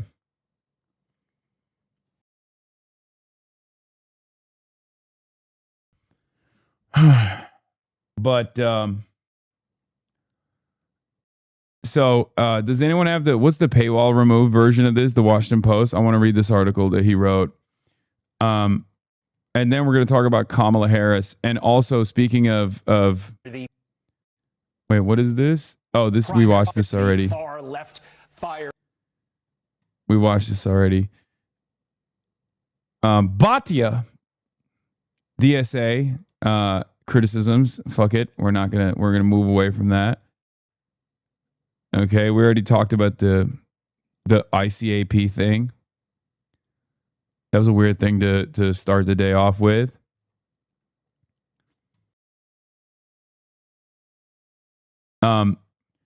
After,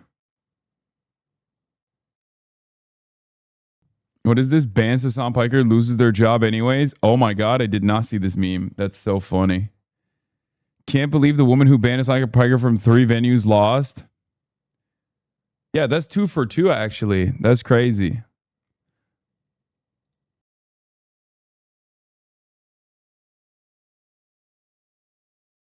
What is this? Accidentally found this pic from 2021 on my phone. How long has McMurrow had these? This is 2021 apparently.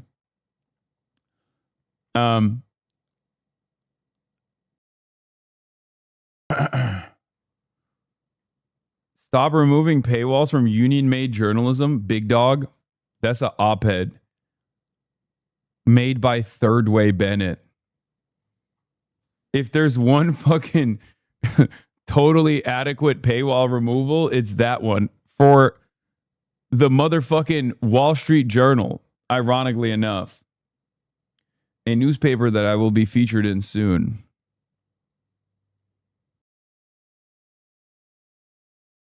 Where is the professor? Professor coming in later.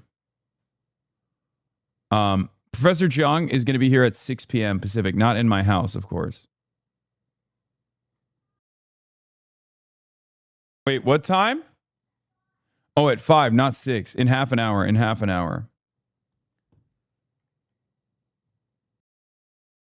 Professor Jiang in half an hour.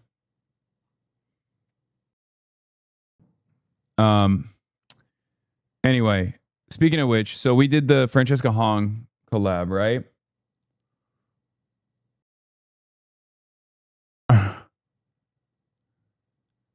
We did the Francesca Hong collab. It went great. $57,000 raised. Of course, this lady, Kelda Royce, is chirping about it. Running for governor. Wisconsinites need moral clarity from our leaders. How you raise money is a test of character. My campaign runs on grassroots support from everyday Wisconsinites. Over 90% of my donations because I've earned it in living rooms and union halls across the state. Fran chose to fundraise alongside Hasan Piker and Mike from PA, a commentator who profits off of anti-Semitic and divisive rhetoric. This wasn't about trying to persuade voters to disagree with you and having an honest conversation across differences. It was about raising money. That's a deliberate choice about what you're willing to tolerate when you're seeing a campaign, when you're seeking campaign cash. And it's the same permission giving I see on the other side of the aisle. Congressman Derek Van Orden's years-long pattern of anti-Muslim dehumanizing comments deserves that same unequivocal rejection from everyone, regardless of party. Here's why this matters. Yo, what's really funny about this stuff is when you write these like long, convoluted effort posts, nobody reads them except for me, obviously. This got 8 likes, I guess, or when it was first released. It's got 44 now. Kelda, I was for you or Fran, was still not sure. But this point decided it for me. I'm with Fran because Hasan is not what you say, and her arguments didn't cut anyone else down. She just said what her policy she is for. Very disappointed in this pose. I see you decided to join Crowley in taking the moral high ground by going negative towards another candidate. I actually don't care what any of you think of the people you're running against in the primary. There's plenty of to go of. Oh my God. Wow. I'm surprised at this point to see this. Hasan Piker's criticism of Israel's apartheid state and genocide is not anti-Semitism. I'm a Wisconsinite who watched the stream and donated because I wanted to hear more of what she had to say. I believe that I have now heard enough from you. So what you're saying is that you plan to reject all donations from out of state if you win and will return everything you've already gotten. This isn't the hot take you think it is. And using AI to write it makes it look even worse. Attacking other progressives because your poll numbers are down is not a good look. Well, that's unfortunate you went this route. Definitely confirms my vote for Hong.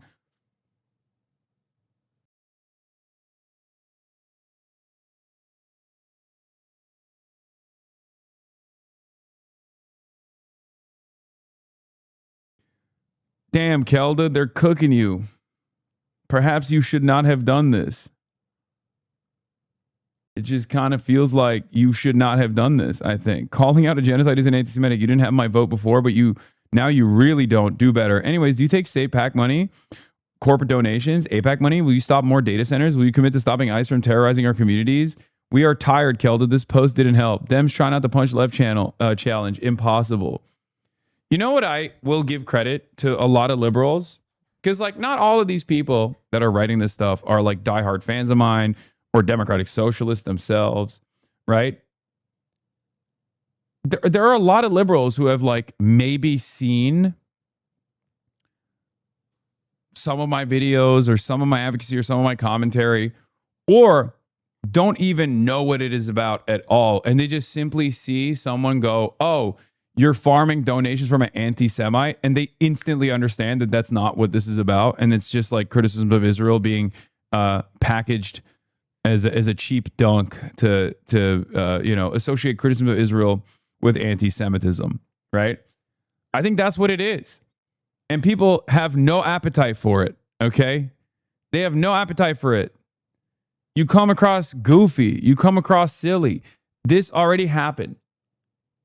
This already happened with Mallory McMorrow against Abdul. You know what I mean?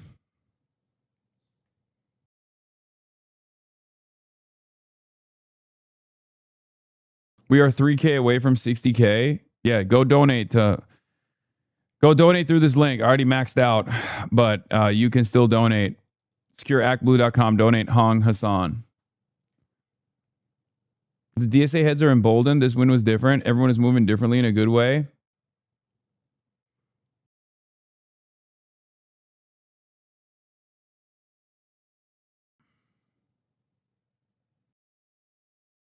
What is this? Did you know this about yourself? Everyone knows Hasan Piker electrocutes his dog, but did you know he has an autozoophilic dog diaper fetish?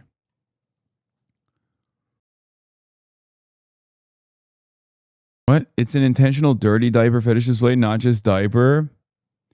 If it was like his secret fetish, why would he keep it up? If you have an important photo happening, put it in your closet or something. Why keep it on display? Melat is on CNN. Ooh, let's see. Melat, Kiros is out front now. It's good to have you with us tonight. So your win, of course, comes just a week after 2 other Democratic socialists endorsed by Mayor Zohran Mamdani won House primaries in New York City. Politics are local. Do you see evidence, though, on a broader national scale that progressive voices are, in fact, gaining support? Absolutely. I think what we're seeing right now is that candidates that are actually speaking to and fighting for the kind of policies that a super majority of voters in our party support are winning. Things like Medicare for all, universal child care, an arms embargo on Israel. Each of these issues have a majority support of the voters of our party, but yet we don't see any meaningful progress for them in Congress. And so voters are taking power back into their own hands and sending in fighters that are going to fight for those issues. You told supporters last night, we're taking back our country, our party rather, and our country. You talk about the supermajorities for certain issues. The Democrats have always wanted to be a big tent party. Do you believe at this point there is room in this party for diverse voices, even for moderates? Absolutely. The Democratic Party is one that fights for working people. The diversity that we have in our thoughts and our ideas and our plans for what we could do to support working families is what makes us great. The problem that we have right now in the room that we don't have in our party for is for the money, the big money from corporations and from special interests that have been actively derailing the agenda for working families. A local rabbi in Denver wrote an op-ed titled, "Here's Why Melat Kiros' Candidacy Scares Me as a Liberal Jewish Woman in Colorado." She writes, "I have deep concerns that the just world she claims to want to create does not include Jews like me and my community. I don't believe Melat Kiros has shown the curiosity, humility, and empathy necessary to represent my community as a political leader." Rabbi Coburn said that the Denver Jewish community has repeatedly tried to engage with you to discuss their fears, their concerns, but says time and again we have been met with dismissal, indifference, or silence. Are you open to those conversations? I am, and our campaign has been in communication with folks in the Jewish community about some of the things that we're talking about. At the end of the day, my commitment is to protecting the sanctity of human life and dignity, and that includes combating the hate and the rising anti-Semitism that we are seeing not only in this city and in this state, but across the country, and standing up to combat that hate and protect our Jewish neighbors in our district is one of my top priorities. I sincerely believe that part of that fight is going to be decoupling the conflation that we are seeing right now for the actions of the state of Israel and with the Jewish people and with Judaism, which is putting them in greater risk. And so making sure we're combating that conflation, combating the hate that is rising as a result of it is a top priority for me. So you say that's a top priority for you, that your campaign has been in touch, but what about you personally? Yes, I've had conversations with members of the Jewish community, members who, disagree with me on certain issues, but we at the very least have the same baseline of protecting human life, protecting the dignity of life for Palestinians, for Israelis, for anyone of any faith, regardless of what kind of government they believe in. At the end of the day, what we are talking about is a genocide that's taking place in Palestine, and we are talking about those actions being conflated to all Jewish people, which could not be more dangerous to the rising anti-Semitism that we are seeing. So decoupling that is a number one priority for me. It's a conversation I've had with several members of the Jewish community here in Denver, and conversations that I hope to continue to have so that we can work together to combat this rising hate. It would be good to hear if you and the rabbi actually are able to sit down. Please let us know if you do have that conversation.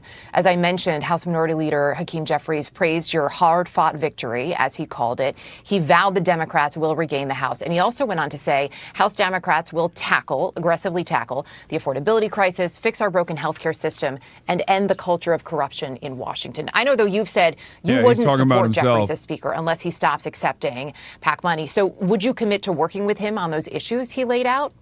Either way?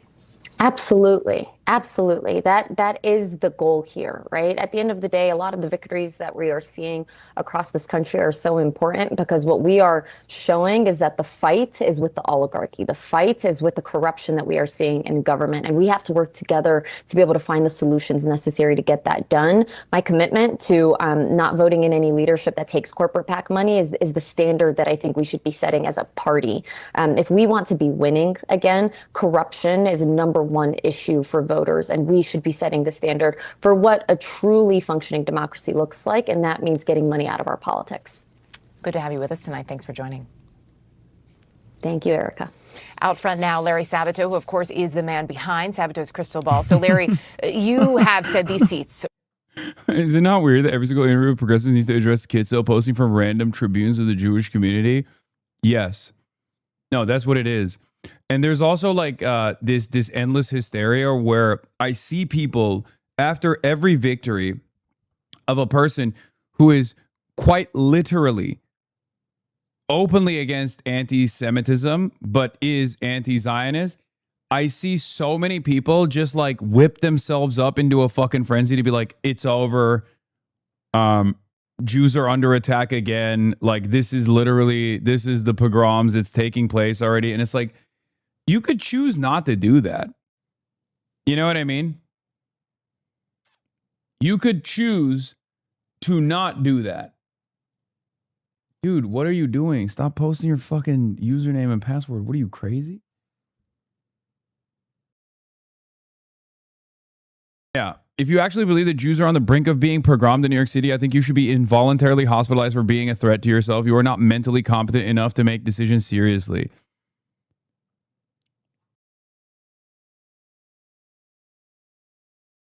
But it's just so... It's so crazy to me to be like, well, that it's obvious. Well, you see it again. This person who's anti-Israel is very clearly trying to kill Jewish people. And it's like, why do you choose to whip yourself up into this fucking panic, into this frenzy?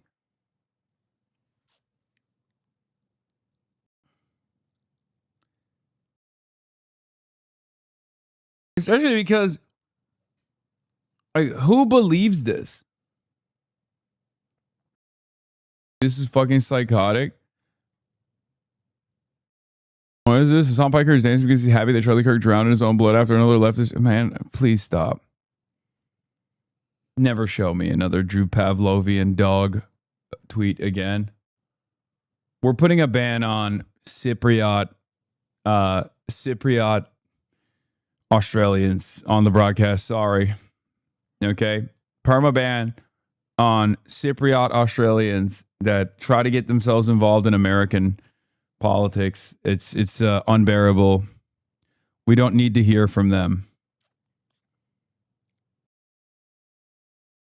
Whether it be Drew Pavlov or Bad Empanada, don't want to hear from them. U.S. New Hampshire Democratic primary, Chris Pappas, Karishma Mansour at 29, change from April 2026 is plus 11. This is another progressive, right?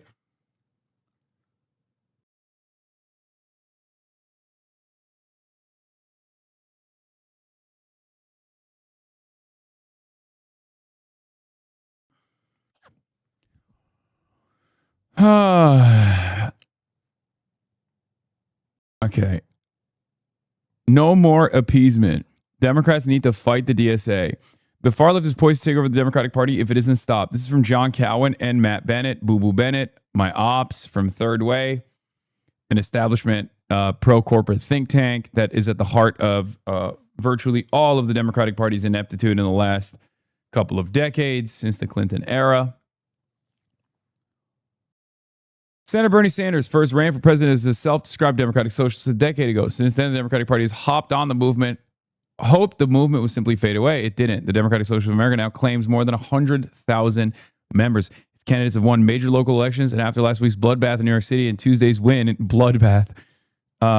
Tuesday's win in Colorado, have defeated mainstream Democrats in important congressional primaries,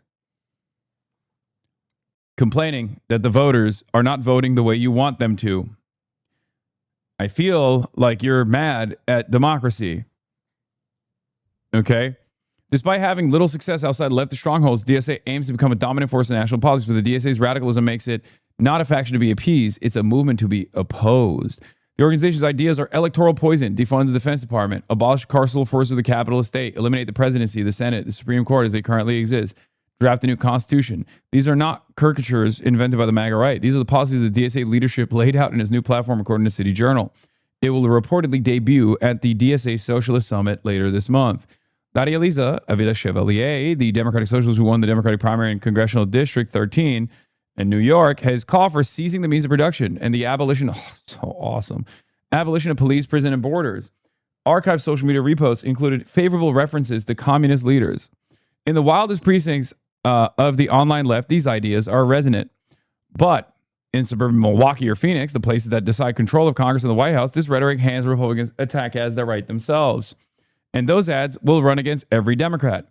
See, If the Democratic Party truly was a Big Tent party, by the way, they would just shut the fuck up about this stuff. They would never talk about it ever again. And if they were ever forced to address it, they would just be like, look, there's differences in opinion in the party.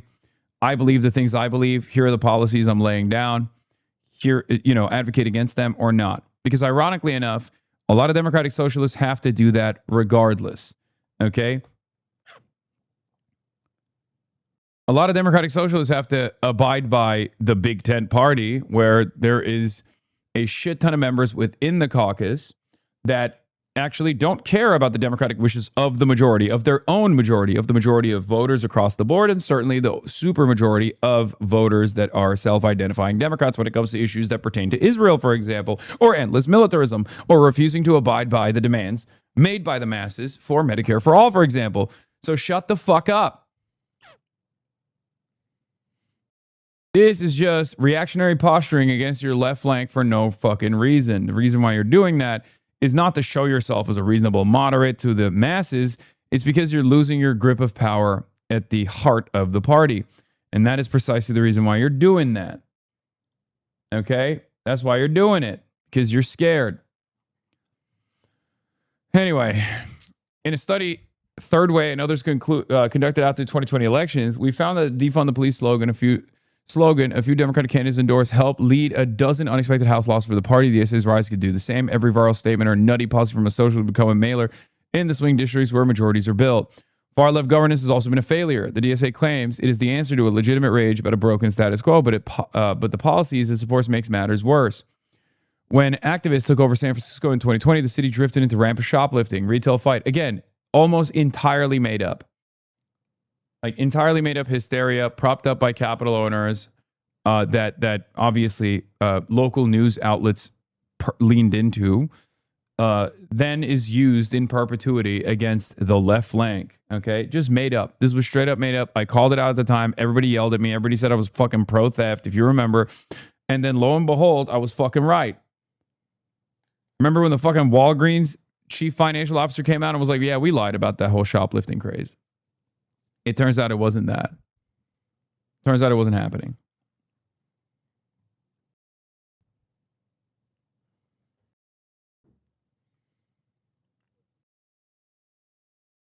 Chicago Mayor Brandon Johnson, who's backed by the City Council Democratic Socialists, has a favorability rating of only 34%. In Seattle, Mayor Katie Wilson, a Democratic Socialist, has been in office only 6 months and has already retreated from far-left policies.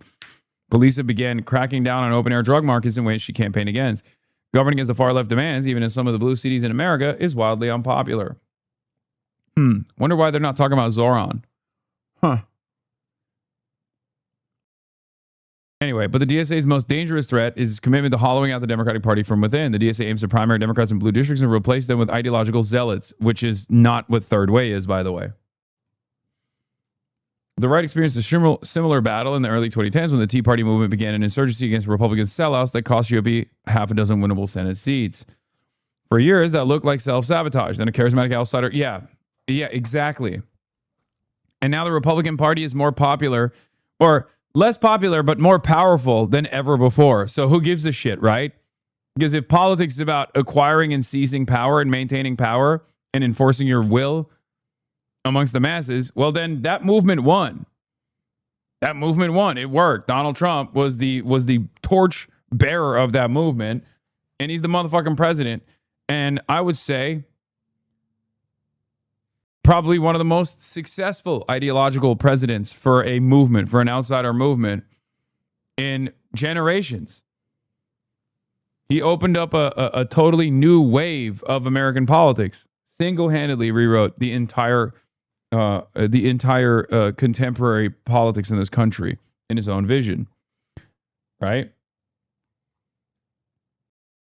Anyway, the movement handed the GOP to Donald Trump. Democrats who assume a takeover can't happen have learned nothing from the death of the party of Reagan. The DSA is building, he's like talking about the party of Reagan fondly. DSA's main target isn't moderate incumbents, but progressives. Avila Chevalier knocked off Rep. Adriana Espaillat, the first formerly undocumented immigrant member of Congress. Yeah, he's not a progressive. Okay. Just because he's a member of the Diana DeGette, also do nothing Democrat. Be warned, liberal Democrats. For the radical left, there's always someone insufficiently pure. Eventually, that someone will be you. Democrats should be clear. There's not a broad political realignment. Nationally, the DSA has 22% favorable rating compared to 47% unfavorable, according to our polling. And DSA candidates routinely underperform with the working class voters they claim to represent. Both Clara Valdez in New York 7th District and Avia Chevalier won areas with young college graduates but lost precincts with older, less college-educated voters. Now is the moment to fight the DSA. Mainstream Democrats must emphasize that they are not a radical socialist party and will not become one. They should definitely do that in the primaries where they're facing off their political opposition. That would be really funny. I don't want to give these guys any ideas, but it's really funny that they have none, right? They can only just be like, we're not the Republicans and we're not the guys that are telling you you deserve free healthcare. I can't stress this enough. I need you to understand, we are not the guys who are going to fight for healthcare. We're not going to fight for unions. I just need you to understand, any association you have with those sorts of radical communist ideas, that's not who we are. Please vote for me now. You must vote for me. Isn't that awesome? Yeah, no, that's a banger campaign ad. You should definitely do that. Better Things Are Not Possible is a fantastic way to garner support from your already very angry base of pre-existing support. Yeah, by the way, 22% approval for DSA, and I think the Democrats are like, the Democratic Party is right there as well. So, of course, he's not going to mention that because that kind of undermines his position.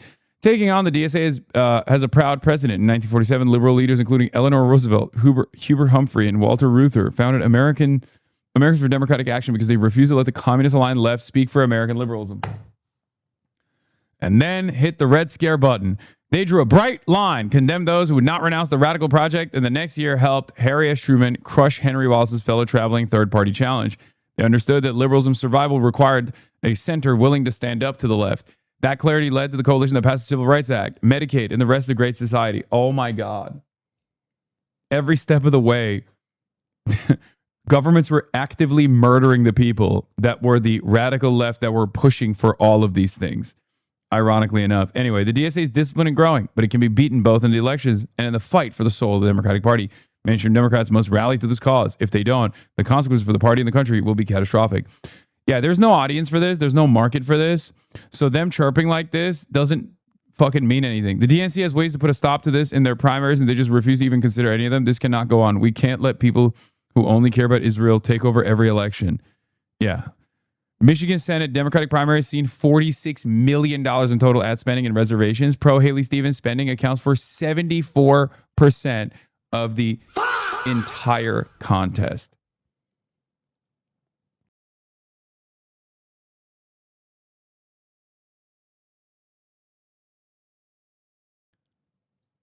Isn't that wonderful?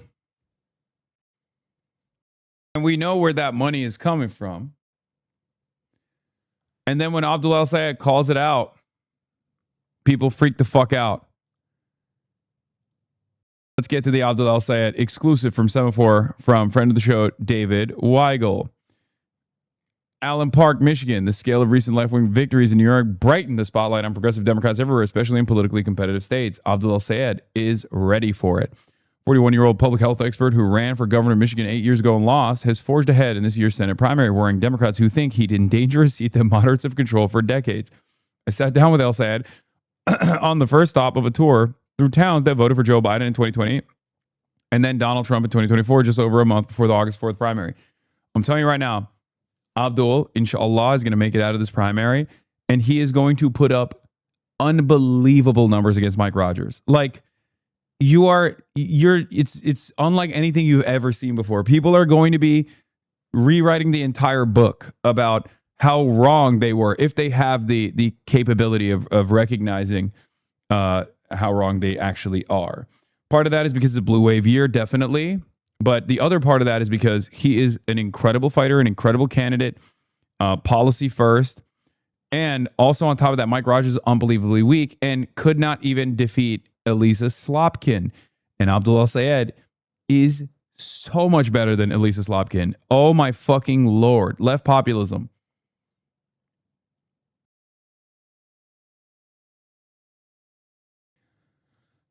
Dave Weigel, what did the campaign swing with Hasan Piker and getting criticized for it do for your campaign? Look, I've been very clear. I'll go anywhere, talk to everybody. The folks at Third Way have made a whole organization out of taking money from billionaires and corporate folks to launder the same old shit ideas that have buried towns like this one. And they want to do this sort of platform politics that feels more like a bunch of folks wanting to live in a West Wing episode than real life. I think their style of politics is about as old as their ideas and about as stale. So when they came after me, all they were doing was telling on themselves. And when we doubled down, they realized that I'm not playing games. When Fox News is booking you and covering you, might that be for the same reason Republican PACs spend to help progressive candidates, that they see you as easier to beat? It's amazing to me how deeply they're misjudging this. I'm like, you have never fought a counterpuncher.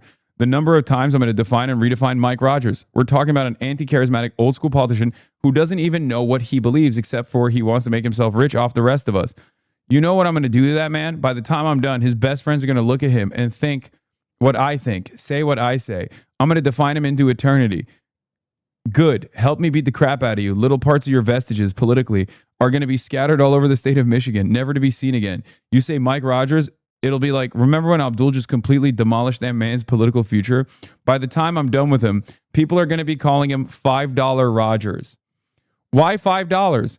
Because of $5 gas and how he'll do whatever you want him to do for $5. Oh no, Abdul. My man is cutting wrestling promo, dude. He has such a good knack for like the exact right kind of media attention that frames him against his opposition so perfectly. Is any of that complicated by a super PAC entering the race to help you? When you look at the players, you're talking about the National Nurses United, talking about Working Families Party. These are folks who are trying to push back against AIPAC. The sum total that they're spending has bumped Haley Stevens by 4 points. If you're AIPAC right now, you got to be sweating. So it's only a matter of time until they start going negative and our allies are trying to push back. I don't take money from corporations. I never have. I never will. And that is the big difference between me and my opponent. Haley Stevens is a suit with a large AIPAC bank account. That's it. I hope maybe they find some way to teach her how to string together 2 coherent sentences. I guess at some point, when you sell out for what many corporations and special interests, when you sell out for that many corporations and special interests, I guess you forget how to think for yourself. Bobby Hill's response. Here's 2 sentences I thought up all by myself. Mike Rogers knows he'll beat you. This is unserious crap. This unserious crap is exactly why. God, she's so goated. I heard her voice in my head. I heard her voice in my head. You're just a playground bully. Oh. Abdul's cutting fucking WWF promos, WWE promos. Meanwhile, Haley Stevens is like, what is this? Oh my God, I love Magdi Jacobs. I love her so much. Bro, she is the most mentally unstable person who I think I really appreciate that she has no chill. She has no like self-respect at all. And she just lays down the cards on the table face up every time. She's like, I'm insane. I'm out of my fucking mind. And now that's your problem and everybody else's problem. I love her. Okay. When I say this, and for the record, I hope she doesn't see me say this because she's going to be like, you're just like my ex-husband, because she has said that about me in the past. And that's exactly the type of insanity that I love, when someone is just like, wow, random guy who's like fighting for democratic socialism, fighting for healthcare, fighting for workers' rights, fighting to end senseless wars. You remind me of my abusive ex-husband. You're just like him. That is so insane. And it's very funny because her whole worldview unironically revolves around, her whole like political operation revolves around being like, you were abusive to me in a dream, and now that's your fault. Okay. Okay, so I try not to project, but I can now objectively say he sounds exactly like my ex-husband, because this is exactly what my ex-husband has literally said. Why would anyone demand Democrats be in a relationship with someone who sounds like my psychopathic ex-husband? Why? Ask him what he thinks about Ted Kaczynski next. I'm sure it'll be illuminating. I'm not triggered per se. You definitely don't sound triggered. But I do have a distinct memory of not being able to escape from my ex-husband and then also having to hear, let's talk about Luigi Mangione and wanting to launch myself in the fucking sun. Now this same thing is being forced on all of us.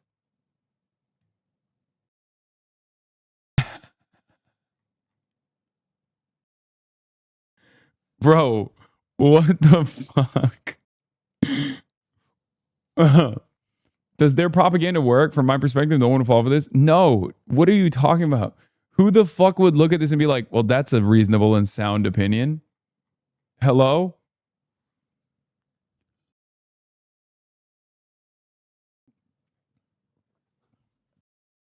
Lucky for me, she moved on from me to Graham Plattner as to who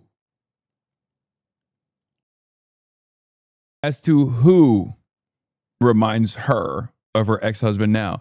It kind of sounds like Abdul El-Sayed actually existing socialism. Kind of sounds like actually existing socialism is imitating Hasan Piker, but with slightly more complex clausal syntax.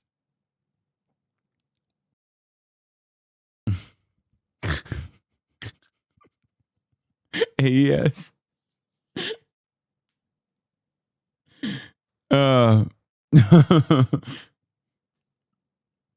She's tweeting about Melat now. I love her so much.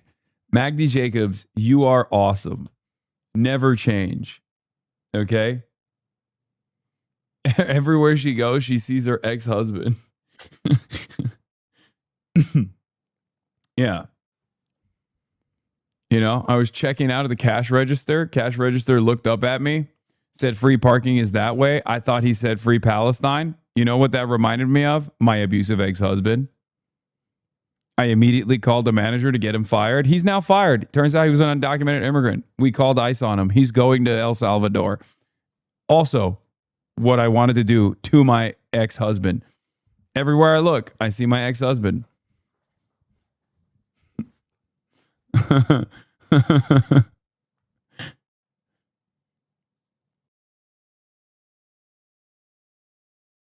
Mamdani's elevation of Valdez over Reynoso shows he values something more than substantive proven constituent services. What is that something? I'd posit his movement and his own power. It's not a good look. Velasquez and James are rightfully pissed. Who else but Magdi Jacobs could deliver an insight like, the mayor prefers when members of his own organization win rather than those who aren't? This is what you learn at Poli-Sci 101, okay? Yeah, freelance writer at Harvard. You don't know about this stuff, okay? You don't understand. This is good politics. Yeah, Magdi Jacobs is awesome. She's basically our very own homegrown Eve Fartlow, and I love her for it, and I hope she continues doing this. It makes me very uncomfortable when men speak about women like this. Haley Stevens is a successful legislator who is clearly intelligent. El-Sayed's comments are objectively misogynistic.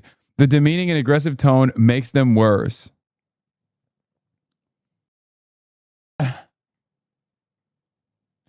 I can't believe guys like this that have been virtually the only voice that's been heard in Democratic Party politics in perpetuity failed to deliver a fucking mandate that could defeat Donald Trump. How is that even possible? I, for one, am shocked. Shocked, I tell you. What a shocking revelation. Hold on. Let's figure out which camera is the right one. Okay. All right. I'm now going to be talking to Professor Jong, ladies and gentlemen. Hold on. Hello, Professor Jong. Can you hear me? Yes, I can. Wow. Okay. What an honor. What an honor to have you here. A big time fan, first time listener. That's what we say in radio. Which this is not. Hold on. I'm doing a real-time live production right now, so it's going to take a little bit to size you up, to fix you up on the screen. But okay. I know that you are now also doing live broadcasts, because I saw you talk about the trials of trying to communicate to an audience in real time and how difficult it is. So now we're one in the same. You need about 4 brains. What? You need about 4 brains to do. You need about 4 brains to do it properly. Thank you. It's the ADHD that I have. For your title, what would you like? You can just call me Jiang if you want. Okay, I'm gonna say Professor Jung, and then I'm gonna say future predictor, predictive history. Sure.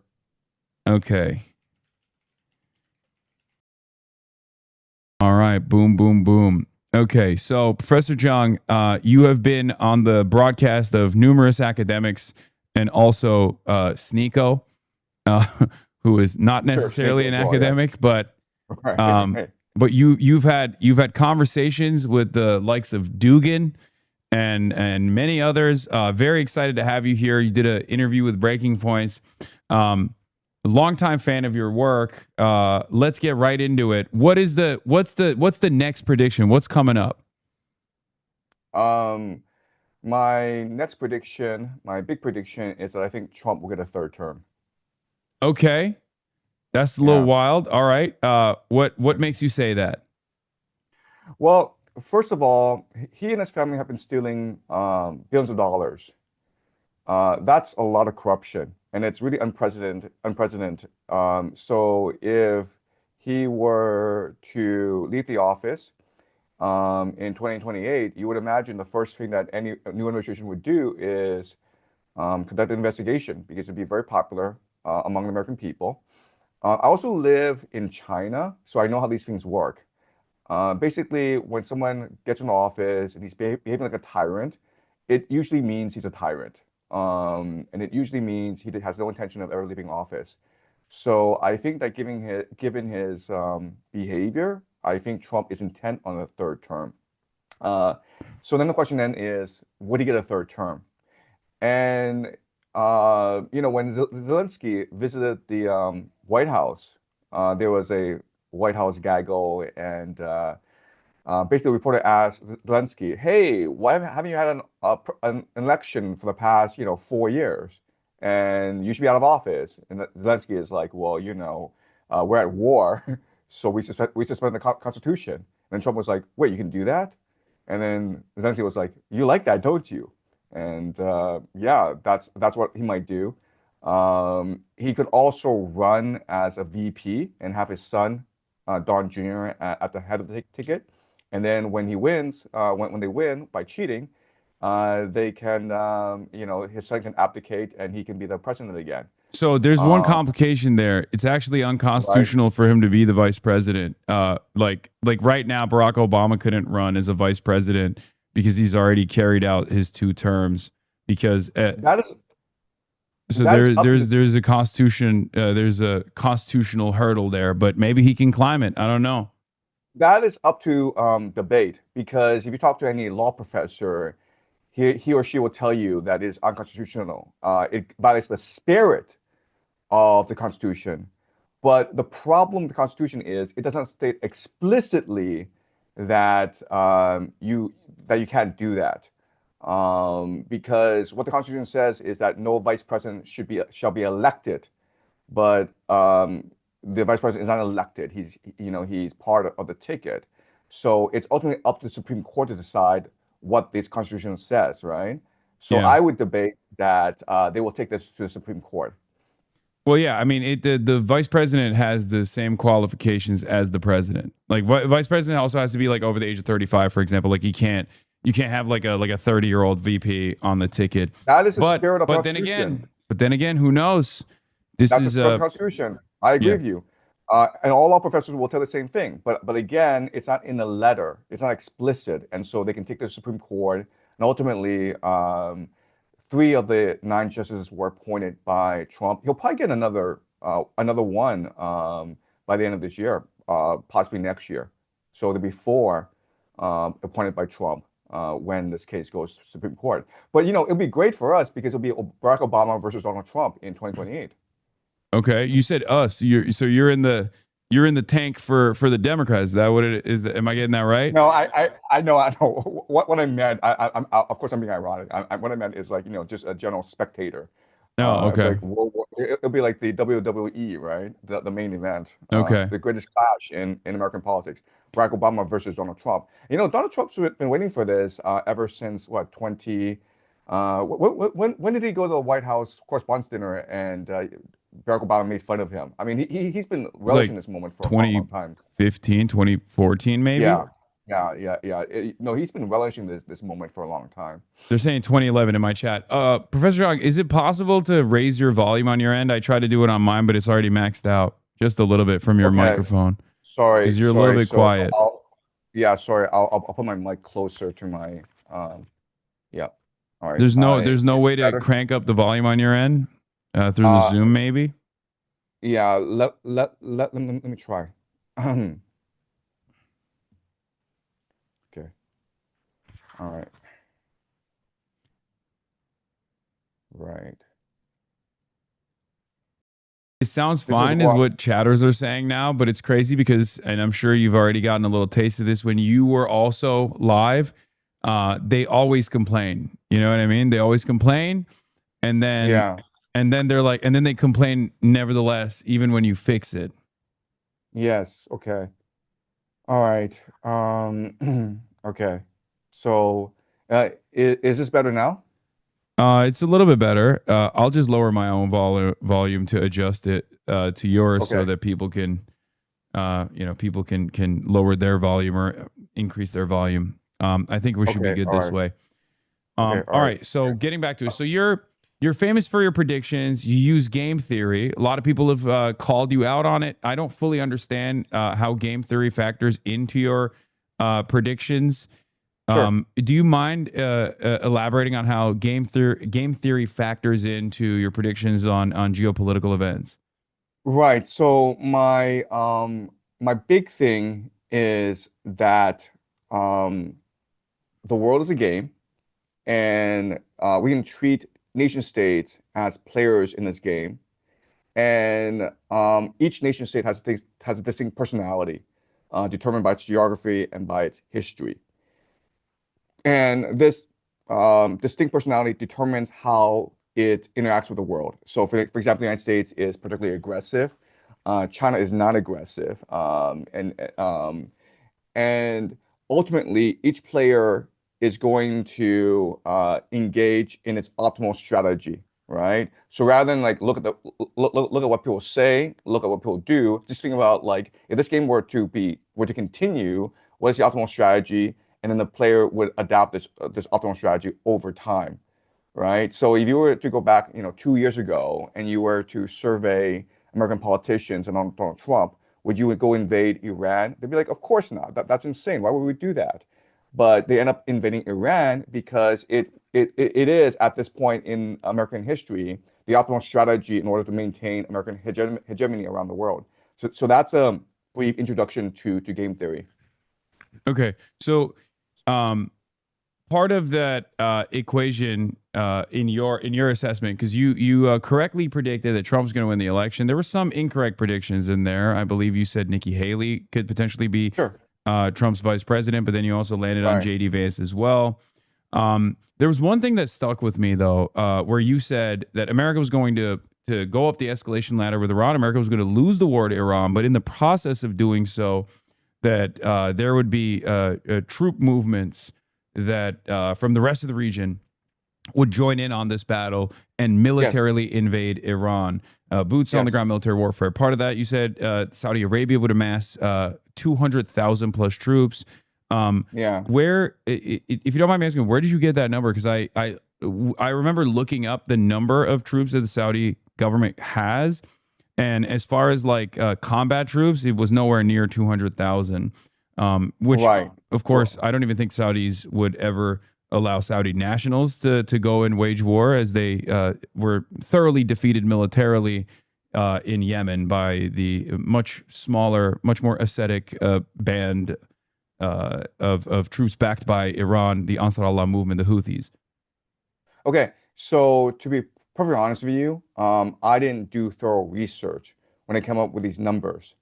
When I give lectures, I'm trying to create a narrative that sort of captures the essence of what's happening. And so my larger argument is that America will go in a coalition, and this coalition will make up the bulk of its invasion force. And we're already seeing this transpire where there's a crackdown in Iraq. And so what a lot of people believe is that the prime minister is trying to crack down on the Shia militias in order to pave the ground for a invasion from Iraq, right? And if that were the case, then you can see Iraqi militiamen joining in. You can see the Kurds joining in as well.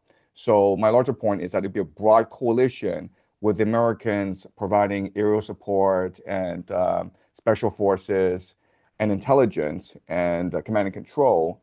But the bulk of the invasion force would be multinational. And you can also see some Japanese and Korean forces in there as well. Wow, you think Japanese and Korean forces would also participate in a ground invasion of Iran?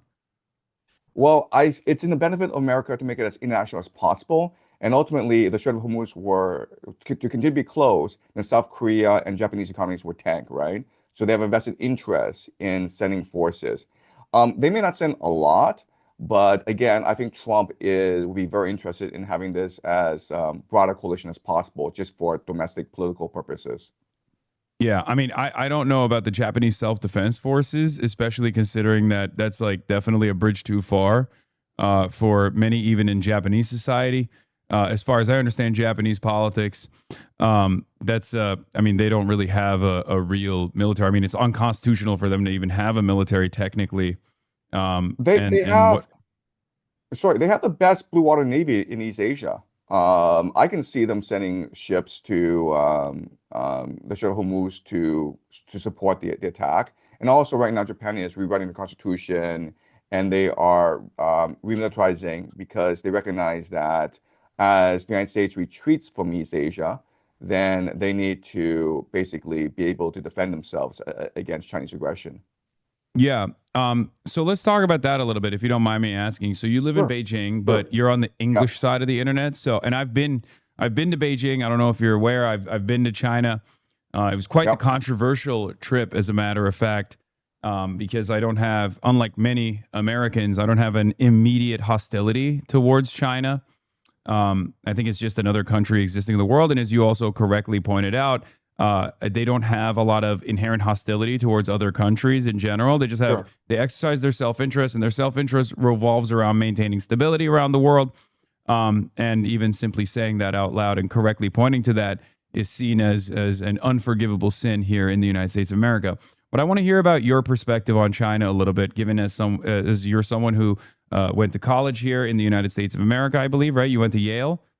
Yeah, I was at Yale. Yes, yeah, you went to Yale. Yes. You had an English degree from Yale, and then you also you worked as a journalist in China for a little bit, and then there was a little bit of controversy. I think you were working. I mean, this is just off your Wikipedia page. You can elaborate.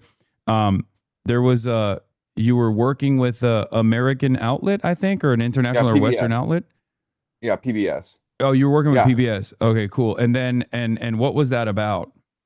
Yeah, so I was working as a freelance journalist for the first couple of years. I was in China, and I was working for the Chronicle of Higher Education, Asia Week, some American publications. And then PBS came into town, and this was a time when China was applying to join the WTO, the World Trade Organization. And there were a lot of worker protests around the country due to the restructuring of the state-owned enterprise system, right? A lot of people were losing their pensions. A lot of people were losing their livelihoods. And so they sent me to the northeast of China, a place called Daqing, to film a worker protest. And the moment I arrived, I was arrested because there were as you know, in China, there's a huge police presence everywhere. Like lots of plainclothesmen, a lot of spies. So I was arrested the moment I was there, and I was put in a hotel for 48 hours. And I was interrogated, and I was forced to sign a confession saying that I was working illegally in China as a journalist, which I was. I was working in China illegally as a journalist. I had a crime here. And so, sorry, why is that funny? I just like that you're so honest about it. Or you're like, yeah, no. It's illegal to work in China as a journalist. And then I was deported, but I was not charged with a crime. There's a difference, right? So I was deported, and I was allowed back in the country anytime I wanted. But they wanted to deport me in order because I mean, like, you can imagine when a journalist gets arrested in China, like when you got stopped at Tiananmen Square, that's big international news, right? Yeah. So I mean, even when I got detained for like 3 seconds at Tiananmen Square, that was all over Western newspapers. They're like, "Oh, the communists have arrested him." I mean, it wasn't, but yeah. Yeah. So yeah, they said you can come back anytime, but we have to deport you because you're getting too much attention. And so after a year, I was trying to write a book, didn't really work out, and I was trying multiple uh, possibilities, but then I ended up going back to China to do documentary filmmaking. And then I worked for the United Nations in Afghanistan. And then after that, I started to work in education reform in China. I built a couple of schools in China that were pretty successful. And then I got fired because I'm a tyrant. I have a certain way of doing things.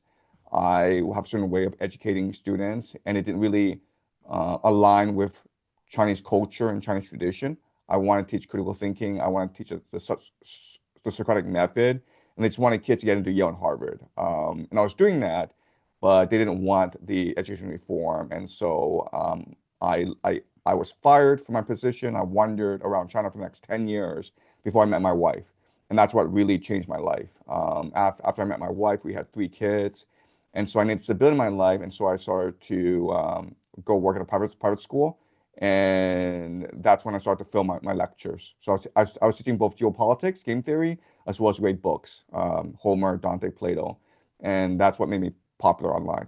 I've seen the videos. So the videos that you have on the internet, you actually have students in the room with you. Like that's a lecture from high school. I assume is it high school? It's a high school, and I have like one student in the class. Yes. Did you have one student? Sometimes two. Sometimes if I get lucky, I get two. But yeah, usually one student in the classroom. Yes. And what's the like? I've looked into the website a little bit, and I feel like it's one of those schools where it's like the goal is to try to get these kids to like American college, right? Is that what it is? Yeah. So we are a private school. I've left the school, by the way. Oh, you have? Okay. I have left the school to pursue other possibilities. But it's a private school. It's trying to get Chinese kids into American schools, American colleges. But as you can appreciate, a lot of these kids are there because they failed out of the Chinese public school system. The Chinese public school system is very, very rigorous. It's intense, and a lot of kids, I would say the vast majority of kids, flunk out because they develop a lot of depression, they develop psychological issues, and these parents are rich enough to send their kids to America. So I deal with like rich dumb kids. Yeah, that's what a lot of Americans don't realize this, but yes, the children of rich kids in other countries with like a public education system oftentimes will send as a secondary option their children to private school in America because it's much harder to get into the best schools, the top schools in China. Same thing with Turkey as well. I'm a dumb rich kid who had to go to private school in high school because I couldn't get into any of the good schools because I didn't fail, but it's just like I wasn't competitive enough in 8th grade in my test results. And the grind starts at like age 2 or 1. It's crazy what the parents will do to make sure their kid succeeds on the national entrance examination. I mean, like these kids are doing cram school at age 3 or 4. They're learning math, they're learning vocabulary, they're doing a lot of sports, they're swimming. I have 3 kids, and it's impossible for us to raise our family because our kids can't find any friends. Everyone's too busy studying, and we are very progressive with our kids. We want them to be happy, and so all other parents look at us and think we're like just serial killers, like cannibals. Like how could you do this to your child? Don't you know that at age 6 or 7 your child's future is already determined? Are you happy with your child being like a drug addict for the rest of his life? We get a lot of stares, and we people talk about us behind our backs all the time. That's wild. But so what's your plan then? Are you planning on bringing them to the West, or are you planning on raising them in Beijing? Yeah. So my long-term plan is to start foundation schools around the world and I want to promote a new model of education. And there'll be 3 major pillars to this new model of education, and they are great books. I think that in the digital age, it's now the most important thing to read books, especially the great books, right? Homer, Dante, Plato, Shakespeare. The second pillar is game theory, like teaching you how to understand geopolitics, how to understand current events, and understand the social forces that determine these events. And the third is the occult, religion, right? So I'm interested in teaching the Kabbalah. I'm interested in teaching Sufism, Vedic philosophy, Taoist philosophy, because I feel that, you know, if you really want to understand the world, you need to understand religion, because the reality is that most people are religious and people take their religion seriously. And I think that it's very hard to understand what's happening in the Middle East unless you look at it from an eschatological lens. Unless you appreciate that there are crazies in the American government, be like Peter Hegseth, who believe they're actually crusaders, that they are going to go and bring in the second coming of Jesus. A lot of these Zionists are driven by end times eschatology as well. They really believe that they are going to build the third temple, and this is going to bring back their, sorry, not bring back, but like usher in the coming of the Messiah, and then God will bring heaven to earth. They all believe that. They all believe this, and unless you really appreciate this, it's very hard to understand how the world works. I mean, I believe in dialectical materialism. So my understanding of the world revolves around, in some ways, it's not dissimilar to game theory, self-interest on the basis of class, and how societies are organized around the means of production, and everything is downstream from that. But I do think that there are some, you know, spiritual and ideological ways of thinking that might lead people astray. But I think ultimately is still, you know, is still the self-interest of the capital owning class. But it seems like you were not a believer in Marxist theory or Marxist thought at all. I'm sympathetic. So if you actually research Kabbalah, you would appreciate that dialectic materialism comes from the Kabbalah, right? So if you look at Marx and his genealogy, both his maternal and paternal sides of the family, they come from several generations of rabbis. The guy's an aristocrat. Like just go and look at his Wikipedia page. He comes from like he is Jewish, but he's also very critical of religion in general, and I do feel like the philosophical basis comes from Hegel and not Kabbalah. But maybe I misunderstood it. Right. So I mean, my first point is that you're still influenced by your environment, right? I mean, if your parents, your grandparents are talking about Kabbalah every single day, you could reject that, but it's still going to influence how you perceive the world. That's point one. And then point two is that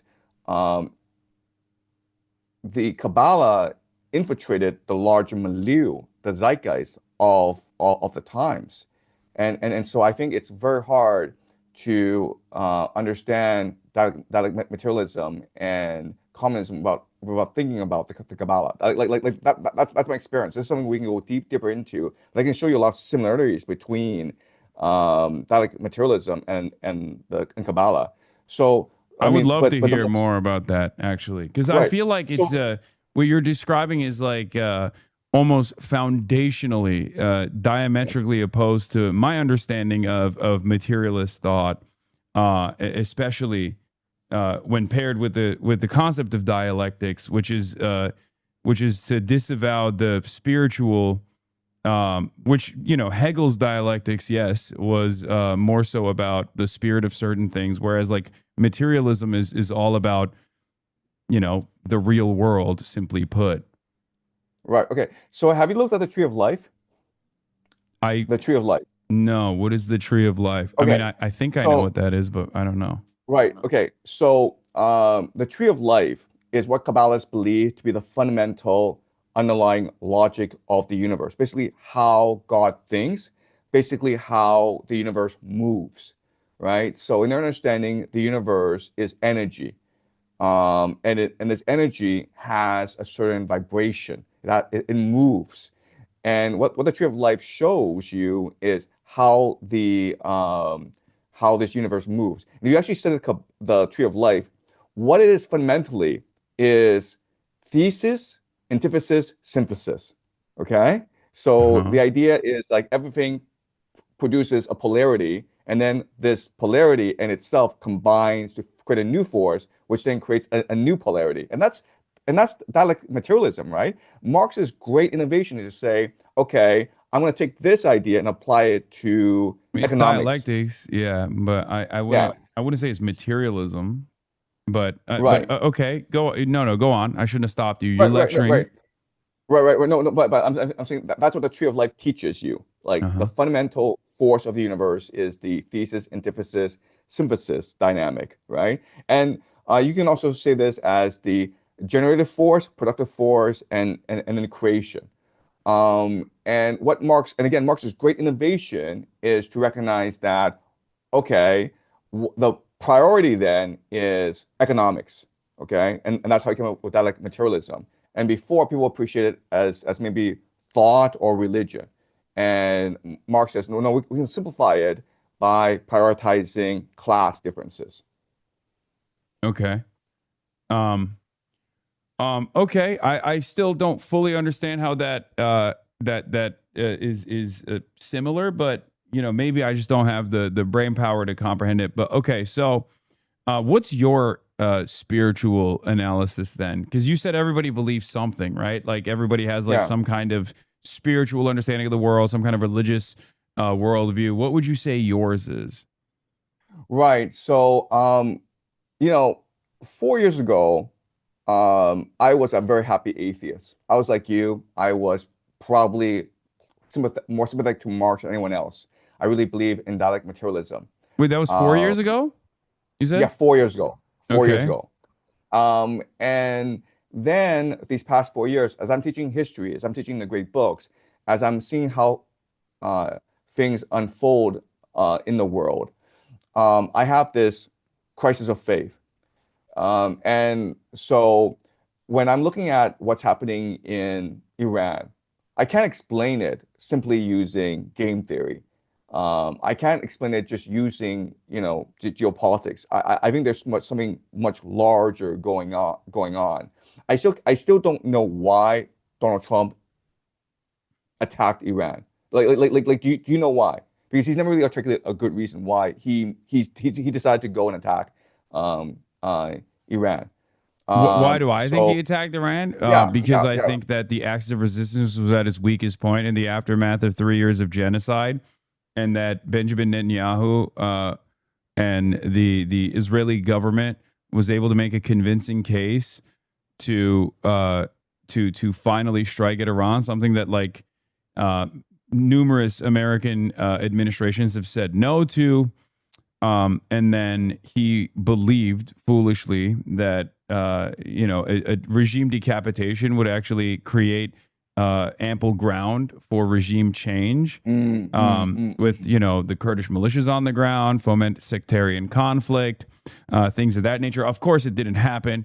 I think Benjamin Netanyahu probably utilized the Venezuela victory as well to his advantage. And outside of that, I think ultimately he wanted to, one, disrupt the global world, the global energy supply coming out of the Gulf, because the Gulf is already far too close to China, America's only, I think, at this point, geopolitical enemy. And they wanted to, I mean, Trump has been doing this already. He wanted to decouple the rest of the world from China. It failed, obviously, with his tariffs, with his Liberation Day tariffs proposals. And then outside of that, I think he wanted to maintain the world's largest known natural oil supplies in Venezuela, which he did. And then he turned around. He turned around and thought he could then either disrupt the Gulf's energy development and increase the rest of the world's over-reliance on American refined oil, or rather destabilize Iran and then control Iran so that he would no longer have to worry about the rest of the Gulf potentially aligning with China in any meaningful capacity. which could have created a leverage point for China and would have probably hardened China's position. They're already very clearly aligned with Russia. That's one major energy provider for them, and they still obviously need oil and gas, whereas they are already in control of the next. They have monopoly control over the next wave of the world's energy supply, the green energy, renewable energy. Yeah, that's fantastic. And if like Barack Obama were president, I would agree with your analysis. We're talking about Donald Trump, right? So the thing about Donald Trump is, in his first term, they tried really hard to debrief him. Like, there was the presidential daily briefing, and they recognized this guy doesn't actually read. So at first they tried a paragraph, like instead of one pager, let's give him a paragraph. And it was impossible to focus his attention. He just did not care. So then they were like, okay, like we'll do bullet points, okay? Didn't work either. They're like, okay, we'll draw pictures. And like, didn't work either, okay? Even if you drew pictures for him, he could not keep focus. He could not absorb what you were telling him about geopolitics. And then they recognized the only way to get his attention was to appear on Fox News and tell him the message there. Okay, so this is a guy who has problems paying attention, who has problems being consistent, who has problems putting together coherent thought. So I think he's very emotional. I think he's very instinctual. He believes his own intuition. So I have a hard time believing that he actually thought it out.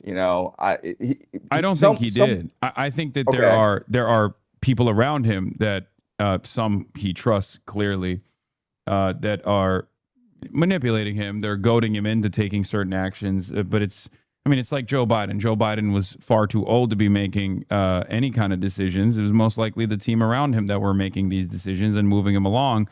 George W. Bush famously wasn't, very well put together, but they were just simply signing off on a lot of these things. But I think the people around him were most likely convinced that this was a decent plan of action, which it of course it wasn't. And they had to push back the Chinese summit once. And then when Donald Trump inevitably appeared alongside Xi Jinping in the China summit, because he had to, it was clear that he did not have any leverage. As a matter of fact, he was bargaining from a position of weakness when he went there. And that's part of the reason why he went back on $14 billion arms transfer to Taiwan, which went against like previous American foreign policy and probably played a major role in normalizing relations across the strait. But again, that's because he lost. But you said there was a spiritual reason that like you saw you saw Trump moving against Iran, and that caused your spiritual awakening. So how did that happen? Right. Okay. So it was a series of events. Okay, but my first great epiphany was when I was teaching Dante, the Divine Comedy. And it was my first time reading Divine Comedy. And it took me a long time to try to appreciate its beauty, its truth. But when I did, I recognized that this could not have been written by a human being. It is just so beautiful, so perfect. And it revealed a deeper truth. And my only conclusion is this was not written by a human being out of his own free will, out of his own experience. A lot of things I felt he was channeling God. I felt he was channeling the universe, and then explaining the truth in poetry. And so the Divine Comedy, what it tells us is that there are two worlds. There's the material world in which we live, and then there's a spiritual world in which our consciousness inhabits. So think of our consciousness as inhabiting infinite dimensions. And our consciousness is able to access the entire universe if we train our consciousness to meditate, to focus, to be ever present. And once we do that, then great truths reveal to us. And I look deeper into this, and I recognize that this is what every single great religious and spiritual tradition has taught before. that ultimately we are part of the divine, that God is in us, and that we are in God. And as I continue to study more and more history, I recognize that most humans throughout most of human history have believed this, and they've structured societies around us. Our world is unique in that we are completely materialistic, and that we deny the existence of God, that we deny the existence of the soul, of consciousness. In neuroscience, no one has actually spent any research into the nature of our consciousness, and that's kind of weird because we spend most of our time thinking, right? So, like why haven't we looked into where our thoughts come from, how we structure our thoughts, and how we communicate our ideas? So the Divine Comedy was a great awakening, and then like as I studied history, I recognize a great paradox in our history, which is scientists know that our minds, the way that our minds are structured with the frontal lobe, our minds have been this way for the past 200,000 years, but we only have like 10,000 years of recorded history. So what were we doing before the Ice Age? Were we just like, in caves, freezing to death, or running around chasing monkeys? Like what were we doing for 300,000 years? And then you look at places like Göbekli Tepe, in Turkey. You look at places like the Amazon forest, the Grand Valley in the United States. There's so much evidence of previous civilizations in these places before, and so I don't know how much of our history is real. So these past 4 years, I've been on a journey, and also I've been looking into certain conspiracy theories, such as a moon landing, such as JFK, such as 9/11, and the evidence is kind of overwhelming. Overwhelming in what direction? It's just fake. In the government is covering things up, right? I mean, like just look at 9/11, and you just Google World Trade Center building number 7. You're like, oh, wait a minute here. I thought 2 buildings came down, right? Because there were 2 planes, but 3 buildings came down that day. So how did that happen? Right?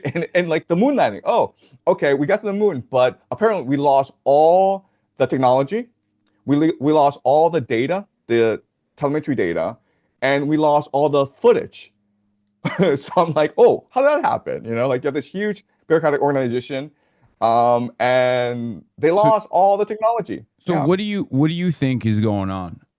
Like you think they just like faked all of it? Like they set up 9/11 on their own to like go to war in the Middle East to create sufficient cause? Is that what it is?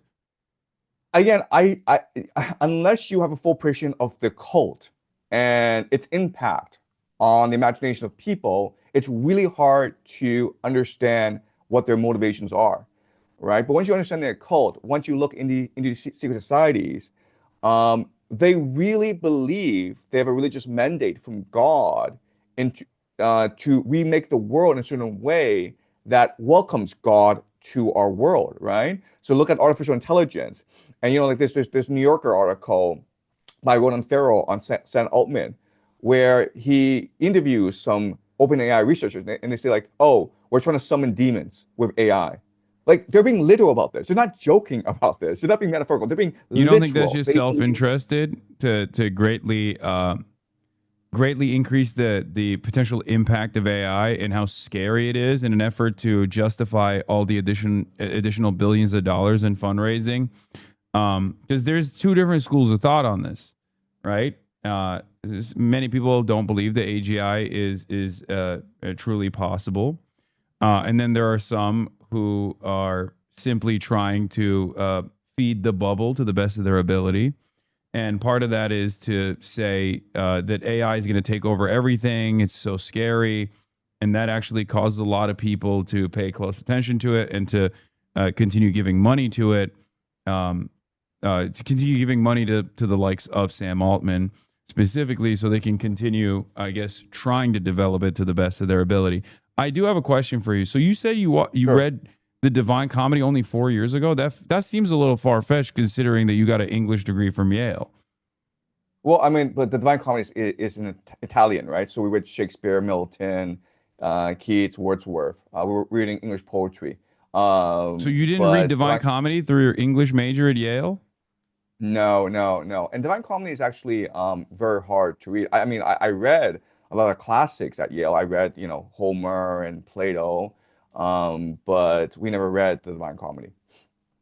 Okay. I mean, We should have. We read it. We read it in. I think we read. I mean, I read it in Turkey in like 8th grade, I think. But you know, right. I didn't fully understand it. But then again, I also didn't think that it was like a divine intervention that like was incepted into Dante's brain. I spent the past 2 weeks teaching Divine Comedy, and I spent every single day trying to tell people this is God's work. This is not Dante. This is the universe taking possession of Dante in order to spread the divine fire to humanity. I spent the past 2 weeks doing that, and it's on my channel. So okay, and you're okay. So you read Divine Comedy, and that just like one-shotted you. It one-shotted your mind. Yeah. And that somehow ties back to Donald Trump's invasion plans of Iran, and that put you down this journey. But that happened, you know, that didn't happen 4 years ago, right? That happened 130 days ago is when Donald Trump kickstarted Operation Epic Fury. So the timeline is a little messed up for me. I'm trying to understand. I'm trying to. Okay. All right. So okay. So here's my theory. And again, I could be completely wrong. Okay. But based on my reading of Divine Comedy, this is what I think happened. Okay. There are many Jewish occultists, okay, Kabbalists, okay, who are intent on ushering the end times because they want God to come to earth and to reunite with the Jewish people. Okay. And so one group that is very prominent and very powerful are the Chabad Lubavitch movement, and then Rebbe Sneerson was leader of that movement for many decades. He's obviously passed away. But the thing about Chabad Lubavitch is like they are the largest property owners in Brooklyn. Okay, so they bought property way back before World War II, and now they're basically the biggest real estate developer in Brooklyn. And a lot of people that are in real estate are maybe front people for the Chabad Lubavitch movement, including like the Kushner family, right? And Donald Trump would obviously have had dealings with Chabad Lubavitch. They're not interested in the material world. They don't care about that. What they're interested in is fulfilling their end times prophecy. There are 3 major pillars to the end times prophecy. The first is the completion of the Greater Israel Project, right? Second is the return of the Jewish diaspora to Jerusalem. They want all Jews to return to Israel, and they're fanatical about it. They're very serious about it. And the third is the building of the third temple, because that is where God will live. Okay, so if you just go into the Chabad Lubavitch movement, they're fanatical about these 3 objectives, and for decades they were planning this. Now, the thing about these religious Jews is they spend all their time meditating on the Torah. Wait, Professor John, before we move on, I have to ask you some questions here. So you're saying the Chabad Lubavitch movement predates Zionism as an ideology, and that it was actually a foundational ideology before Zionism, pre-Theodore Herzl, pre-Jabotinsky, and the like, and that they are responsible for Zionism as a prominent ideology, as a settler colonial ideology? Okay, so let's be precise. So after the Protestant Reformation, the idea, there were many different groups, including the Freemasons, including the Sabine Frankists, many different groups who are interested in the second coming of Jesus. Okay, people like Isaac Newton thought that now that you have direct access to the Bible is the divine plan, because the Bible is literally the Word of God, right? And if you read the Bible in a certain way, right, if you focus on the books of Daniel, the books of Ezekiel, and the book of Revelation, this divine plan is going to reveal itself to you, and this divine plan calls for all 3 things. Okay, so it's not just the Chabad Lubavitch people; it's also a lot of the Freemasons, a lot of different secret societies. They believe that for God to return, you need to meet certain conditions. And again, this is a fringe group of people, but unfortunately, this fringe group of people tend to have all the power in the world. Okay, so I mean, I don't know if that's the case. Like, I mean, I think Zionism is, broadly speaking, a fairly dominant ideology amongst a lot of evangelical Christians, and certainly many American or Western Jews as well.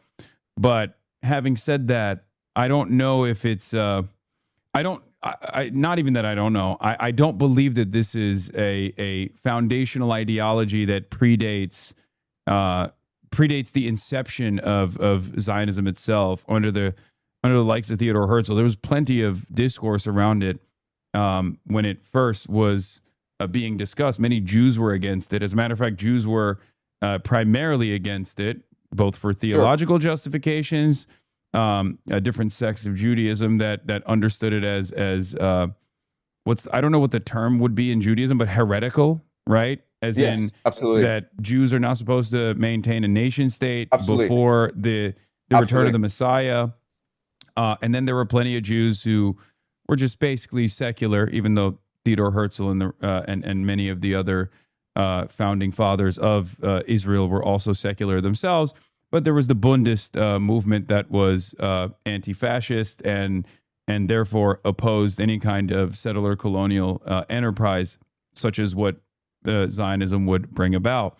So I don't know if that's I don't know if that would be a guiding principle. And I also certainly don't believe that the groups that were able to purchase real estate in Brooklyn are the most powerful financial force in American politics, let alone global politics. I mean, it's just Brooklyn real estate. Right. Okay. So again, you're absolutely right. These points you bring up are absolutely correct. Okay. Point one is that Zionism in the year 1900, when Theodore Herzl was active, it was a very fringe thing. Only about 1% of all Jews around the world support the idea of like, let's pack our bags, leave our middle class life in England and America, and go to a desert in the middle of nowhere. Like 1% of Jews actually believe this. And you're absolutely right in It's that. before the 1900s, even. It's like late 1800s, I think.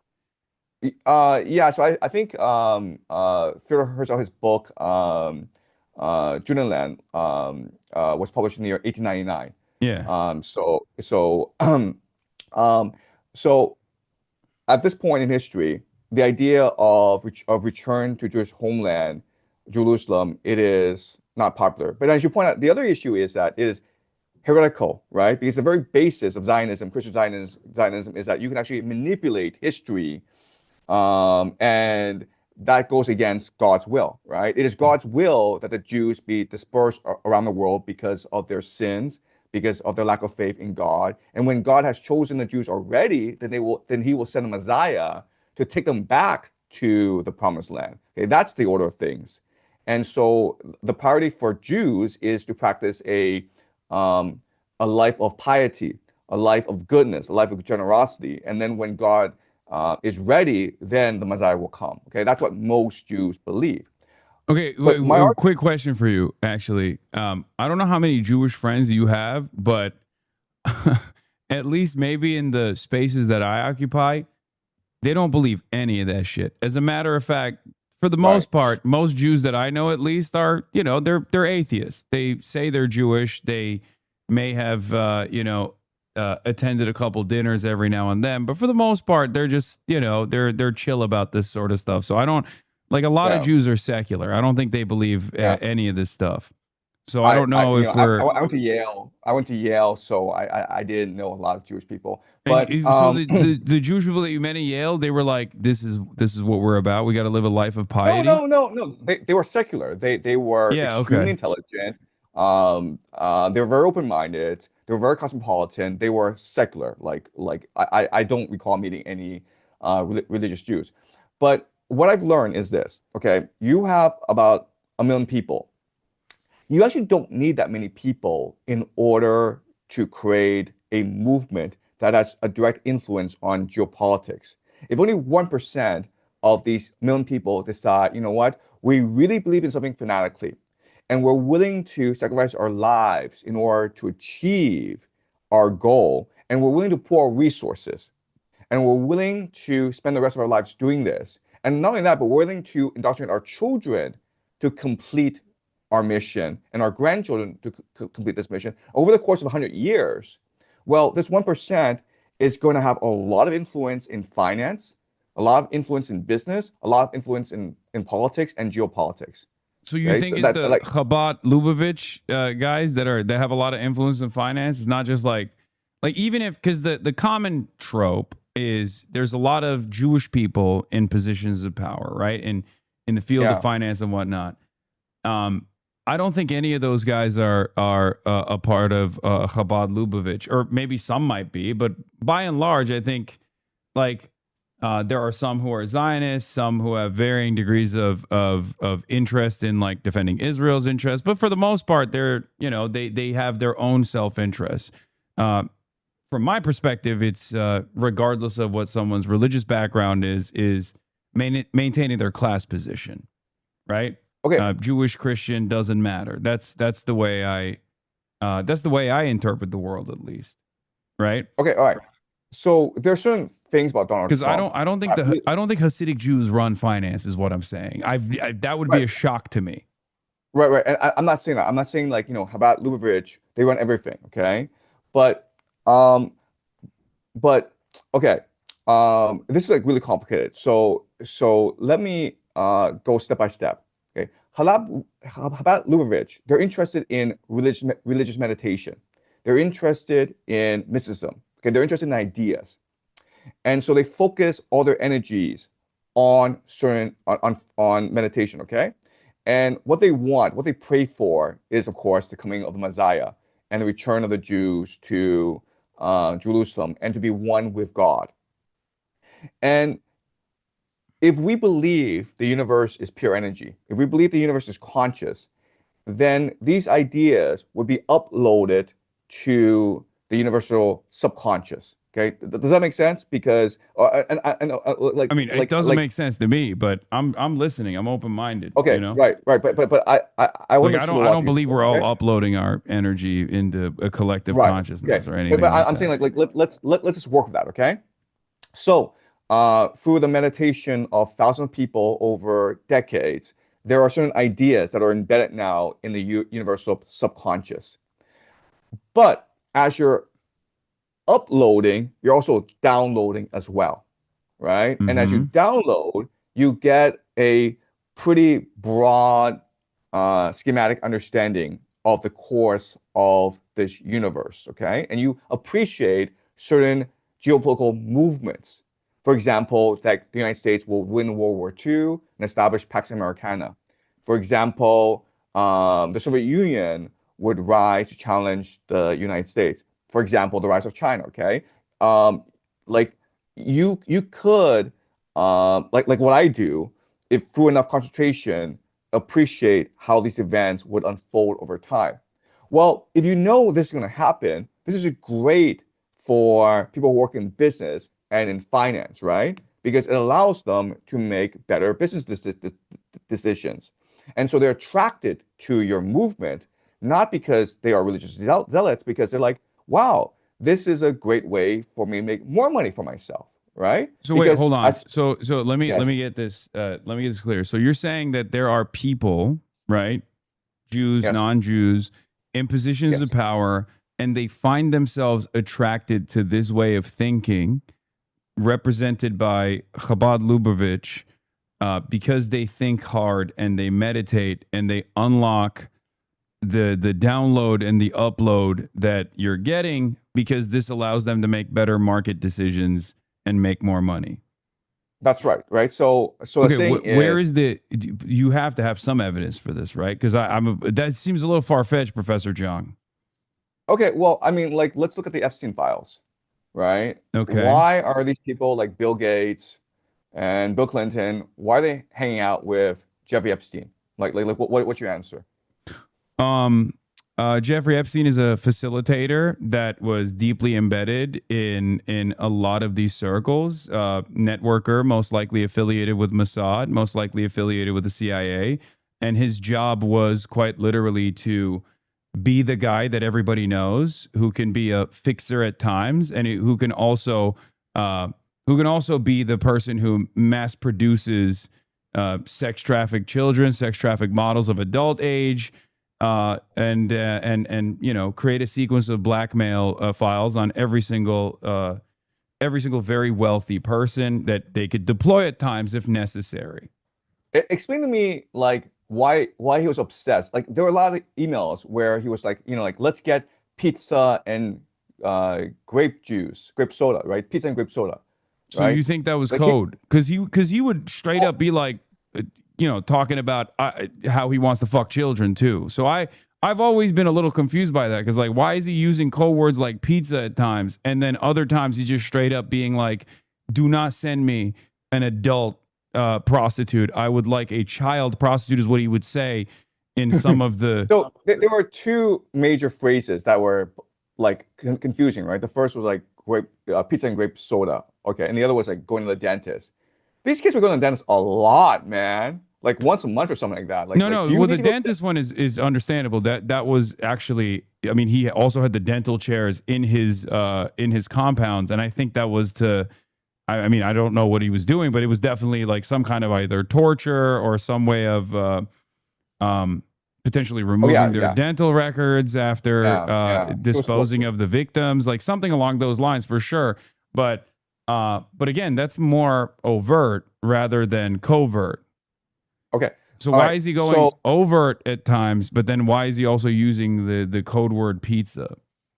Right. Okay. So I understand what he's doing, and I understand why Bill Gates and Bill Clinton would be attracted to him. Okay. But one thing that people have never resolved, a question that people have never resolved, is like, how did he get to his position where, you know, he knows the Rothschilds, where he where everyone's trying to be his best friend, right?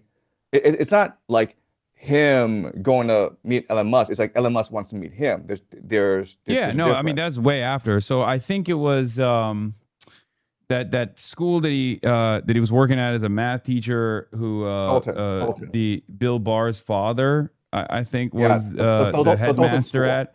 Yeah, and then he gets elevated. I think at some point he's connected with what's his name? Les Wexner, right? He goes to Dalton School. He gets connected with Les Wexner. He basically becomes like Les Wexner's potential love interest, allegedly, and also somewhere along the way gets access to all of his finances, becomes like sole financial guardian, and he just keeps. I mean, at some point, I assume he was tapped in by the intelligence community to play this role. As they, I guess, saw him as a decent serial networker who could be in and out of these crowds. Right. So let's go over his timeline. Okay. So as you point out, he gets a job at the Dalton School. Then he goes to Bear Stearns, and at age 30, he's invited by David Rockefeller to join the Trilateral Commission. Mm-hmm. And he gives an interview to Steve Bannon, and he's like, well, it's because I'm a math genius, and they want that. You're 30 years old. And yeah, I don't believe that. I think it wasn't his math genius that caused a possible vestige of espionage to tap into what he could potentially do. I think it was just they thought that they could utilize him as a person that could be operating in these circles. Okay. All right. So at age 30, he joins the Trilateral Commission. And then after Bear Stearns, he works for a man named Douglas Leese, who's an arms dealer, right?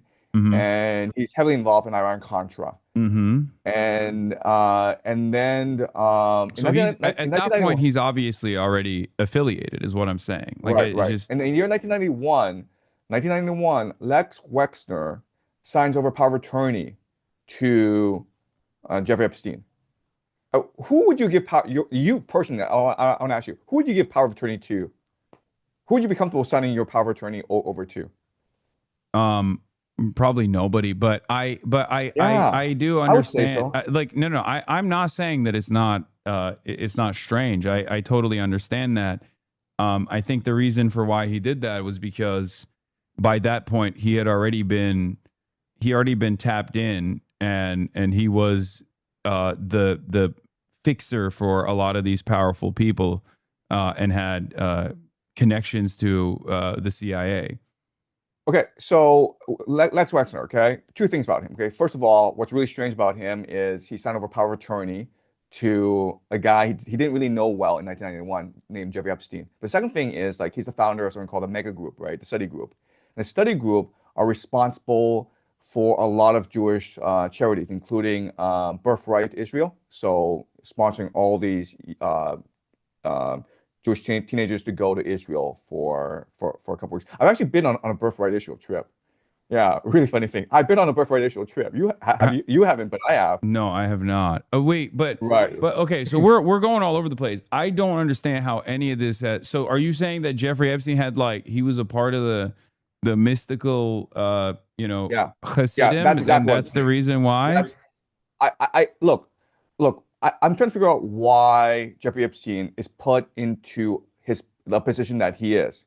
And given his background, if I'm just looking at this objectively and saying, like, what's this guy doing? It seems like he's being trained for a special mission, right? And who would have the power? Yeah, Who would have the mass produce blackmail for very powerful people that you can deploy if necessary, while also being deeply embedded in, like, elite society, which is, I mean, I think there's utility for that for the CIA. There's utility for that for Mossad. Right. But I use game theory. So I'm trying to figure out who would do this. Who would tell Lex Wexner to give Jeffrey Epstein power of attorney? Who would tell Douglas Leeds to go hire this guy and train him up to work in intelligence and in arms trafficking around the world? And I think, like, given all my research, okay, the person that would have the power, and I'm not saying it's him, but I'm saying, like, a person who would have the power to do this would be Rebbe Sneerson of the Chabad Lubavitch movement. Okay. So there are two videos. I still don't understand how, like, I don't understand how that has anything to do with this Rebbe being like what I can't connect here is, like, where is the mystical future sight power coming from for these magical mystical Rebbe? Let's just use our imagination, okay, and let's try to be Rebbe Sneerson and go into his mind and how he perceives the world. Okay, I'm Rebbe Sneerson, and I believe I'm a reincarnation of these great Jewish mystics who are now possessing me in order to fulfill the end times prophecy. The great reunion between the Jews and Yahweh. Okay, that's what I believe. Now, how do I go about doing this? Well, first of all, I need to create a transnational organization that can be politically effective in the United States and in Russia. Why? Because these are the two most powerful countries in the world at this point in history, and I know that because I've seen the future. Okay, so I need to create a political organization. But wait, I'm in the Rebbe's mind, and I can see the future already. Yes, you can see the future. Yes. That already sounds far-fetched. I'm gonna be honest. I feel like I don't think the Rebbe had the future foresight gifts, but okay. Okay. Again, this is a thought experiment. Okay, we're just using our imagination, and I'm trying to explain to you how this could have worked. I'm not saying this is what happened. I'm just saying, like, how do we add up all these different dots together? Okay. One is you have this guy who really believes he's a reincarnation of these different Jewish mystics that know the future, and his job is to implement the next phase of the plan. Okay, that's one. Number two is I now need to build organizations and find individuals that can help me fulfill this plan. So I'm building Chabad Lubavitch both in Russia and in Israel and in the United States, because these are the three nations that are most crucial to helping me achieve my plan. All right, so these people are pulling their resources and buying up real estate as much as possible. What's really important for me is to figure out who could potentially be political allies. I mean, why did they and buy political- Brooklyn? I mean, Brooklyn real estate didn't even get better until like recently, until it got gentrified in the last couple of decades. Why didn't they just buy out Manhattan, for example? You know what I mean? If they had the future foresight, I feel like I would make plays on Manhattan instead of Brooklyn. You know what I mean? A lot of Chabad Lubavitch were immigrants from Eastern Europe and from Ukraine and from Russia, right? And they just congregated in that area. And so once they congregated in that area, but if they have future foresight, it shouldn't matter, right? Okay. Future foresight is not that specific. Future foresight gives you visions of how the global map works out. Also, why haven't they been able to infiltrate China, you think? If I'm the Red Bay right now. I'm the Red Bay right now, right? Honestly, wait, sorry. Who says they have not infiltrated China? I'm the Red Bay, right? And I'm thinking, okay, 100 years of Chinese humiliation. What's next? 100 years of Chinese prosperity. Okay. Eventually, there's the excess of the Cultural Revolution. And then Deng Xiaoping comes in, liberalizes the economy, reforms kick in, and then there's a period of instability in the aftermath of that. But ultimately, we get to the Xi Jinping era, right? China's rising. China's a rising superpower. I'm trying to get in there. Why haven't I got in there as the Red Bay? Well, first of all, who says they have not infiltrated China? You think the I do. Chabad Lubavitch has infiltrated China? Yes, I do. Wow. But not the way you imagine. Okay. Okay. So, what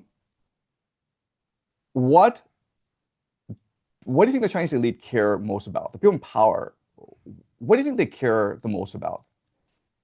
What do I think the Chinese elite care most about? I don't know. I mean, probably stability.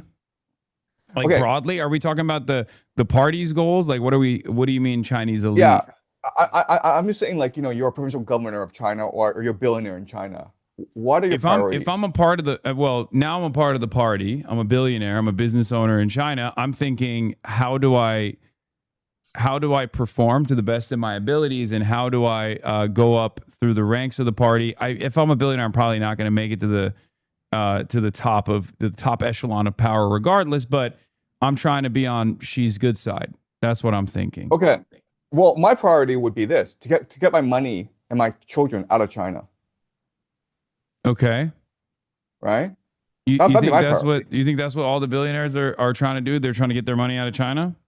Well, you just look at the statistics, right? The number, the amount of money leaving the country, the number of people fleeing the country.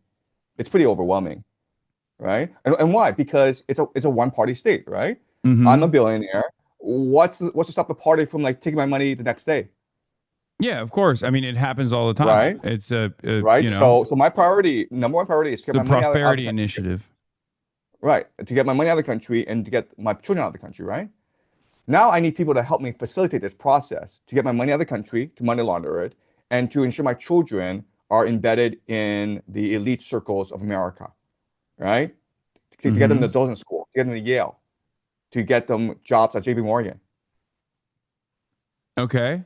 So Right. how does this connect back to Jewish control of China? Well, because the Jews and the Chinese get along very well. Okay.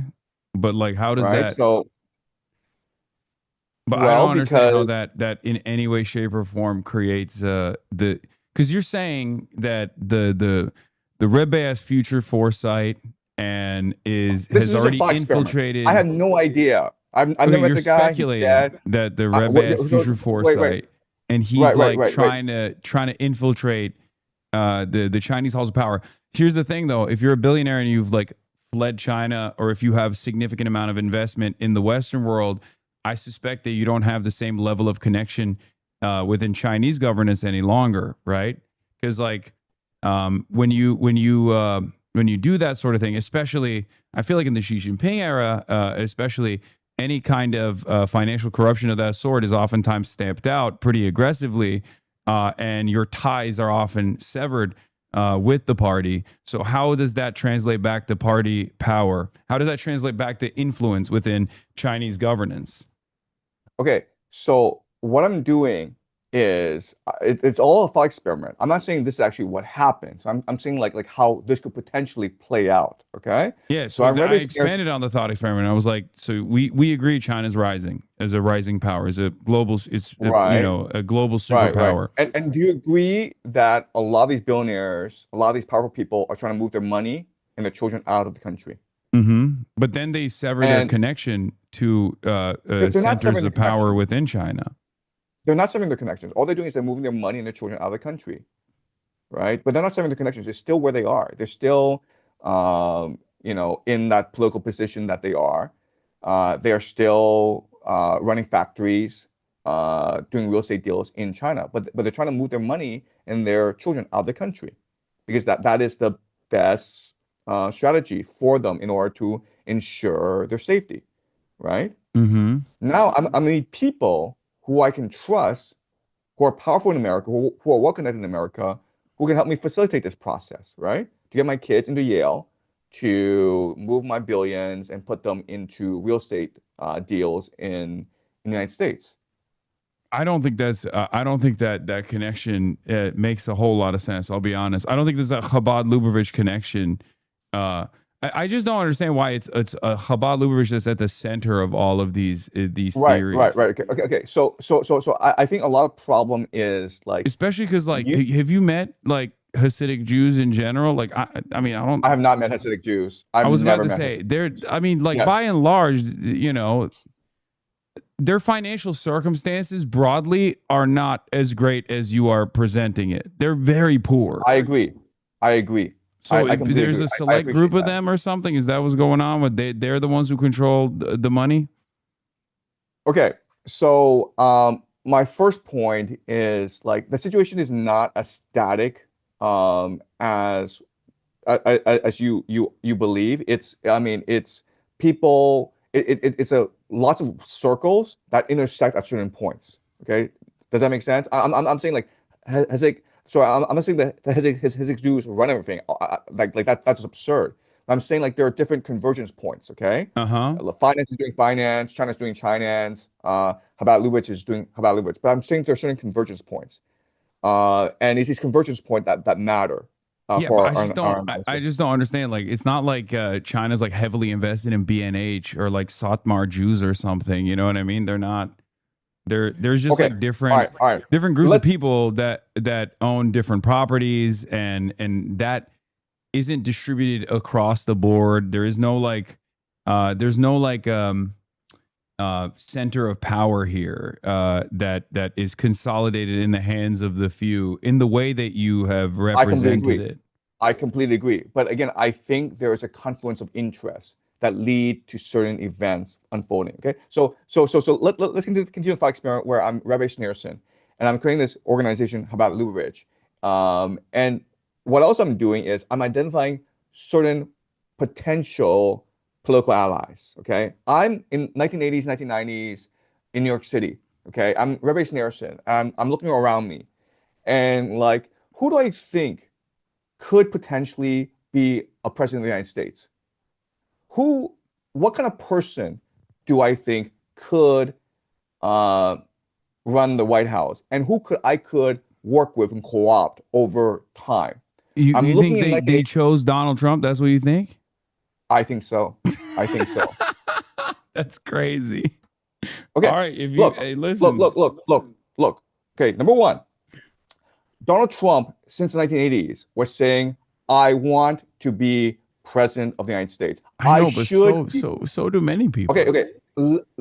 I understand. Okay, so I'm not saying they only pick Donald Trump. I'm saying like they're looking at different people, and it's like a VC fund, right? You're putting your money in different companies, right? And so Donald Trump is someone that they're looking at because one, Donald Trump has been saying since the 1980s, "I want to be president of the United States." Second of all, he's probably at this time the most famous American around the world, right? Like if you're like in Africa, Donald Trump was not the most famous.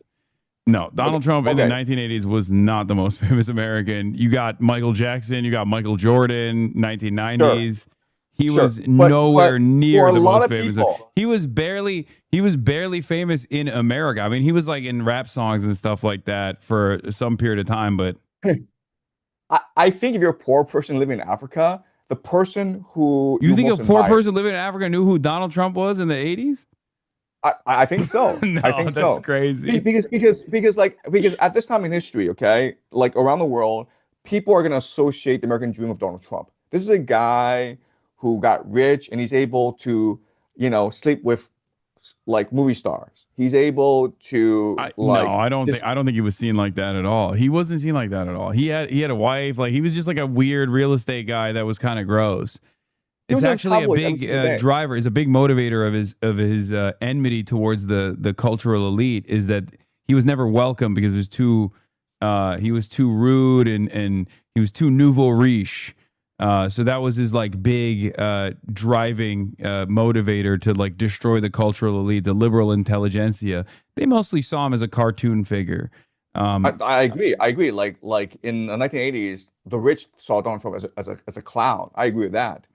But again, like we're imagining we're Snarson. I'm like, who can we invest in? Like who would be a good investment? You're not invest in someone who is a real billionaire that everyone admires because it's going to cost you a lot to invest in him. But you've got this guy, Donald Trump, who thinks he's rich, but who's not really rich, and who everyone detests, right? He's someone that you could nurture over time. In Mar-a-Lago, there is a replica of the Ark of the Covenant in Mar-a-Lago. Okay. Do you know about this? No, but go on. Okay, but you can actually Google this. There's a replica of the Ark of the Covenant in Mar-a-Lago. Okay. Whenever, like, Donald Trump has a 99% approval rating in Israel, they literally see him as the reincarnation of Cyrus the Great in Well, they Israel. don't anymore. They fucking hate him now because he told Israel to stand down in Lebanon. His approval rating dipped like 60 points, I think, in a matter of 2 weeks. Okay, but right, and but before he was a very popular figure in Israel. They liked him a lot more and than they see him as Cyrus the Great. Okay, the reincarnation of Cyrus the Great, someone who's going to take the Jews back to Jerusalem and build the third temple. I'm gonna be honest. Again, I don't think many Jews are as like religiously involved in this this messianic. Like, there's the red heifer stuff, but they're by and large, I think Zionism is a civic nationalist substitute for any kind of religious understanding of the world. So I think it's more so born out of like a level of self-preservation, self-interest, a fear that if there isn't a Jewish state, that like the Holocaust could happen again, things of that nature, and not necessarily this religious ideology. Are there some Jewish people, like fundamentalists, who have this kind of perspective? Certainly, but they are not the majority at all. I don't think like the average Jewish person in Israel believes that Donald Trump is like truly going to lead Jews to the promised land. Right? I don't think that's the case. I mean, they like him because he's pro-Israel. Like that's pretty simple, and that's precisely the reason why now that he is seen as not as pro-Israel, because for the first time ever, Donald Trump is not. Donald Trump has been seen as being at odds with Netanyahu or restraining Israel in some capacity, albeit limited. His approval ratings declined dramatically. Let me ask you this question, okay? And you can take a guess. But Javier Milei, when he became president of Argentina, his first foreign trip, okay, as a head of state of Argentina, was to where? Yeah, Javier Milei is very pro. There are a lot of Latin American countries that are now changing rulers are all running on an openly pro-Israel slant. I mean, Venezuela also shipped oil to Israel, albeit symbolic, immediately after the coup. So I'm aware of all this, yes. But that is. But I'm saying Javier Milei's first foreign trip as head of state of Argentina was to where? Israel, I assume, right? That's wrong. The answer is Brooklyn. The first thing he did was visit Rebbe Sneerson's grave in Brooklyn. You can Google this. Okay. I mean, this is all. Wait, so I'm asking you who this guy is, Rebbe Sneerson. Like, why would I don't know. I mean, he's just like he's a religious. He's like a random religious figure in America. But okay, right. There are But two he videos on also, YouTube. but he's also very pro-Israel, right? Like a lot of these Latin American countries and their leadership are now openly pro-Israel. And Wait, but I'm trying to here's figure the out- thing. Here's the thing. There's a reason for it, right? Like you're like, why the fuck would Javier Milei be pro-Israel? He's in Argentina. Is the question? No, I'm asking yourself, why would he go visit the grave of Rebbe Sneerson as the head of state of Argentina? His I mean, first foreign trip. It's the same reason why people go and show support at the Wailing Wall, right? Like, it's just to say like, oh, this I'm with you. Like it's a symbolic show of support. So I there don't are think there's any two- like spiritual reason for it. There are two YouTube videos. Okay, the first YouTube video is Benjamin Netanyahu before he becomes prime minister. Okay, before he enters Israeli politics, he goes and meets with Rebbe Sneerson and says, "I ask for your blessing." And Rebbe Sneerson like blessing in politics or personal, like in Netanyahu was like both personal and professional. And Rebbe Sneerson like, when is the Messiah coming? We must accelerate the coming of the Messiah. Like it's on YouTube. You can actually just go on YouTube and it's there. Okay, I'm not making this up. Okay, that's the first video. Second video is Rebbe Sneerson is greeting his followers, and one of the followers is like, "I'm the mother of Steven Spielberg, and I want your blessing." Okay, so I'm trying to figure out who this guy is and like how he's so well connected. Why is like all the most powerful people in the world going to him and saying like, "Give me your blessing"? I mean, you just brought up a very wide range of people. Steven Spielberg's mother is not one of the most powerful people on the planet. No, but Steven Spielberg is also right. Also, once again, yeah, it's a show of support for a specific sect of Judaism. I don't think it's like. I don't think it's necessarily anything beyond that. I mean, it's like visiting the Pope. Like if people are doing that because they're like, yeah, that's the Pope, you know? The Pope is one of the most powerful people in the world, right? I mean, the Pope has a lot of influential power, but I don't think people are necessarily visiting the Pope because they feel like there's like a secret society that they're tapped into. It's debatable how powerful the Pope is. But I'm saying, like, if you're Catholic and the Pope gave you a call and says, "Hey, can you give this guy who's my friend power of attorney?" I think all Catholics would do that, right? I don't think the Pope is making phone calls like that. I'm gonna be honest. I'm not saying that either. I'm saying like if that were the case, right? So this ties back to the Rebbe that we were talking about. You're saying that he made the call to Les Wexner.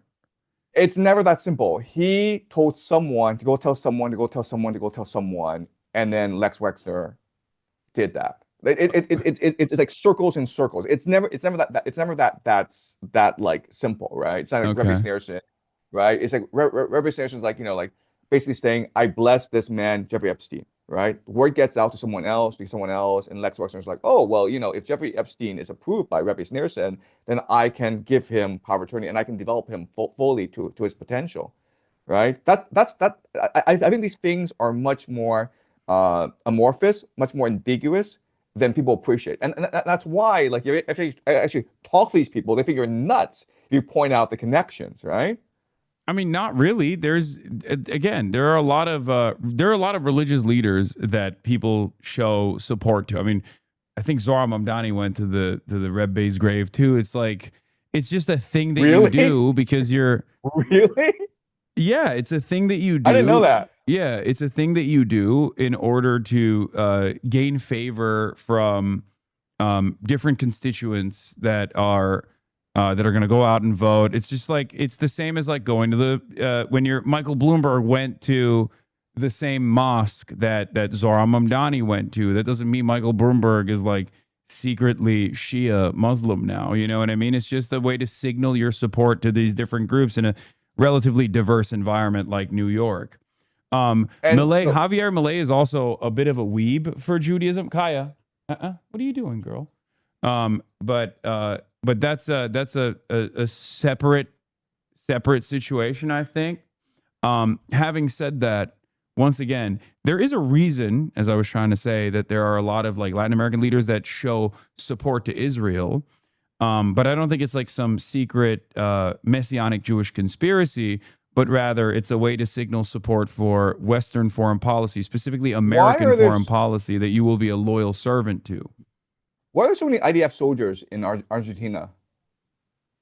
I don't know, vacationing or there's the Patagonia fires, right? That's what you're. Yeah. Yeah, I don't know the exact details of what's going on there, as far as like what may have taken place, but as far as as far as land grabs or whatnot, I don't know how that translates to, again, some kind of like grand Jewish conspiracy.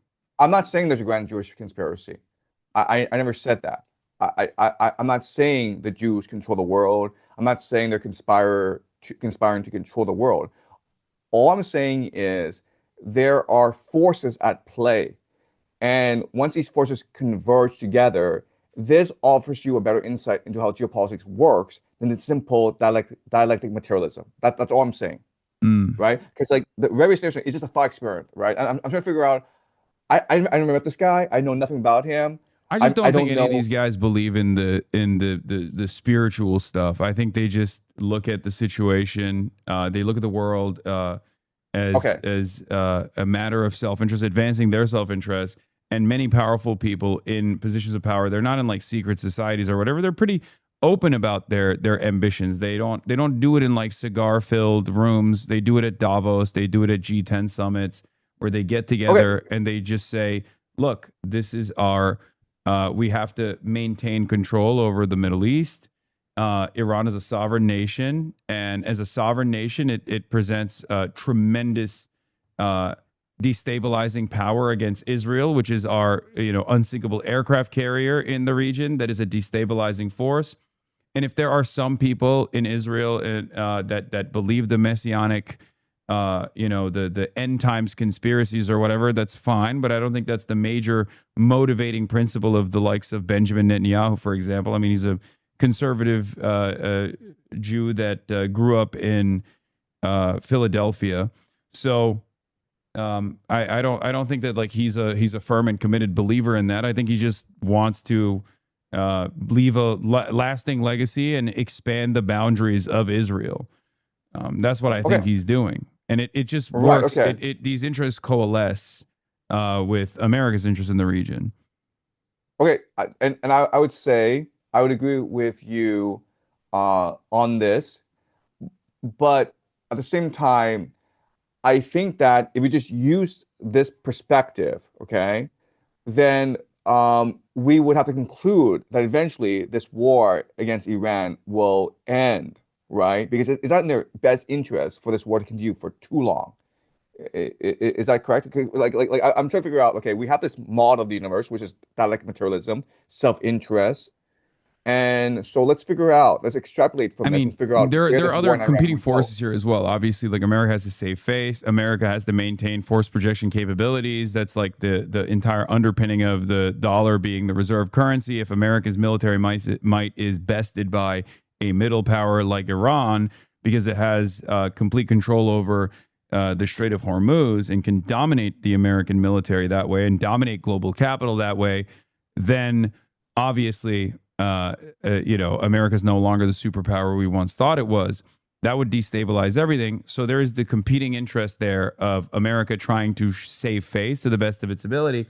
So I suspect that they'll try to wean out of the situation, and probably maintain this like weird limbo where is there a memorandum of understanding? Will Iran actually get sanctions relief or not?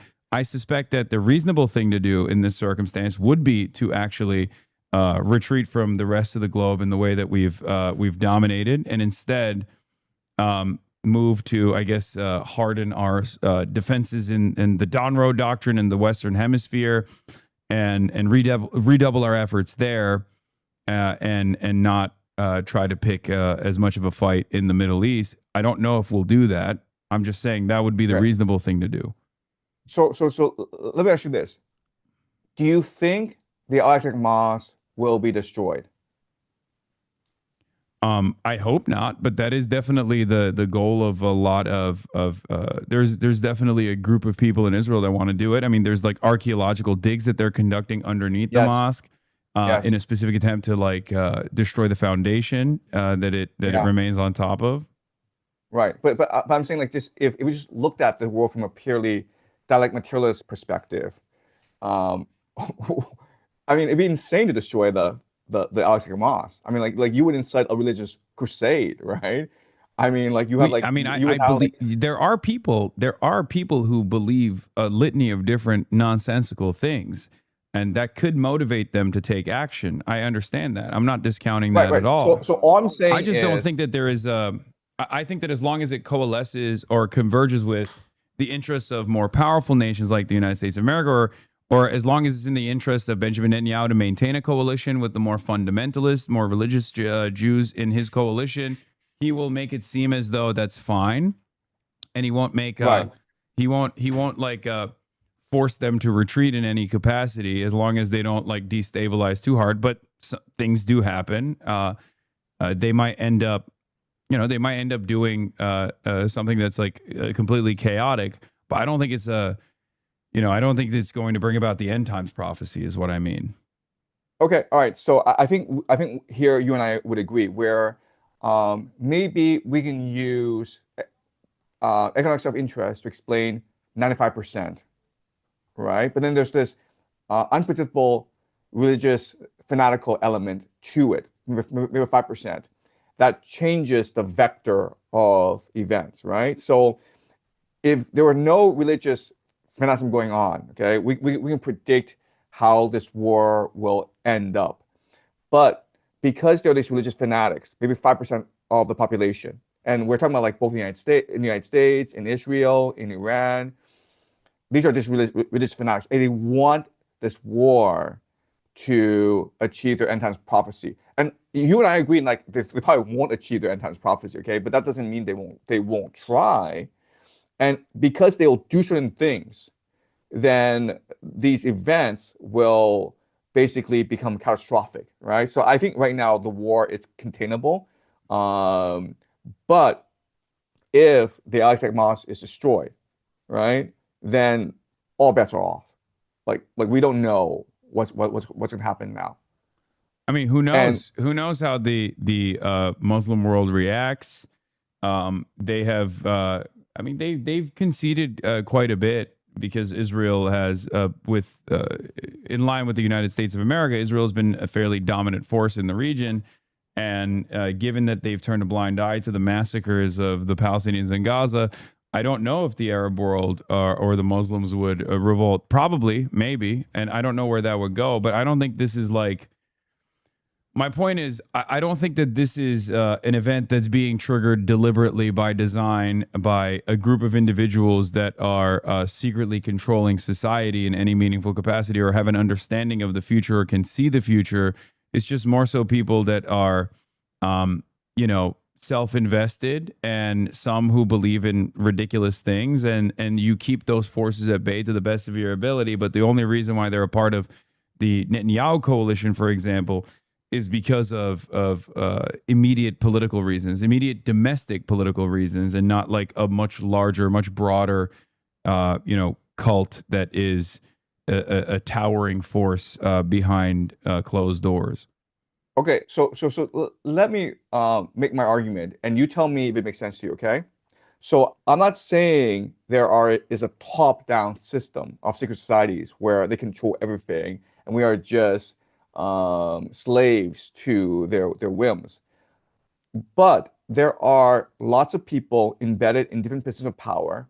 They may be formally or informally attached together, but they have certain beliefs that are similar, okay? So you have these Christian Zionists, and you have these Zionists, and you have these Mormons, and other groups, okay? They're not aligned. They don't have these meetings, conferences where they get together and say, let's plot to destroy the world together, okay? They don't do that. But they have certain belief systems that align, which call for the return of the Jews to Jerusalem, which calls for war in the Middle East, which calls for... Yeah, but I don't think that's happening either. That's my point. Because there's, okay. I mean, again, from all the Jewish people I know that live in the United States of America, some Zionists, some anti-Zionists, many anti-Zionists, ain't nobody's trying to live in Israel. They're not going to Israel, no matter what happens.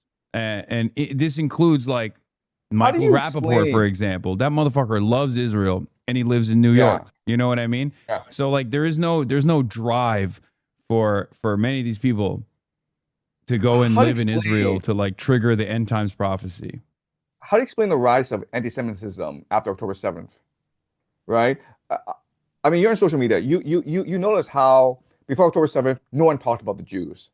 No, And after there October was 7th definitely, there's always been like people, look, there's two different kinds of anti-Semitism, right? There's like the way that people will casually say like, oh, Jews are in finance, Jews are in Hollywood, but they also made Seinfeld and I love Seinfeld, so it's fine, right? Like that's been the otherization of Jews for quite a long time. And then there's always been people who are like, no, Jews are at the heart of a lot of these conspiracies, like the old fashioned anti-Semitism, the protocols style of anti-Semitism that neo-Nazis have tried to bring back into the forefront in perpetuity.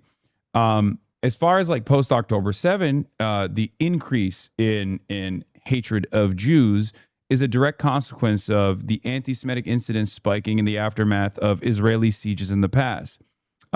Whenever Israel sieges Gaza, it does so by falsely claiming that it's doing this at the behest of Judaism, at the behest of like Zionists are, Zionism is Judaism. We're doing this as the Jewish state over and over again. And the defense of that in the Western world is always packaged in the same way. And as a response to that, people hear that and they go, okay, well, I don't fuck with this. So maybe all of these people that are in positions of power that happen to be Jewish are actually bad. And they're, demonstrating dual loyalty, right? And that's how it builds. That's how anti-Semitism grows. And as a matter of fact, many people who were prominent neo-Nazis, been deplatformed on numerous occasions, have taken advantage of Israel's newfound unpopularity in the Western world to push for this idea that all of these Jews they're all single-mindedly in defense of Israel. And there are plenty of American Jews, there's plenty of American Zionists that will actually say this over and over again, that will teach people this falsehood, this idea that all Jews are single-mindedly invested in the development of the Greater Israel Project, when that's not the case. And institutions also do this as well, like synagogues that do settler fairs and advocacy organizations like the ADL that will then go around and go on television and say that all prominent critics of Israel are anti-Semitic. Okay, so I'm not plugged into social media as well as you are, and I'm based in China. But I will tell you this: I noticed a distinct difference in social media postings pre-October 7th and post-October 7th. Pre-October 7th, there was a real focus on anti-racist thinking and behavior, right? Like, let's not conflate people into their racial groups, and let's not discriminate against certain racial groups, okay? And that was pretty clear and stark on social media pre-October 7th. After October 7th, very rapidly, like, you had all these people saying the Jews are responsible for everything.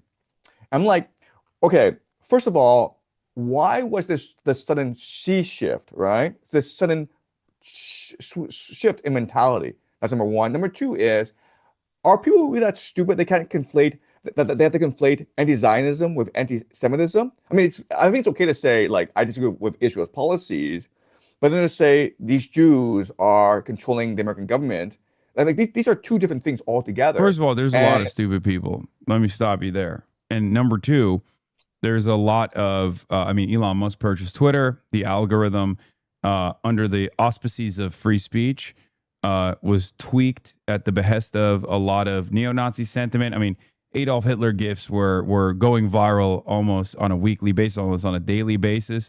So there's definitely a little bit of algorithmic tweaking there as well that normalizes this kind of attitude. And Twitter the internet it always cross-pollinates information from one social media platform to the next. So whatever happens on Twitter then makes its way to TikTok, then makes its way to all these other platforms. But the point I'm trying to make is that there is, like, a lot of people heard what prominent defenders of Israel were saying, and they learned the wrong lesson. because prominent defenders of Israel, even to this day, will often conflate Judaism and Zionism, and will also defend Israel's actions by falsely painting its critics as anti-Semitic. And for the longest time, this anti-Semitism accusation held a lot of weight. Part of the reason why it held a lot of weight is because there are a lot of liberal advocacy organizations that were civil rights organizations or masqueraded as civil rights organizations, like the ADL, which in the past, in the 90s, was actually caught spying on Jewish Americans, Black Americans that were protesting apartheid in South Africa, and an organization that is backed by the Israeli Knesset. And the reason for why a lot of these pro-Israel organizations that masquerade as pro-Jewish organizations or Jewish advocacy organizations were allowed to operate on U.S. soil was not because of like some special secret magical mystical powers that Jews have, but because this was a reasonable way to stamp out any kind of opposition that Americans who believe in or learn liberal humanitarian values would actually be at odds with what Israel was doing if they learned what Israel was doing, right? So a good way to stamp that out, good way to stamp that dissent out, was to immediately deplatform a lot of these organizations. But because it was in line with the American State Department's objectives of controlling this resource-rich region, the Middle East and North Africa, because that's what Israel's primary role was, and also was a reliable Cold War ally as well, these organizations were allowed to operate, just like AIPAC doesn't get hit with FARA restrictions on U.S. soil. But that's the exceptional nature of this relationship, only because Israel made itself a very valuable asset for the interests of American capital. American capital that wanted to dominate this oil-rich region. I completely agree. I completely agree with everything you said. Okay, like everything you said, I completely agree with. Behind Zionism is transnational capital. That's real power in the world. That's one. Number two is the people who really benefited from all this anti-Semitism are the Zionists, right? Because I don't necessarily think that they benefit from it. I think that, I mean, it's clearly failing at this point. So that's like, I would say there are some clear benefits from all this anti-Semitic sentiment online. Okay, number one is it gives cover to Israel, right? Because before, people were focused on the genocide that Israel was committed, as they rightfully should be. But now it's like, oh, this is debate. Like, is your behavior anti-Semitic? Is this threatening Jewish people in America? Okay, so you're shifting the debate. That's one. Number two is it's causing cohesion. I know, but it doesn't work. That's the reason why I'm saying, like, there is no. It only worked when mainstream media was not as diverse. It only worked when there was an opportunity to gatekeep certain kinds of information to stop them from reaching collective conscience. It doesn't work in the diverse landscape of the internet. I think it's working for two demographics that are key to the Greater Israel Project. The first demographic are the Jewish people themselves. It's causing a lot of cohesion and unity among the Jewish people. Even those Jews who are secular and who have criticized Israel in the past, they recognize that it's very important to maintain unity. That's the first demographic. And the second demographic are the baby boomers. I think if you talk to the baby boomers and you pull the baby boomers, this I don't agree with, and I'll tell you why. Okay. Number one, there is a massive generational divide, even amongst American Jews, as far as the way that they understand Judaism and their connection to the state of Israel. It's not a secret that there's an indoctrination project in the Western world for young Jews that live in the Western world. They go to Jewish school, and all matter of Jewish culture and Jewish identity is baked with this civic nationalist perspective, right? That has changed dramatically. That's changed dramatically for younger Jews. As a matter of fact, part of the reason why a lot of these advocacy organizations target someone like myself is because I fight back against anti-Semitism quite vociferously, while also simultaneously am a prominent critic of the state of Israel. And a lot of these advocacy groups understand that someone like Nick Fuentes has no capacity to actually change the minds of young American Jews and break through the Zionist indoctrination, whereas someone like myself does have that capacity, which is why Jonathan Greenblatt will talk about me, and I'm sure he's going to have a field day with this conversation as well, for hours and hours on end on television, as opposed to talking about actual anti-Semites like Nick Fuentes or even Candace Owens, who will go back to this monolithic organized Jewry theory that I oppose. So that's number one. Number two, there's also the way that even boomers now see Israel, with the exception of some Christian evangelicals and maybe some of the older Zionist Jews. Most Americans and most people in the Western world, unlike the rest of the world, had never actually viewed Israel as a pariah state. The rest of the world always did, right? They understood that Israel was a settler colonial operation. It's a vestige of American empire. But now, even those in the Western world, given the barrage of heavy-handed accusations of anti-Semitism, demands of deplatforming, demands of cancellation, demands of like losing your job, and maybe even imprisonment in places like the UK, have created tremendous enmity towards the nation state of Israel. So I think Israel got far too comfortable in the last multiple decades, where it was where it had the capacity to influence domestic policy, and it thought that it could continue operating in the ways that it does in the Western world, and it has actually backfired spectacularly, which is also the reason why you're seeing a lot of Western governments take a much more heavy-handed approach in combating any kind of criticism of Israel in ways that we thought previously were impossible to govern around. They've overplayed their hand. And so I don't think that, I think that Israel's popularity has actually gone down. It hasn't gone up. And it's actually going to have a devastating consequence for the Zionist project in the next decade. Okay, so I agree with everything you said. Okay, absolutely, like 100%. Every sentence you've said. Where you and I would disagree is,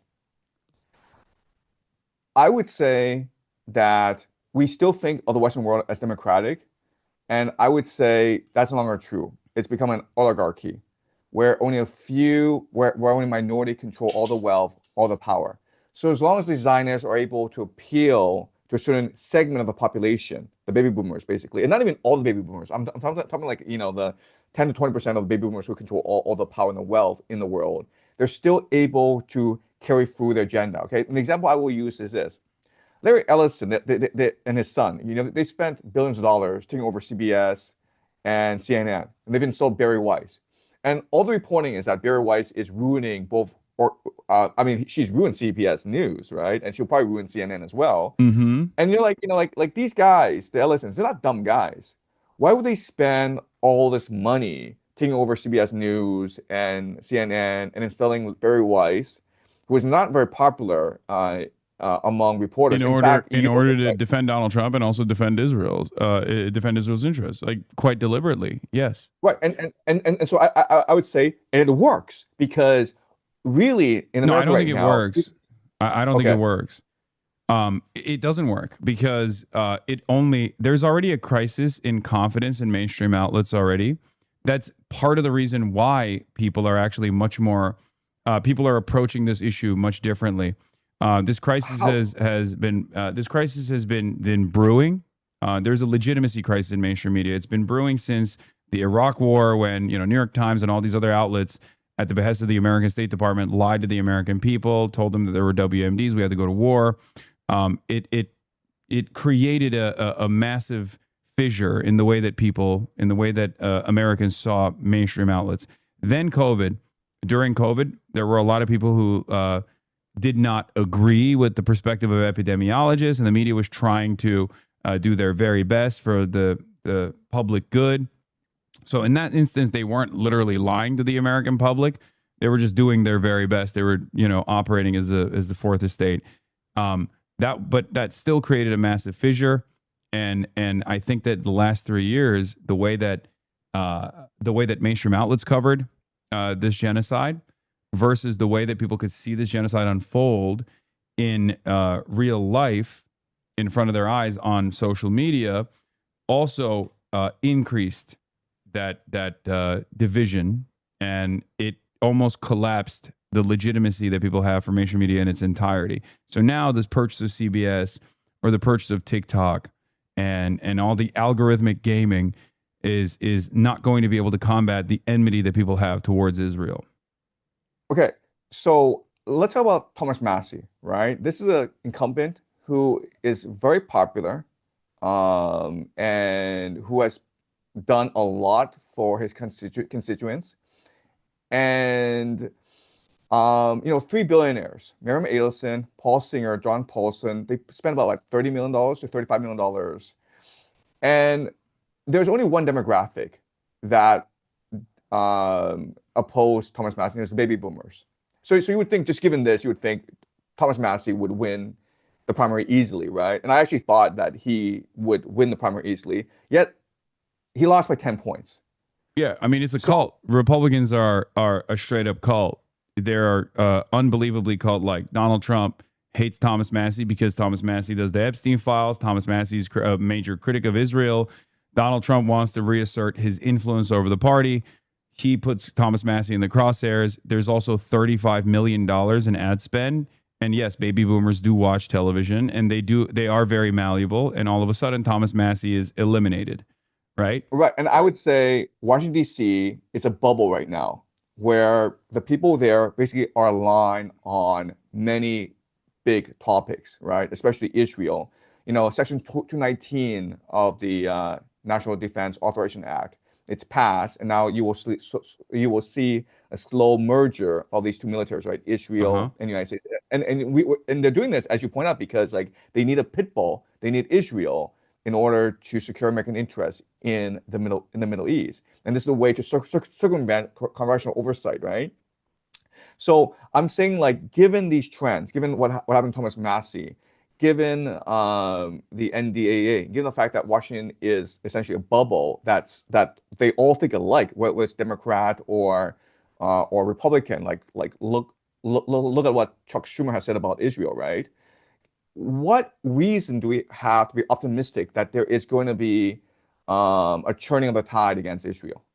Well, I don't know if you're familiar with what I do as my work, aside from commentary, but we are electing a lot of anti-Zionists into office from the Democratic Party side, and we've overcome tremendous amounts of media spend coming from AIPAC and AIPAC subsidiary shell corporations in all of the races that I've been involved in thus far, and yet within the Democratic Party, because there is no similar cult-like attitude that the Republicans have, the Democratic Party's base of support is actually far more invested, given that there's plenty of readily available public polling on the issue.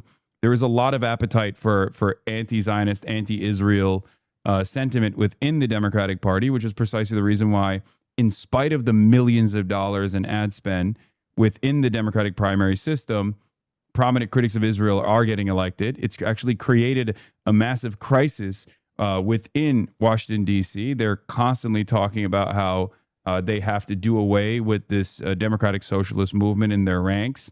I don't think it's entirely about Israel, of course, but that's just one reason for why. That's one reason for why there's so much anger and resentment coming from D.C. But at the end of the day, if Israel was this all-controlling entity, or if there was any sort of like cult that was gaming the system behind closed doors, then this kind of stuff would not happen.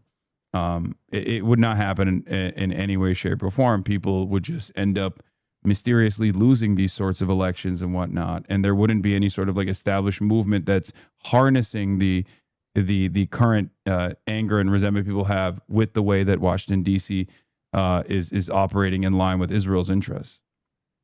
What do you think of the 2016 Democratic primary, the 2020 Democratic primary, where Bernie Sanders was clearly going to win the nomination, and in both instances, he was railroaded by the Democratic Party establishment, right?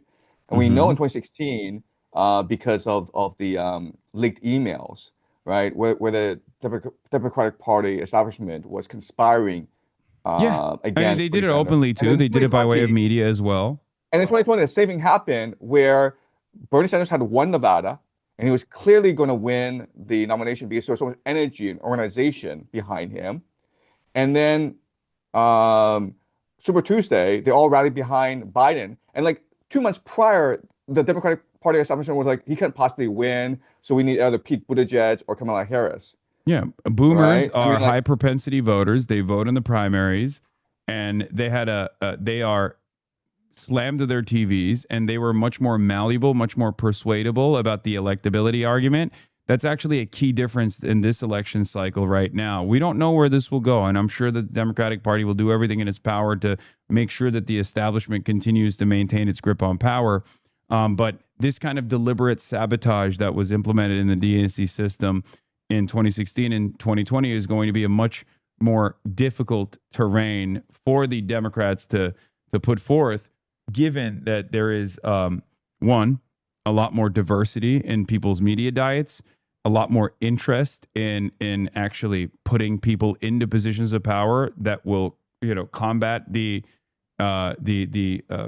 relationship, the pre-existing relationship that America has with Israel, and we're just better organized this time around as a consequence of all of those failures that we went through in the last 10 years, in the last decade. And I think that is the reason why it's very different this time around. Hopefully, there could still be failure at the end of the day, but we're just going to continue organizing around it. I want to go back to 2020 and look at the sort of like conspiracy against Bernie Sanders, okay? Because like let's look at what happened, okay? So Bernie Sanders had already won Nevada by a landslide, okay? And then what happened was a series of events. First of all, Barack Obama did a call in to a radio show in South Carolina. James Clyburn then endorsed Biden. Then the nominees started to drop out. Amy Klobuchar, Pete Buttigieg, they all dropped out together. And what's really important is Elizabeth Warren stayed in the race, thus splitting the left vote, right? And when people were like Elizabeth, like I thought Bernie and you were friends. Like, why are you staying in the race? Well, and I mean, we knew that wasn't the case, but exactly right. So I'm saying like there's massive coordination behind the scenes, right? You need someone like Barack Obama in order to make all this happen. So given that Barack Obama sabotaged Bernie Sanders in 2020, and given the fact that Barack Obama still remains the most popular Democrat in the United States right now, he's still the most powerful Democrat in the United States right now. What makes you think he won't do this again?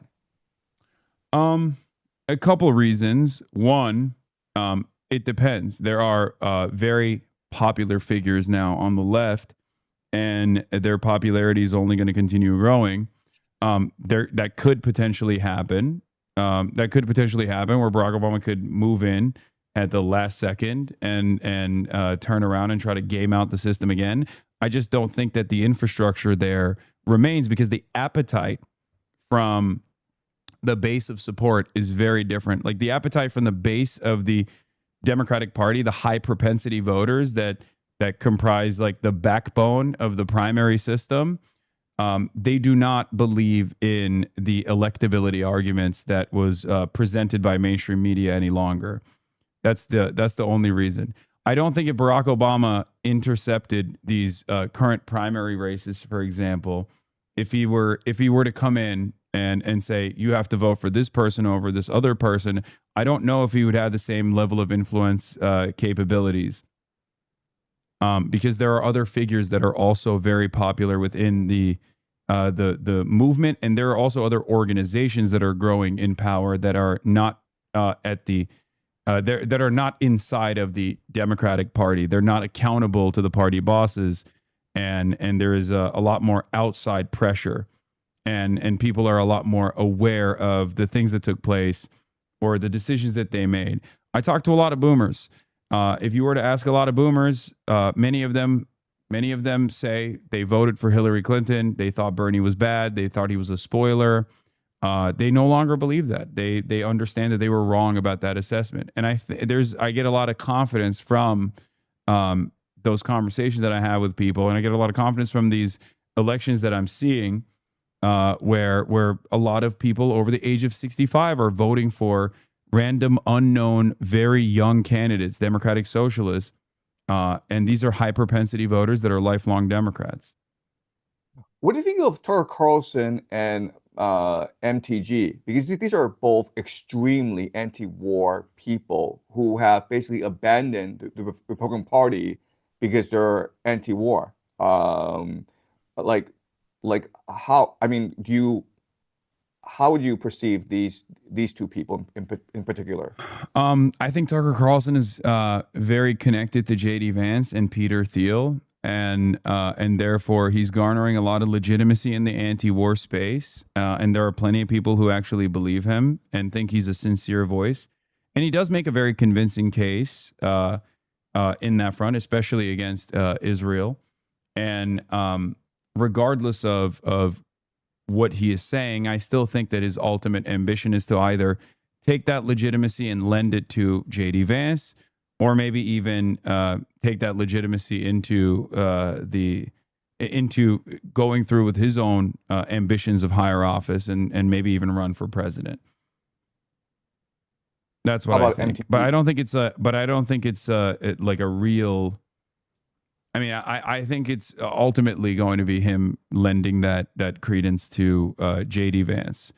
That's what I think. And I don't think J.D. Vance is actually a critic of Israel in any way, shape, or form. I think he's just performing a role for Peter Thiel. And how about MTG? I think Marjorie Taylor Greene is just, I mean, she's a little bit of a kook. She's a little bit of a crank. Here's the thing. I think both Tucker Carlson and Marjorie Taylor Greene do sincerely think that the violence that they saw in Gaza is unconscionable. I do think that.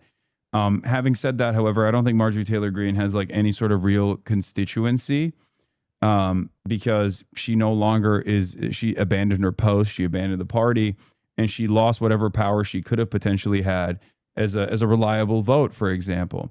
She probably didn't want to get primaried by way of Thomas Massie. There's a very high likelihood that would have happened to her, but still, she would have still been able to be a vote and a voice before she got primaried.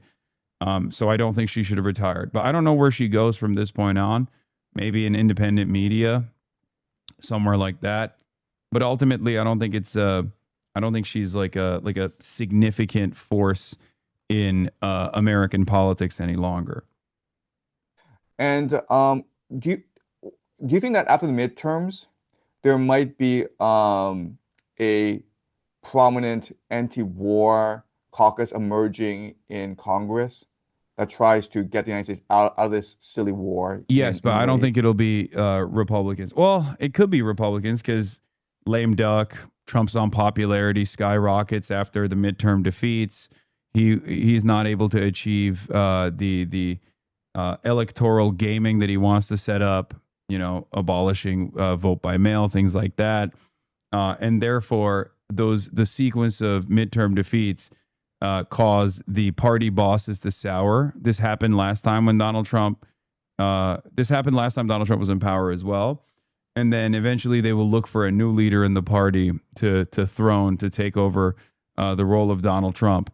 That's what I think is going to happen. And therefore, because he's losing his legitimacy, a lot of careerist politicians, even on the Republican side, will most likely try to coalesce around an anti-war force, recognizing that the attitude has shifted dramatically in that direction. And there's no cult-like figure that is all-powerful that can muster up the forces. So you would know a lot better than I do, but I would guess that for the midterms, the Democrats are going to promote a lot of blue dog candidates. Of course. Are you concerned at all? Are you concerned at all about that?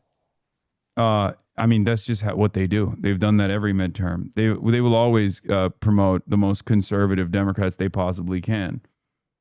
In which case, it's possible that after the midterms, there might be even more pressure from Congress to expand this war. Do you think that's a possibility? There's always a possibility, yeah. Okay.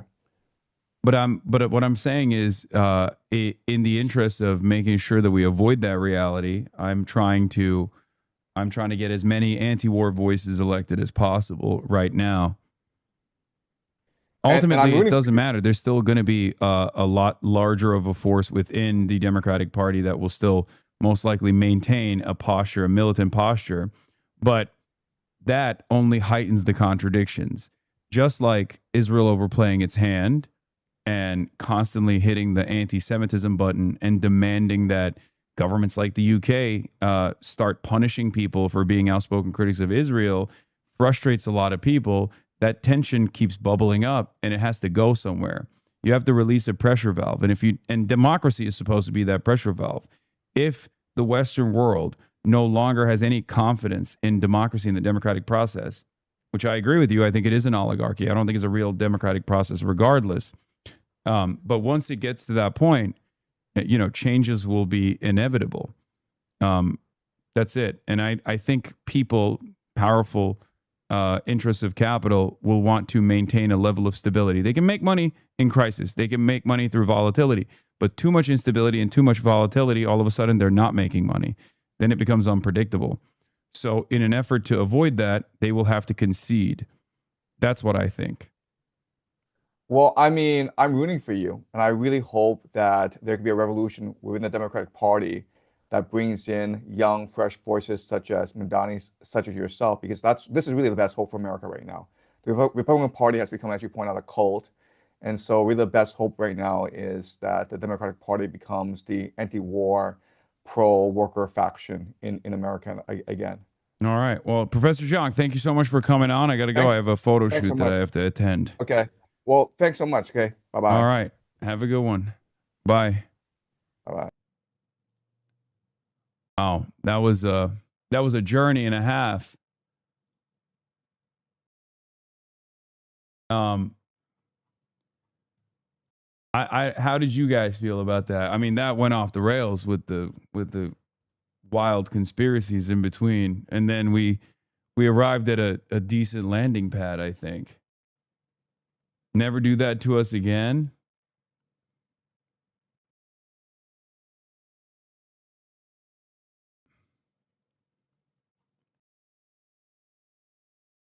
I can't believe you didn't ask him about spirit cooking. Please have him as a regular guest. He is an interesting, he's a roller coaster. We did see the same thing. We did see the same thing happen. He'll have like decent analysis and then he'll package it up with like just wild stuff. All right. Well, I got to go.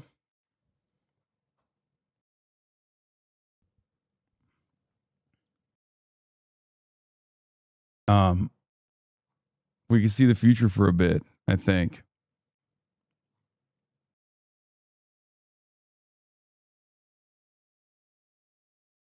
Okay. If you said half of what he said himself, you would have been cooked years ago, Lamau. I mean, yeah, I don't believe any of that.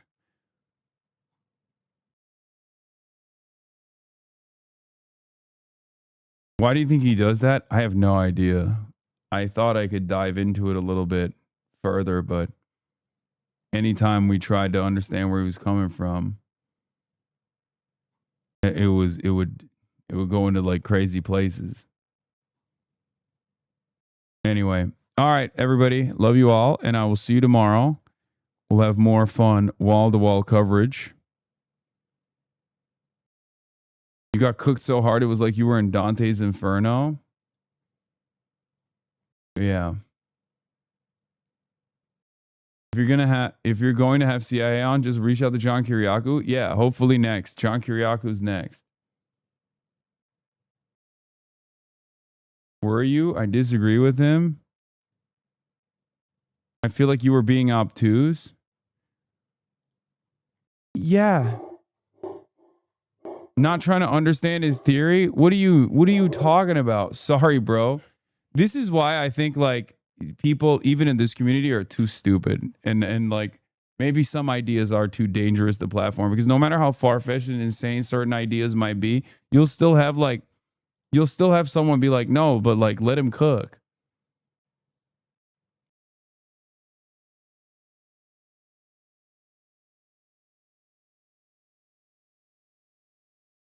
He's friends with Glenn. You're never getting on the Greater Eurasian podcast? Wait, why? I was cordial. To the best of my ability.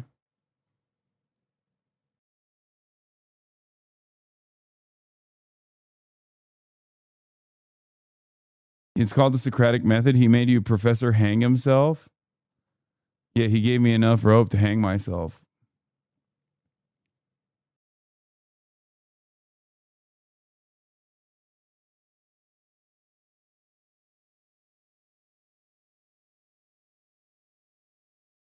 Fox News Sawyer segment.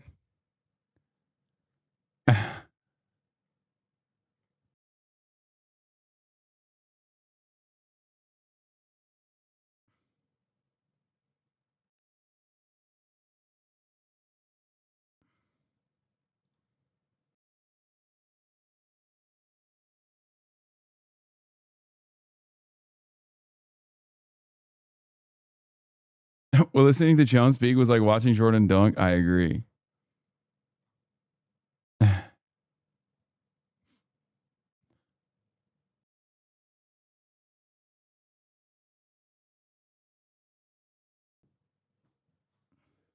We got to get Brace Belden on. Wow, what an interesting segment. I think I'll look more into the guest content as a result of the stream. I sure hope I don't lose myself in the process.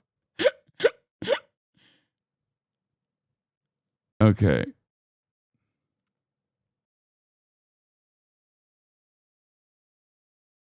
Yeah, I will never understand the Professor Jung's theories.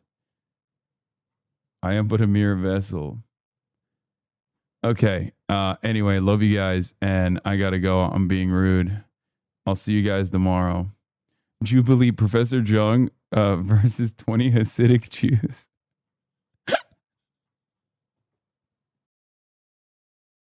That's crazy. No one should be put through that.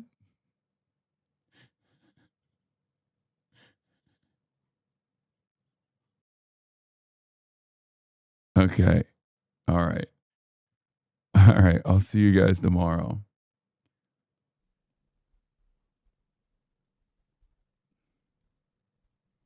You wait. Just you wait.